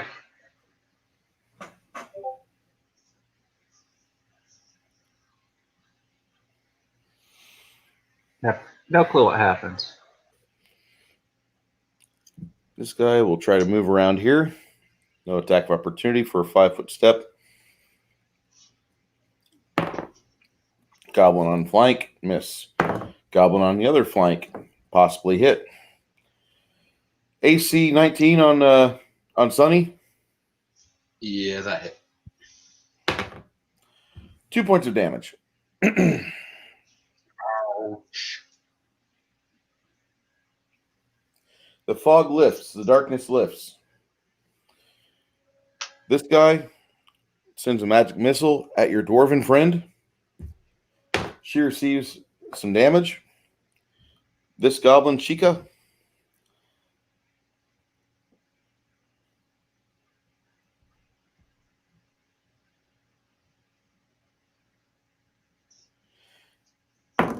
as she runs, you see that her hand is trailing. Her right hand is trailing some purplish motes, like she's cast a spell and was holding it.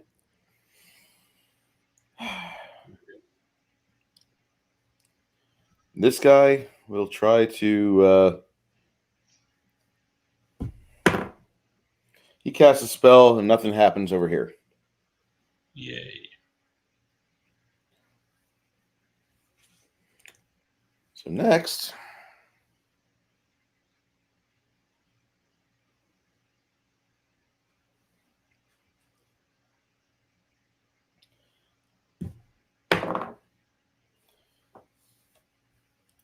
Bunny does something, and she causes the gobliness to become flat-footed. She inserts her main gauche within the goblin, viciously twists it, and that ruins that goblin's career. Yay. Try to warn it. All right.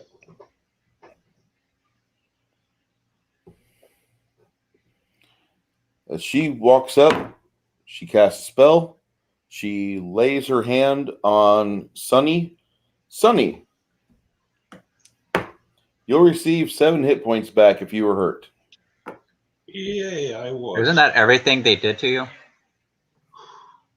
Pretty much. Yeah. I was at 20 when this started, and I'm now up to 21. So yay. You see an arrow sail out the door into nowhere, into somewhere else, but on the battle mat. And then you see the wizard, and he casts something right here. Run! Wait, he's not a level 3, right? All right. Both Did of those guys get real nice and comfy. He cast Sleep Cloud. Okay. Right. I don't know. Is this? I think it's Sleep Cloud. What it looks like, he casts sleep. The gnoll tries to make an attack on your friend with the daggers, and he cannot make an attack to save his life. All of you there, Sonny. What are you doing, buddy?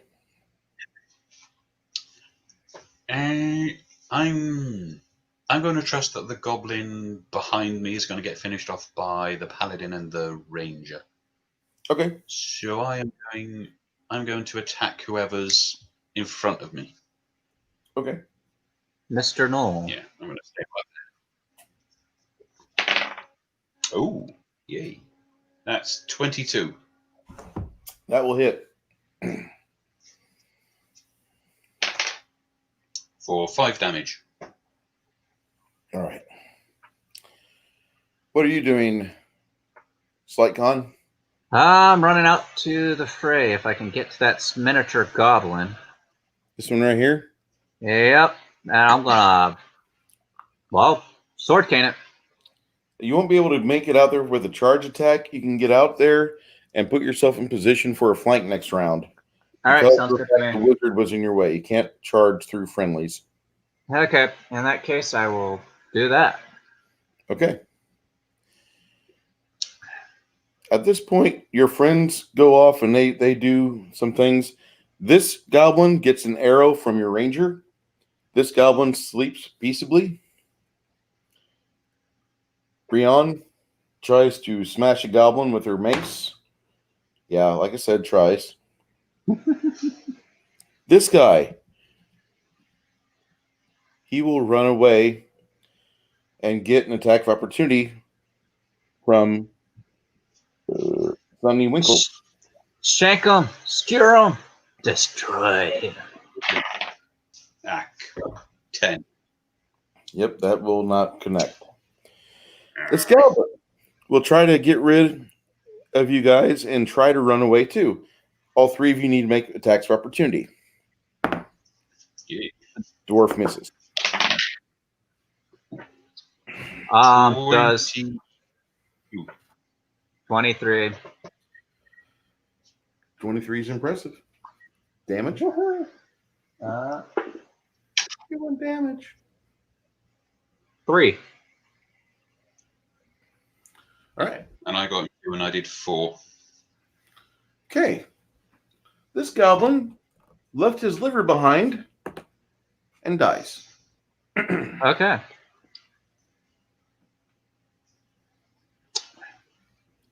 After all of that is over, you will spend another day going through the rest of this castle, clearing out things, finding old traps, discovering threats that are no longer viable. I don't like that guy ran away, though. Is there any chance we could have caught up to him? Yeah, he's Yeah. probably faster than you. He has a movement speed of 40 foot. Yeah, that's double my distance. Okay. Yeah. Well, Okay, fair enough. He runs out of the castle completely? he leaves. Or did he run off into a secret part of the castle and hide? He ran the hell out of the castle. Okay. Sounds good. And we killed the other 2 sleeping goblins, I take it. Correct. All right. I will loot, raid, and scour everything in this place along my way. Yeah, we're going to go top to bottom. Examine I'm every going to nook read and off cranny. all the items that you find. Okay. All the items we find? Yep. Okay. You find 3 ponies. So they weren't haunted. Okay.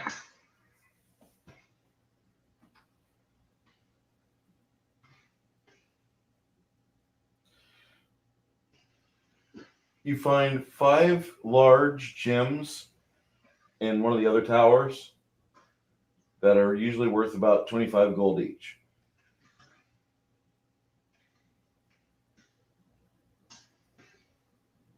Okay. These shiny gems are quartz, big pieces of it. On top of the other one we found, which is quartz. Okay. You find another knoll bedroom.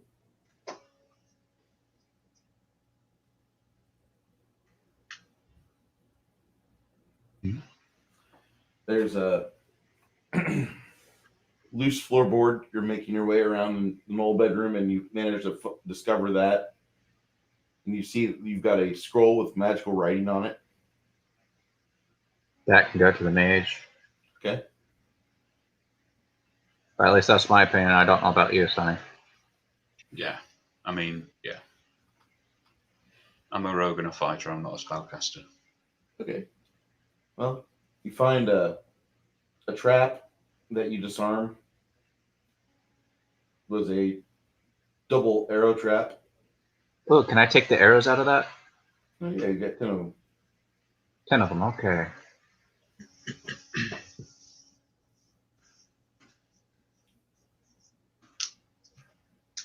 In the guard tower, it's pretty quiet. You find only a couple of uniforms for guards that have gotten blood stains on them. It's And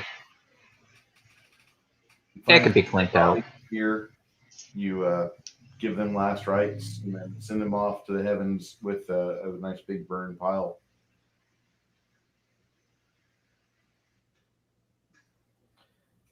You find a silver tea set. Looks like a pitcher and 4 little drinking goblets.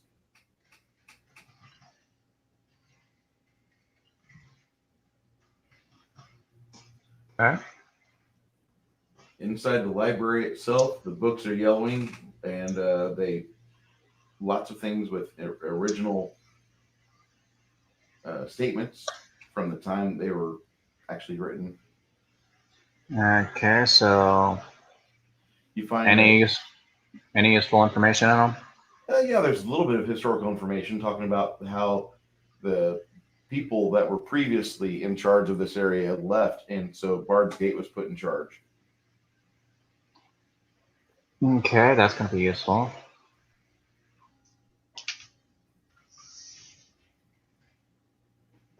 Because then I can bring that up with him.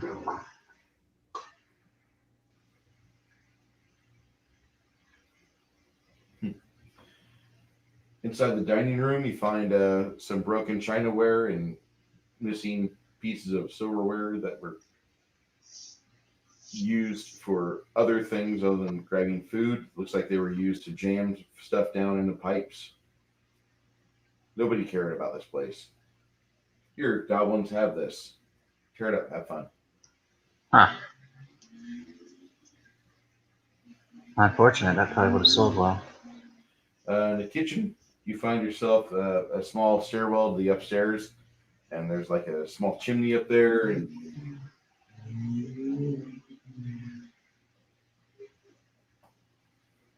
inside the kitchen pantry upstairs, there's a box with ingredients in it. A minor alchemist professional could probably find use for that. That was the kill. Okay, lookout. You find the lookout not too far from that 4th tower that's here. Inside, you guys do discover a giant spider, and you throw flaming Molotovs on it and burn it to death, and it dies. And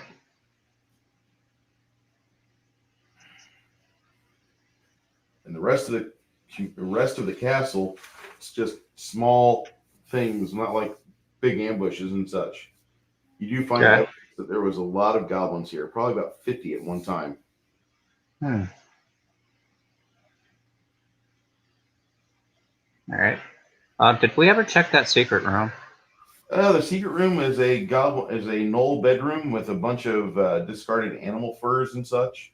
You find that there's a bunch of old pieces of deer and other carrion that were dragged in here. So a bunch of furs. Okay. There's what? You said a bunch of furs? Yeah, a bunch of furs. Looks like moose, a lot of deer, probably about 17 coats of various animal cuts. Okay.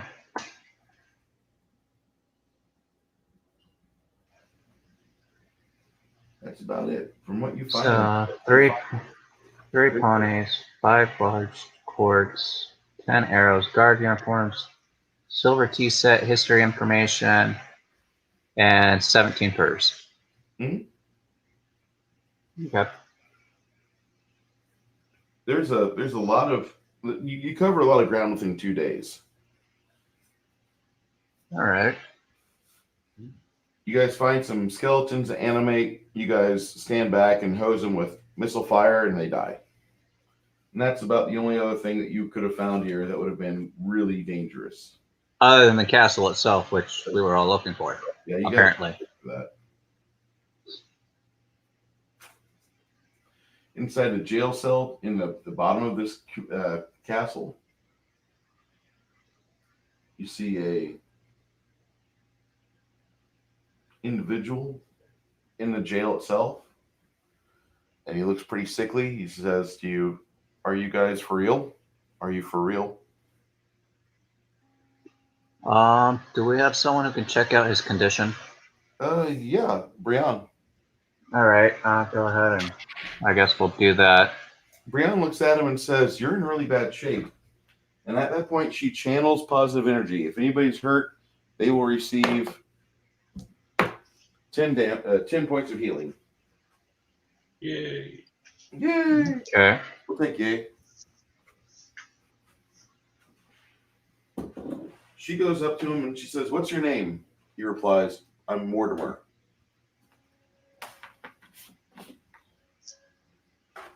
You guys want to take over the interrogation? Or, yeah. How'd you end up here? I was adventuring through these woods with some friends of mine, and we were looking for a castle, Caleon. Think this is Well, you found the castle.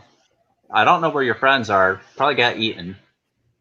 more than likely. They were feeding me some really bad potatoes, and I was feeling fuller and fuller by the day. They found a crate of liquid cheese, and I was having a hard time moving properly. Probably constipated. Anyways, so why were you looking for this place?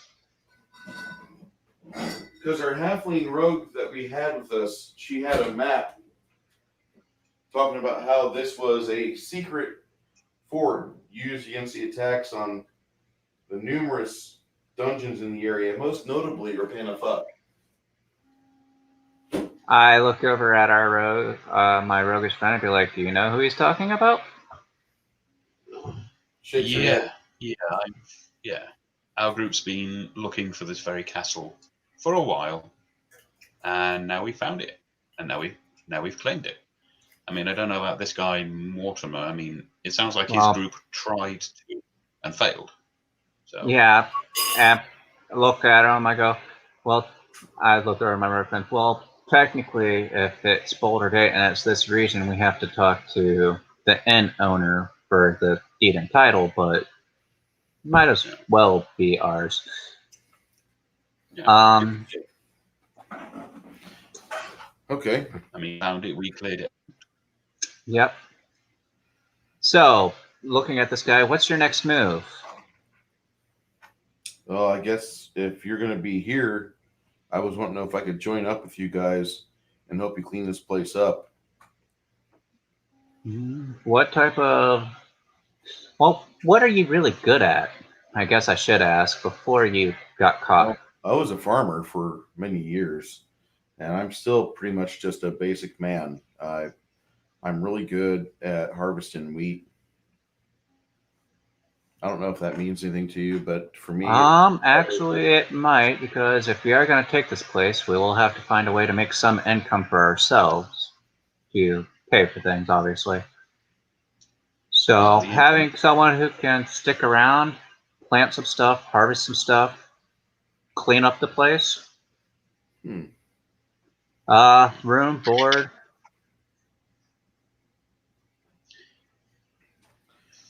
Sure. I mean, I'm guessing you've got quite a few like charisma-based skills, you know, like sense motive and whatnot.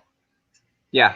So, are you reading anything off, guy? Is he being legit? I can roll and find out. Mortimer's pretty legitimate. You guys could roll really high, and you'd still come off the same way. Okay, because I rolled like everything put together 20, so I look at it, I go, all right, look at the rogue and everyone else. I'm like, we could have him as a house lieutenant. He knows people around here, so he could technically get us better options and things to help out in the area. Yeah. Yeah, he could be. I also could be handle a lot of animals, and so if you have like sheep or horses, I can take care of them pretty well.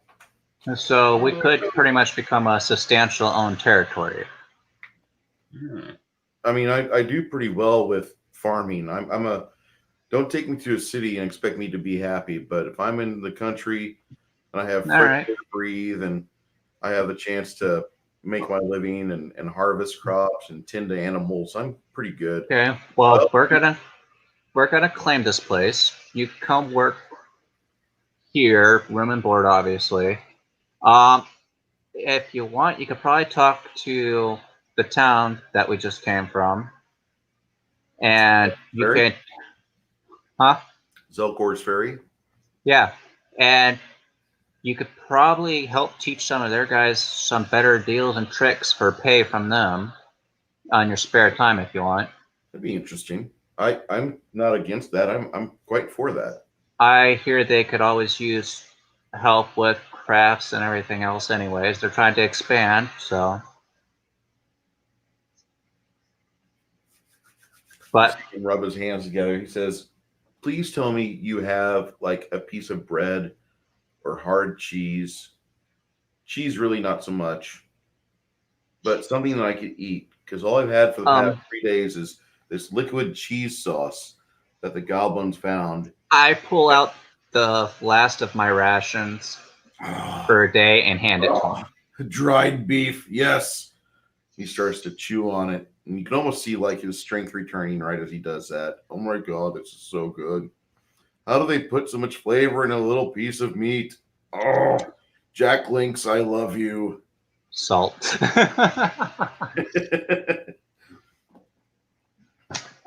All right, so I look at everyone and I'm like, okay, so as I said, we're going to be taking over this place from the sounds of it. Would you like to come back to town so we can talk everything out with the inn owner? Otto? Sure. Okay. Otto loves me. Not loves me, but he really likes me. He buys my onion crop every year. Well, like I said, you can work a deal with them and get money out of that area too. And they can use it for future trade. So there we go. So we can make a very good business and expand the territory, everything, and improve the area. So yeah, look at everyone. I'm like, does this sound okay with everyone? You see Mortimer start to dance around, and he starts to kind of do this funky Irish jig that when you're watching him, it almost makes you want to start stomping your feet as well. Make a will save DC 13.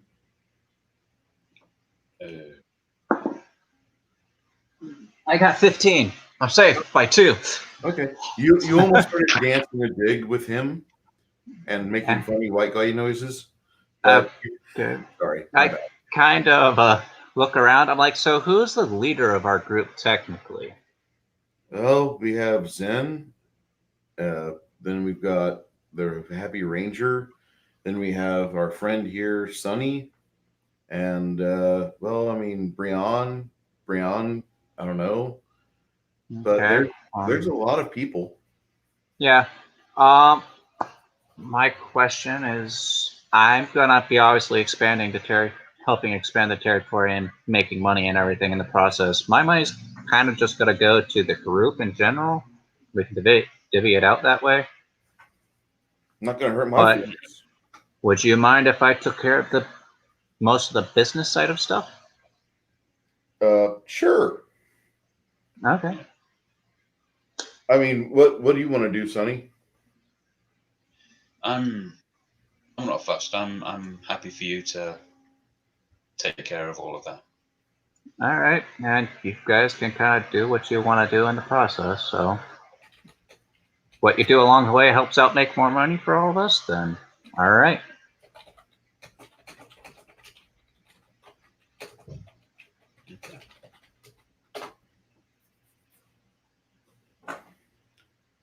He nods, and Mortimer says, "The final knoll has the lock and key for my cell. If you guys can get me The final knoll, what does he look like? big fiery red skin, usually carries a big wide falchion. The guy who ran off. Or what? Probably. Okay, I look at the lock to see if I can get through it. Okay, look at it. All right, inspecting the lock, or would it be perception or inspection? Perception. Okay. Let's see here. 17 plus. Where is my perception? 4 plus 2, that's 17 plus 6, which is 23. You look at this lock and it's complex looking, but you think you can knock it around and beat it. Go ahead. Disable device. Disable device. Okay, I need to disable device.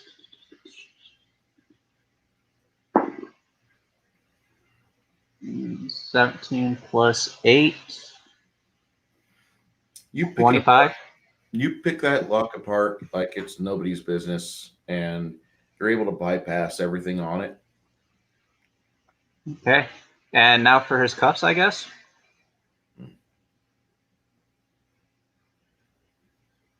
So. Okay.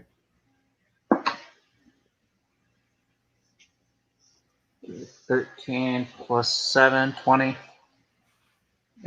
No, wait, 13 plus 6, 19 for the perception. You guys managed to pull that lock apart, and don't see anything else. Don't see any other traps or other items here. Okay. For the next week or so, you have some individuals that they will stop by.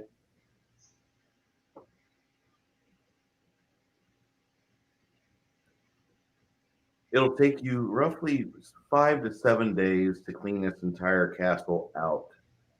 And in that time, there'll be nothing left for you to trip, no more surprises, no more people in closets.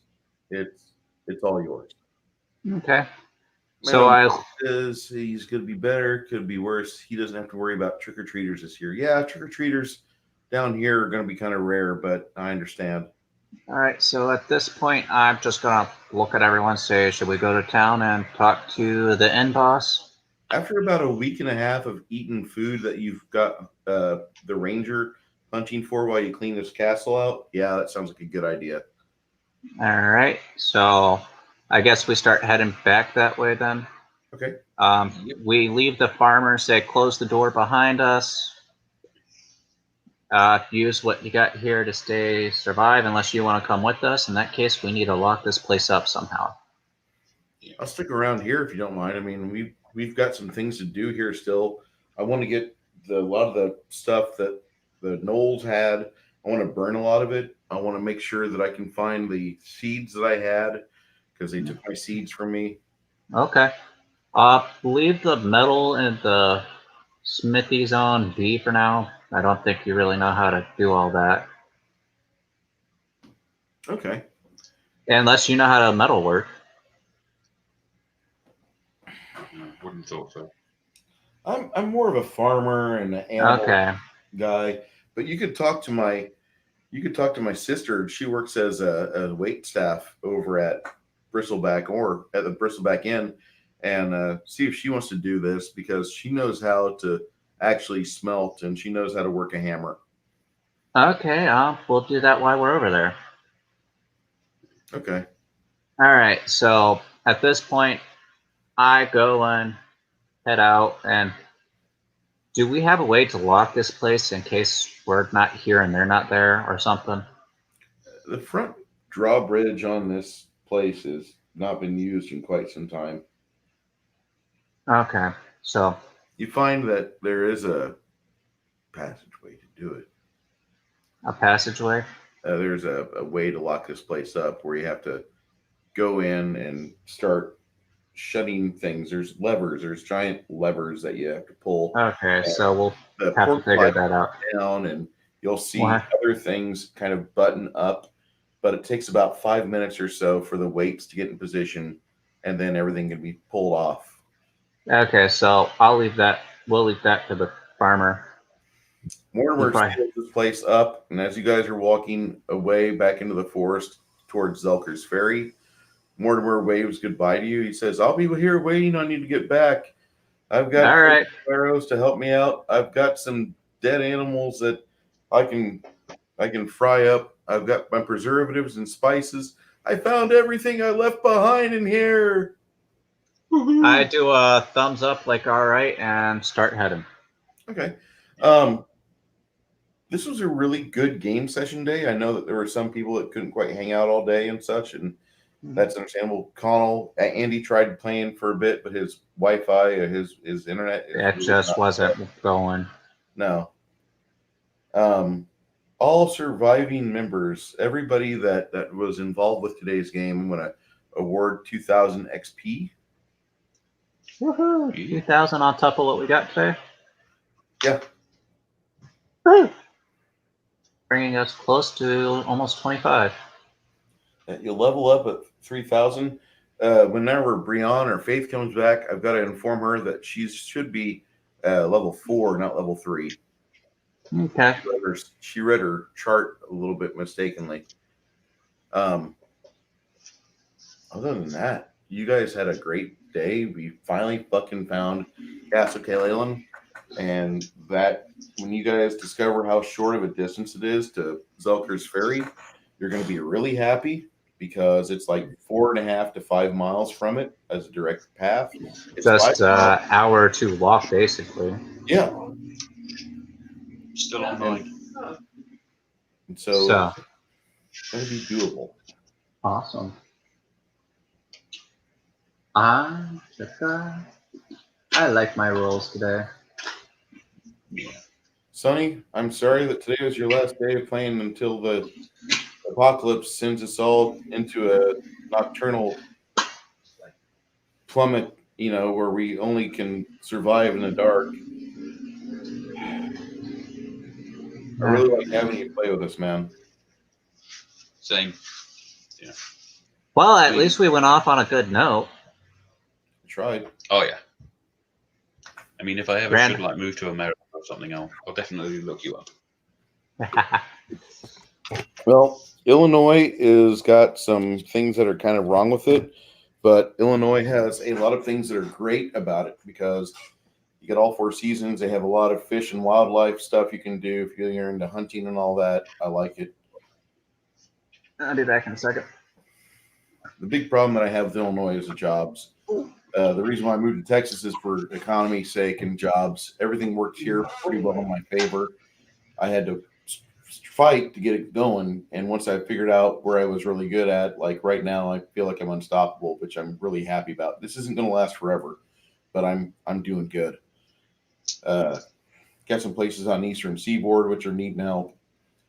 We'll see what happens come Tuesday of next week. I don't want to talk too much about that until after Tuesday because no matter what I say, Tuesday hasn't happened yet.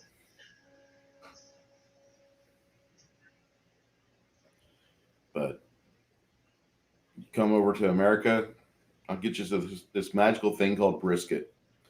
And you're going to have that. It's a beef. It's a type of beef dish that Texans and Kansas people really work hard at.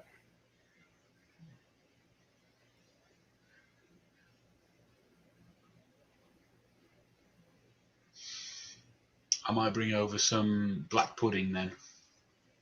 Oh boy, I've had black pudding before. Black pudding. It's good. Oh, it is nice. It is. I mean, when you find out what it is, it sounds horrible, but it's so good. It is spiced pig's blood that comes in like a sausage, and you get a slice of it and you fry it, and you can put it in like a burger patty, and it goes a bit soft. and it is so nice. Sounds really good. Yeah. I had it once back in the '95 because I was over in Portsmouth, and that was something they told us to have. Huh? What? Came back at having things. We paid like £3 for like a double serving of it at this one restaurant. It wasn't too far from where they have the what is that ship that's been in dry dock for over 30 years in Portsmouth? Admiral Nelson died on it. Oh, Victoria? Yeah. Yeah. I don't think it's a Victoria. Mm-hmm. I'm gonna have to use the Google. Use the Google. Victory? It could be the Victory.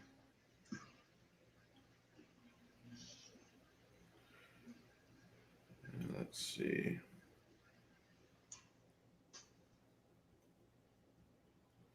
Yeah, it's like a replica ship. Trafalgar, HMS Victory. That's right. That wasn't Victoria. I knew that was wrong, but yeah, it was a Victory. We got a chance to go on the Trafalgar, and the Victory. We got a chance to go check that out because they had it in dry dock there, and it was a lot of fun. They made us go through that. The guys that were senior staff on our ship, and then we had to write a 5-page story or essay about it. But it was a real good excursion because the men that were leading us around were very well schooled in the history of naval warfare and Napoleonic times and such.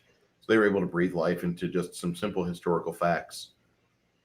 For those of you over on the eastern side of the Atlantic pond, do recommend you go check that out sometime if it's close by. Yeah. But not long after that, we were invited to this restaurant and we had black pudding, and it was really good.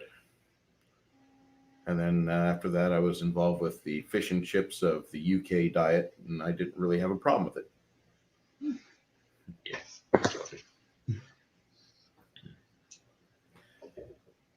Sonny, if you want to play with us again, message me, let me know, and be more than happy to have you. Will do. Yeah. Definitely. It's be fun. I like him. It's be real fun.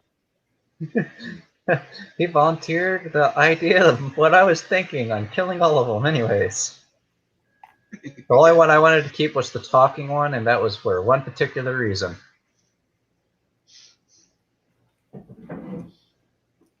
Well, most goblins in this area are not exactly of anything but evil bent. They're either lawful or they're very chaotic, but they're evil. That's okay. They provide experience points to beginning player characters. I'm happy. Always. Next game session is going to be the 21st of October. Okay. Nope, November. 21st of November. My bad. And we will have a wonderful day for that. Looking forward to it. You guys, I gave you some big XP for the fact that you finally found this castle, which has been a piece of the local myth, and it was something that Sandra discovered, the quest for that. So something I've always talked about every game session, Castle K. Leland. You guys are, you could go look for that. You go try to find it. And then as you guys were wandering around back towards the ruins, you rolled about 3 points below what you needed because of the local conditions, weather, and the fact that it wasn't exactly the most optimal time. And this is what you hit because there was either this or 3 other things, and I rolled the 1 for this, and so you guys bumped into it. Nice. I'll be giving you an updated map next week or next game session. I'll let Sandra know we found it. Sonny, if you decide to come back, we'll have your character ready. If you want to play it, if you want to play something else, that's fine. Oh, I'm definitely keeping this definitely keeping this character sheet. Excellent. Turned out really good and fun, honestly. Sort of getting myself half killed was great. Kurt, that's part of the game. I know, right? Yeah. Although I didn't do too bad for the startup of this character. No. I really kept true to the merchant side of it, though. I was very impressed that you were maintaining that character path. You stayed on that meridian, that vector. Didn't get off. Well, Always well, for profit. the hard part for the merchant path is you don't have a real sense of morality when you're a rogue and you're a merchant. Okay, my sense of morality, if you notice, was not there. Yeah. I mean, yeah. I mean, the thing that kept coming to mind is, you know, the Ferengi. You know, that's. Oh, I collected all the fur, by the way, all 17 of that. No, I heard him say Ferengi. Oh, Ferengi? Yeah, Ferengi from From the Trek. Next Generation. Yeah. All that. Yeah. I just All about expected to profit. hear. I was thinking that Kurt was going to start talking about the rules of acquisition. Yeah. Oh, no. See, that becomes the diplomatic side of business. And if we can't get the castle, I'm just going to use that side of diplomacy to get what I want. You see? Yeah. That sounds like a lot of fun. And truth be told, I don't think we're going to have a hard time getting the castle just for the factor of everything that's kind of being planned out so far. When you guys head back to town, when you arrive there about 2 hours later, you let people know what's going on. If we get time, can I stop at the inn, let the inn owner know what happened, and ask him about the guy's sister? Sure.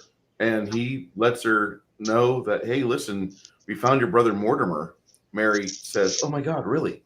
And then she tells you that I wanted to give you guys this. And if you guys would have remembered, which I don't know if I don't think you guys were here last time I ran when Mary was in the NPC roster for that game, but that was a quest for you guys to find this guy, and you bumped into Mortimer. So another XP reward for everybody will be 500 XP for each player character.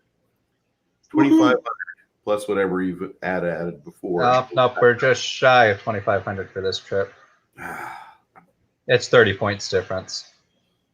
Man, what a shame. Yeah, I know, right? You guys will. By the chance, while I'm talking about her, I asked the inn owner and I talked to her about her possibly taking time to come up to the castle if we're allowed to have it to work the blacksmith section every once in a while. Mary says that'd be great because she feels like she's going soft carrying around drinks all the time.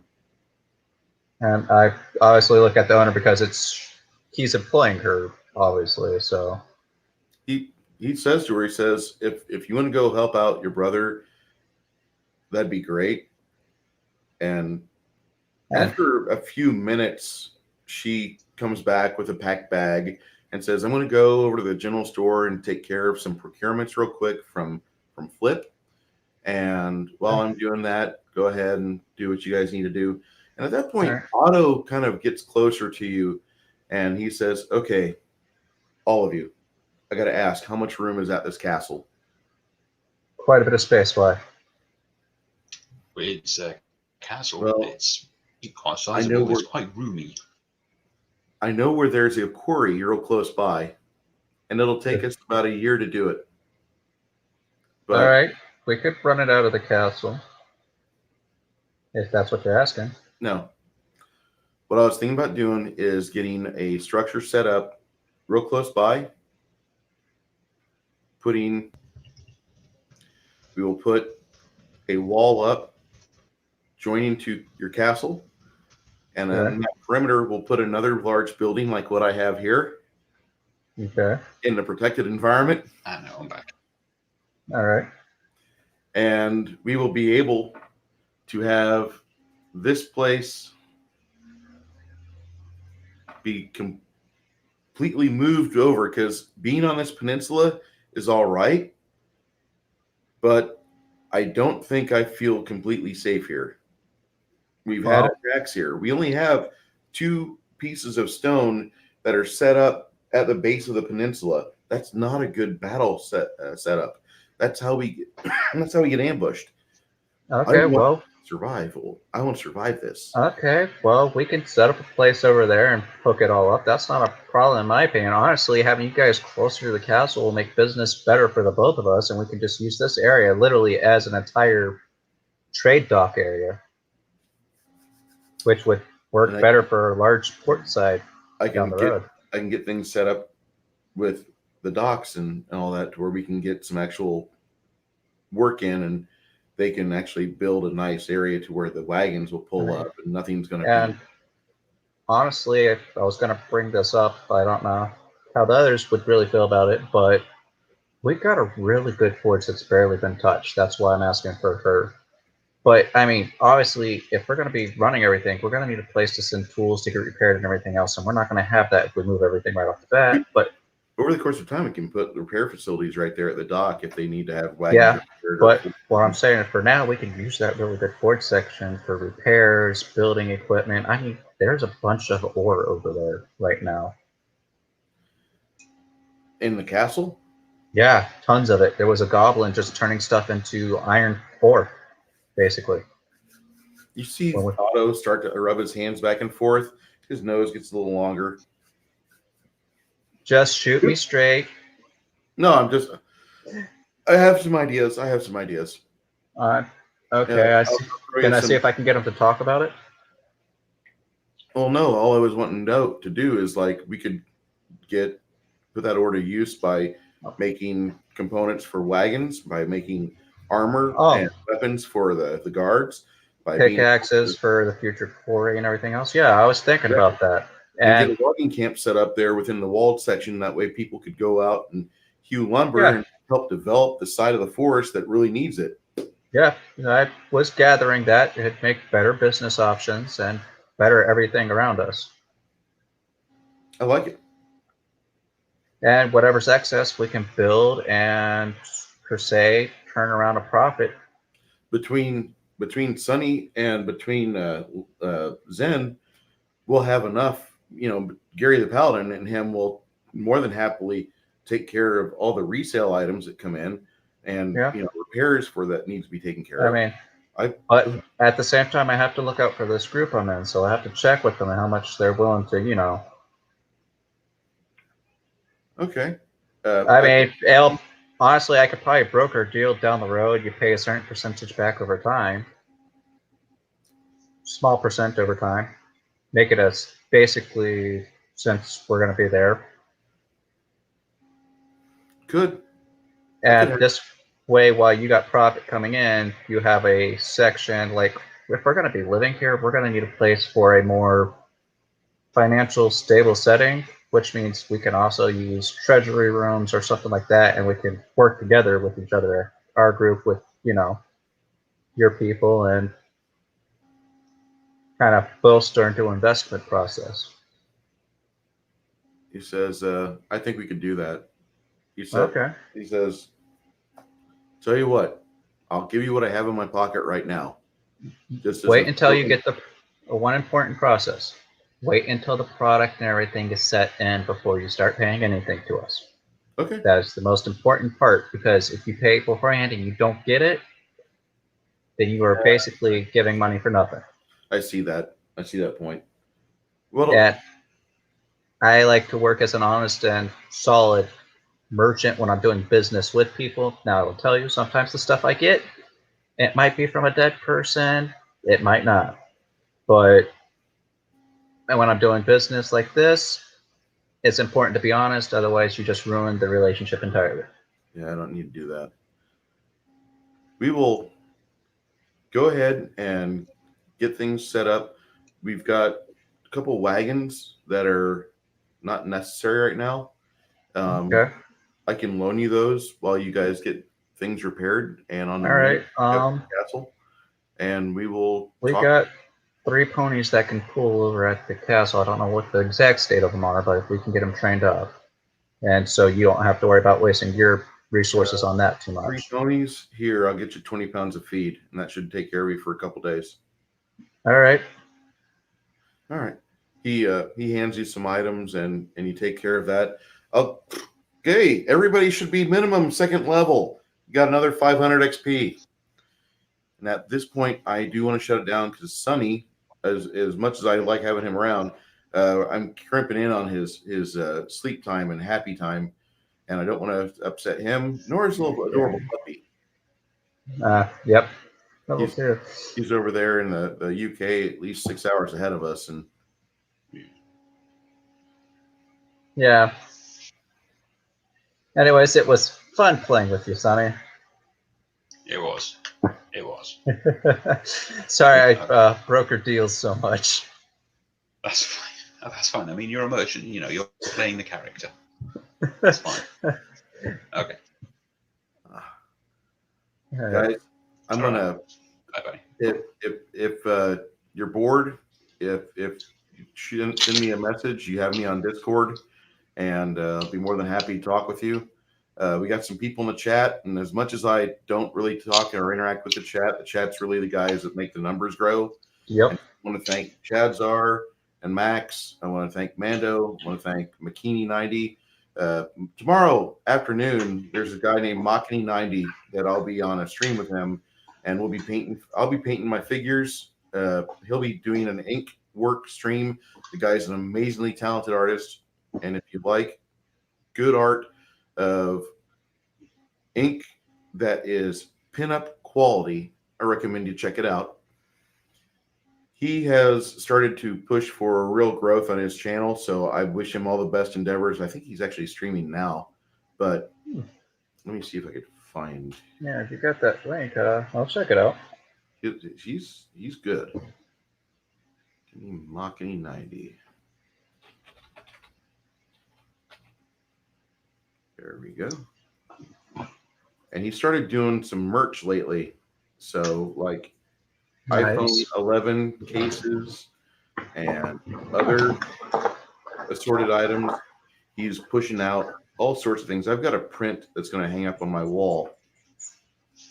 Then there's another cat that's in our chat right now named Mando Merc, and people that are interested in Cyberpunk or Star Wars Squadrons or other new tech games, Mando chases the rabbit on those. He's also going really hard on Elite Dangerous and other great space games.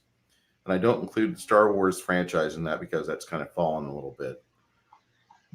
I expect him to improve. Doesn't look like they're doing anything right now, but okay. Yeah. But yeah. Machini's got a really good channel. If you like to watch Ink stream, the guy's got some good stuff. His artwork is good. His merch, like I want his merch. If I'm not going to have a girlfriend, I'm going to have big, voluptuous boobs and breasts and butts in my everywhere. Okay. It's going to be everywhere. Watch out, guys. We're going to have a stream, and all of a sudden, you're just going to see all sorts of big pictures of females in the background of our games. Yeah. Whenever I lose my bachelor card, we'll have to take those big posters and paintings down. And our new game board will have it, and the maps will show up on the very intensive areas. That way, you just seem like you're staring at it. I hope Machini's listening to us right now, writing this down, because he should be. Oh yeah, another $30 off Bruce doing that. Yeah, I'll do it. But he's a good guy to watch. You've got other folks in the quote unquote the fandom menace that I'm part of, and I say quote unquote because a lot of people don't understand that, but it's a group of people that are real big fans of the older Star Wars universe, and that's just what we really like. We wanted to have a Star Wars franchise that held to the previous edition standards and what we got from Disney, and that was a heartbreaker. Hey, maybe we can start a Star Wars D&D. The old Star Wars D6 RPG was my favorite. It was a little broken, but you could break it for both bad guys and players. It went both ways, and it was just fun, and it held the spirit of the movies, the original trilogy, really well. Nice. Sonny, Kurt, you guys have yourself a great night. Chat, you guys make the numbers happen. I appreciate you so much. If you're watching this in the later portion, Appreciate that like, share, and subscribe if you really like what I do.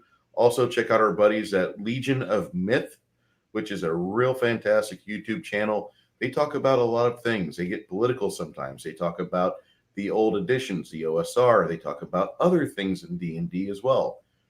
So if you're just wanting to broaden your knowledge about geek culture, give them a like and check out some of their many videos.